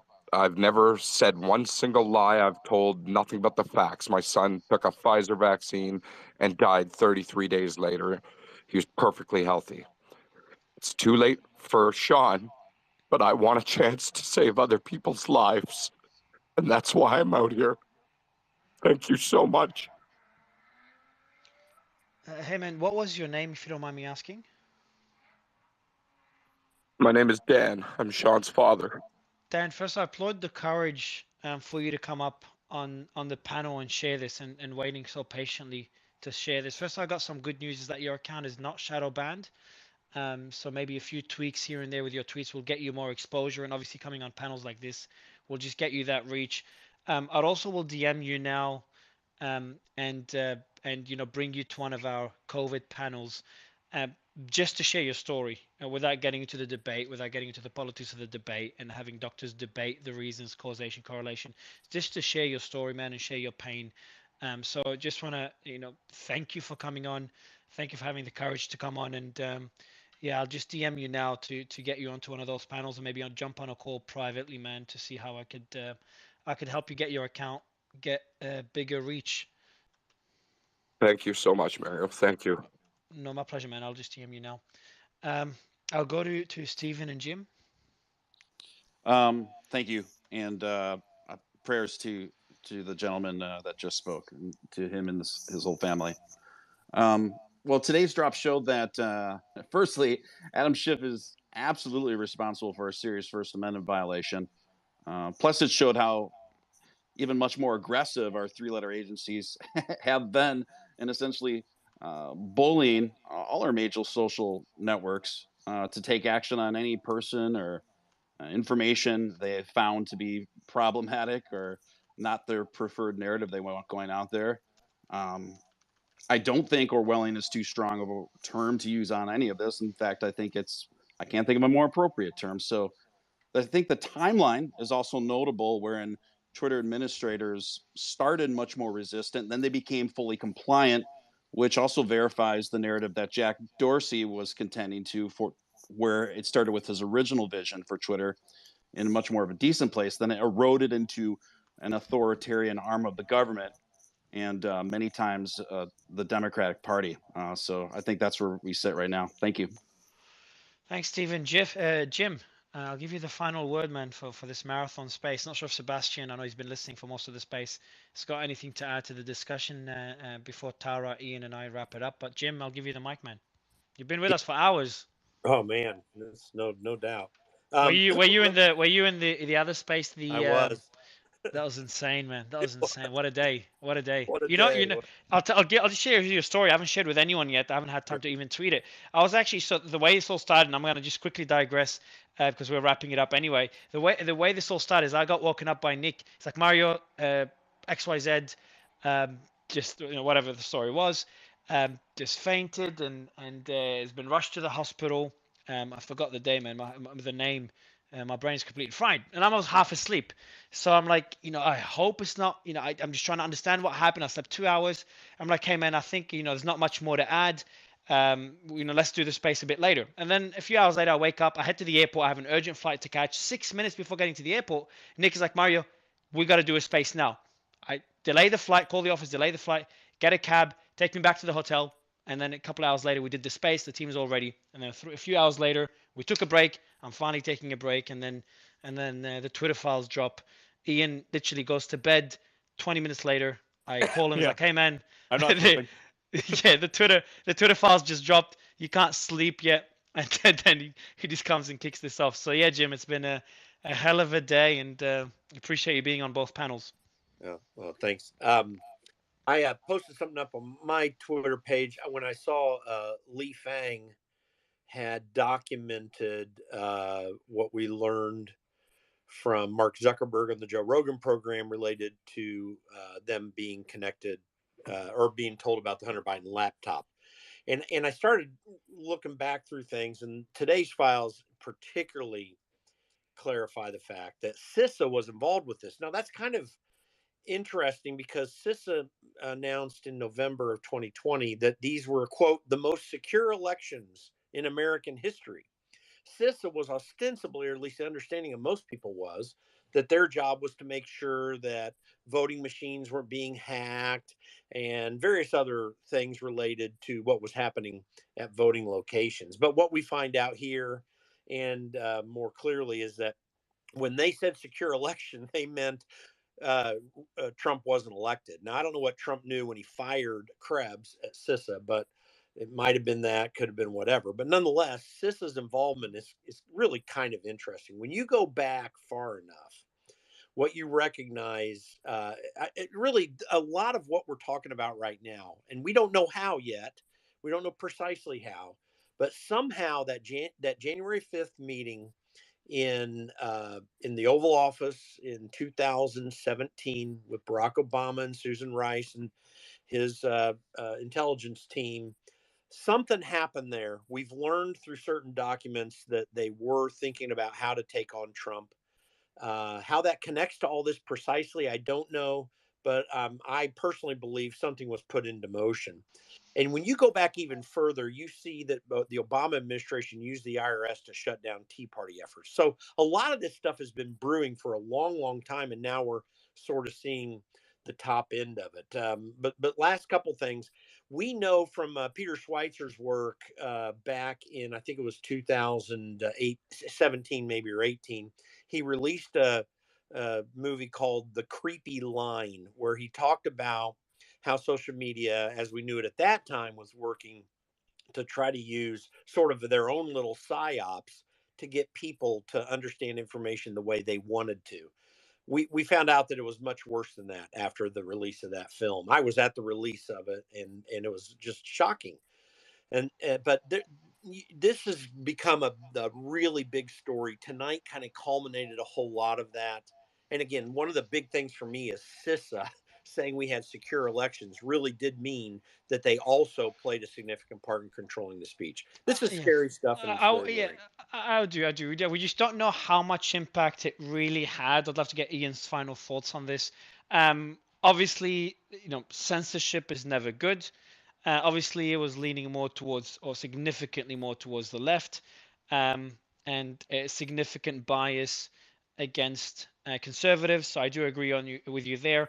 And obviously, there's a lot of further questions we can ask and debate and further speculation that we could, that arises from these discussions. But Sebastian, I'd love your thoughts on this. Yeah, and whoever guessed it about an hour ago, you nailed it. I didn't answer when called upon because I was eating my wife's delicious roast chicken. That was me. Yeah, good one. So I was listening, but my wife's cooking comes first. Look, I think it was Jim who was on just a moment ago. Absolutely nailed it. So tomorrow, I pre-recorded it today. I'm going to have Mike Benz on my national radio show, 5 p.m. Eastern. Everybody needs to listen to it because I managed to get Mike what he does in 7 hours to boil it down into 34 minutes. And here's the real, the take home. I think my job always is to kind of bring us back and to avoid the noise and just get to the actual signal. If you still doubt the 2020 election, if you have questions about it, everybody needs to go off and watch 2000 Mules. 2000 Mules is from people in the IC community who screwed with other people's elections for the US government using metadata to actually demonstrate in just 4 cities that we have at least 100,000 ballots that were illegally harvested in an election where the president lost by 39,000. So if you have questions, go and watch the empirical data in 2000 Mules. Now, I don't care whether you believe it or not, whether you're on the fence about was it stolen, wasn't it stolen. It doesn't matter for the purposes of the Twitter files. Why? What have we learned? I'll paraphrase Mike Benz. The foreign policy community in America on both sides had spent more than a decade targeting populist movements abroad. Whether it was Orban in Hungary, whether it's Modi in India, whether it's Berlusconi, or especially the trigger was Brexit in the UK. They used information operations to target populist movements, which they deemed to be a threat to democracy in our partner nations. Okay? Now, when President Trump wins, what Mike describes, and he's the guy, he is the DAS, he's the Deputy Assistant Secretary for Cyber inside the State Department. So if anybody is a witness present at the making of history, it's Mike Benz. And he sees the foreign policy establishment say, hang on a second, this populist stuff, it's a threat to us at home. It's a threat to our consensus. It's a threat to the quote unquote elite, the blue check mark Twitterati, the people who walk in and out of government, who gets the cushy jobs. So what they did is they turned the azimuth, they rotated the gun turret, and they used those information operation techniques, the censorship, the disinformation, the deplatforming on US citizens via the US government. And the most scary thing of all, it's as Jim just said, the FBI, of course, we've got all the receipts at Twitter. We know what the CIA is doing under Brennan, but the real hub of this all is DHS. DHS under CISA, they recategorize, they say misinformation, disinformation on social media, on the internet, is a threat to elections. Therefore, we have a mandate to target it. That's the buried lead.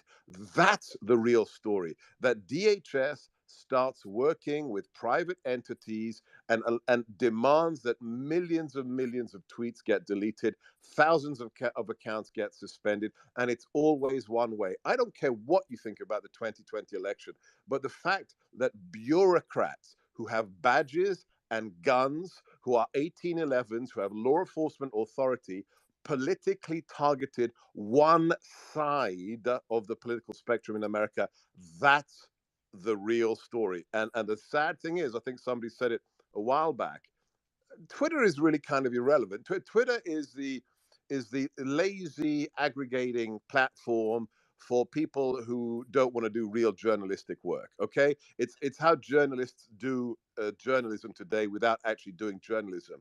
The real way that you undermine the elections is Facebook, is Google search prioritization, is Google AdSense and Alphabet and YouTube. And we have no idea the level of mendacity and censorship on those platforms. So we need far more than just Elon Musk. God bless him for doing what he's doing on Twitter, but the story is one-way censorship to undermine a certain political identity in America. That's the real stories, ladies and gents. That's good. Well Yeah, I mean, articulated, that's such a Sebastian. great Tom, I point, think you'll agree Sebastian. with. You go ahead, Tom. Yeah, I mean, that's such a great point, Sebastian, about the other options at Facebook and Google. So what we're seeing is here, what can Twitter do, right? And what did they do to try to tweak their system and data mine their system to help with the censorship operation, okay? So just think of what Google could do in similar circumstances. So you go to Google, you go to YouTube, you say, well, how is it we do this? And you're right. You talk about the search algorithms. You go to Facebook and the friends list that, exponentially, make Twitter seem like a county compared to a nation in terms of numbers. This is where, to a degree, Republicans get their act together in the House. If they don't make this a priority, among others, and I know there are a lot of fires that need to be rushed to by the anti-corruption firefighters there. I don't know what they're there for.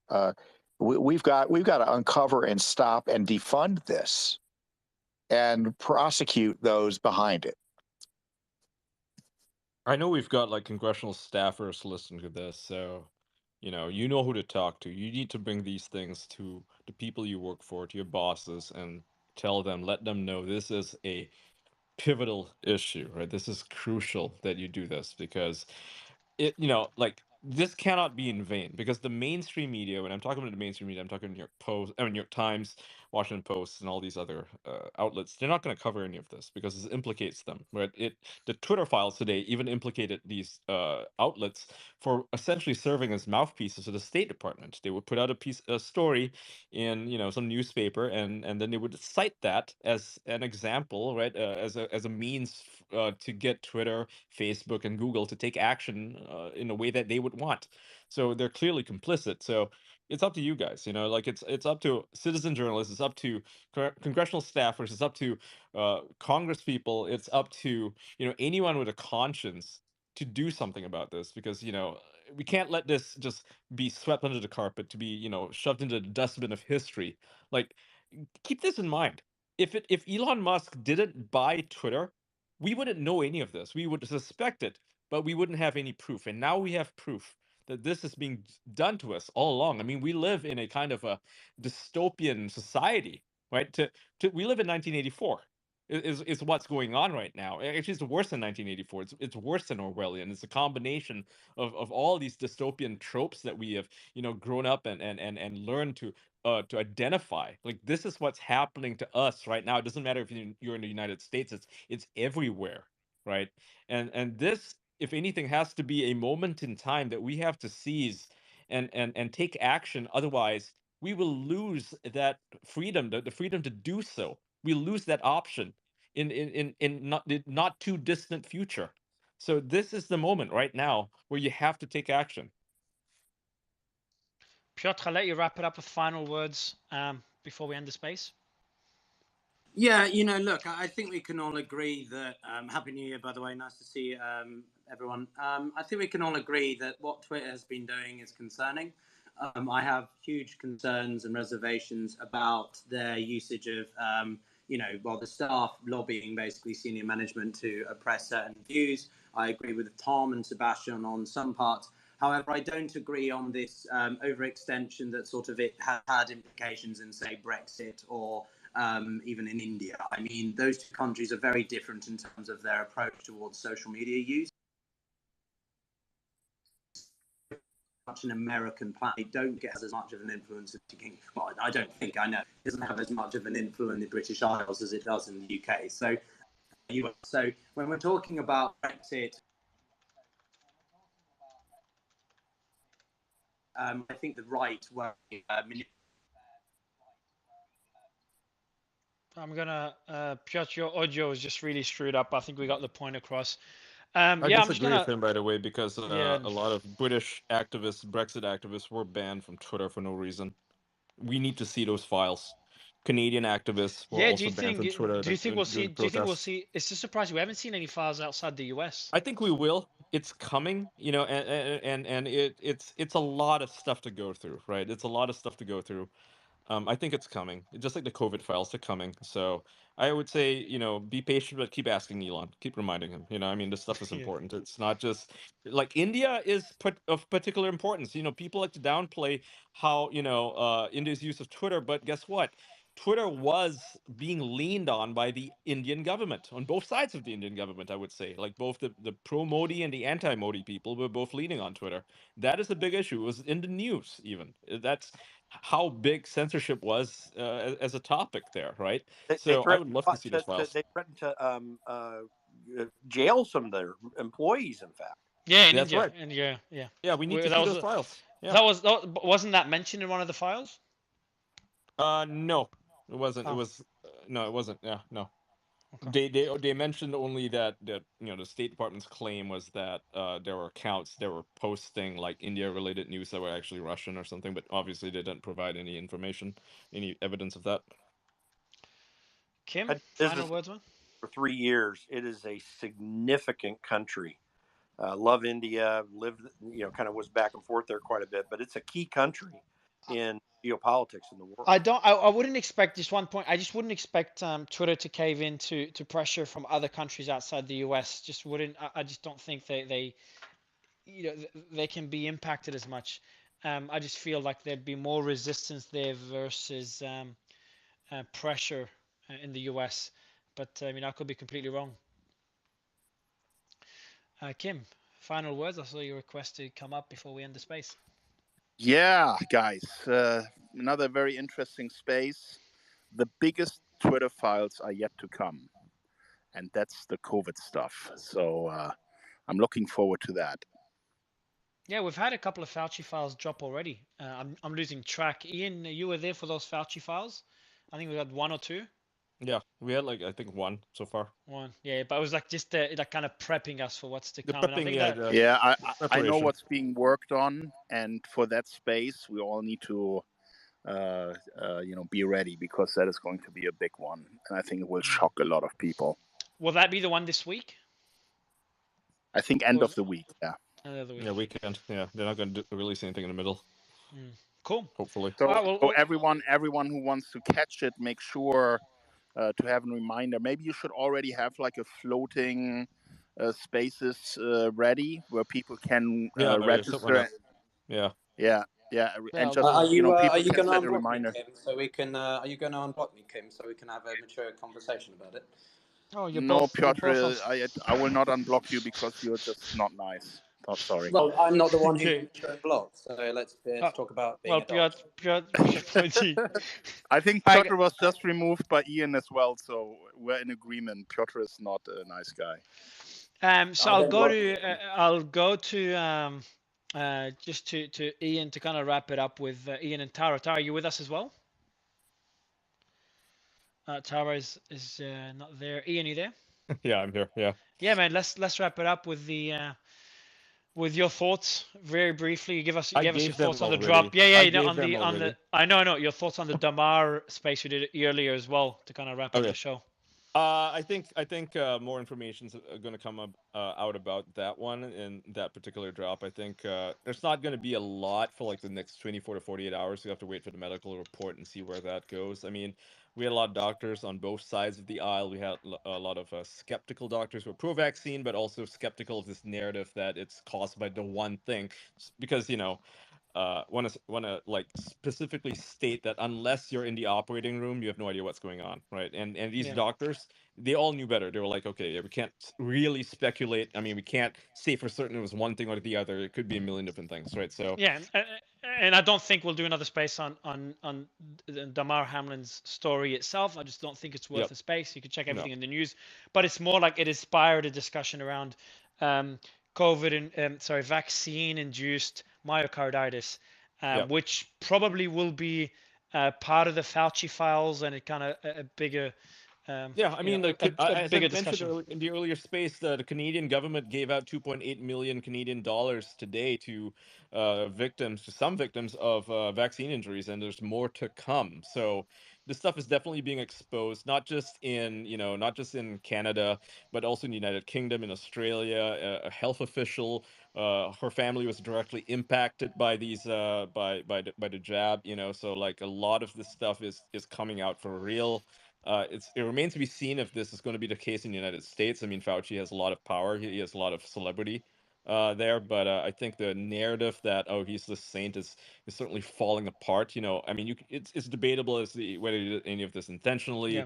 or if he was like negligent. I mean, that is for a prosecution to decide. It's for Congress to decide, right? There need to be hearings, 100%. No one's saying he needs to go to jail or anything like that, but let's at least explore the possibility that he was negligent, that he fucked up, that he has to be accountable for something, right? I And to think we go can back all to the agree on that. go back to the first point that Ian mentioned before I end the show, just remember Ian, guys, and he said this publicly, so I'm mentioning it. Like, he has had the vaccine, and he's still critical and concerned and Yep. asking questions. So it just shows that having a discussion, should be the So case, same no matter here, what by your the way. belief is. Same here. Yeah, I'm there you I'm, go. I'm in the same boat as Ian, so we're on the same page. Perfect.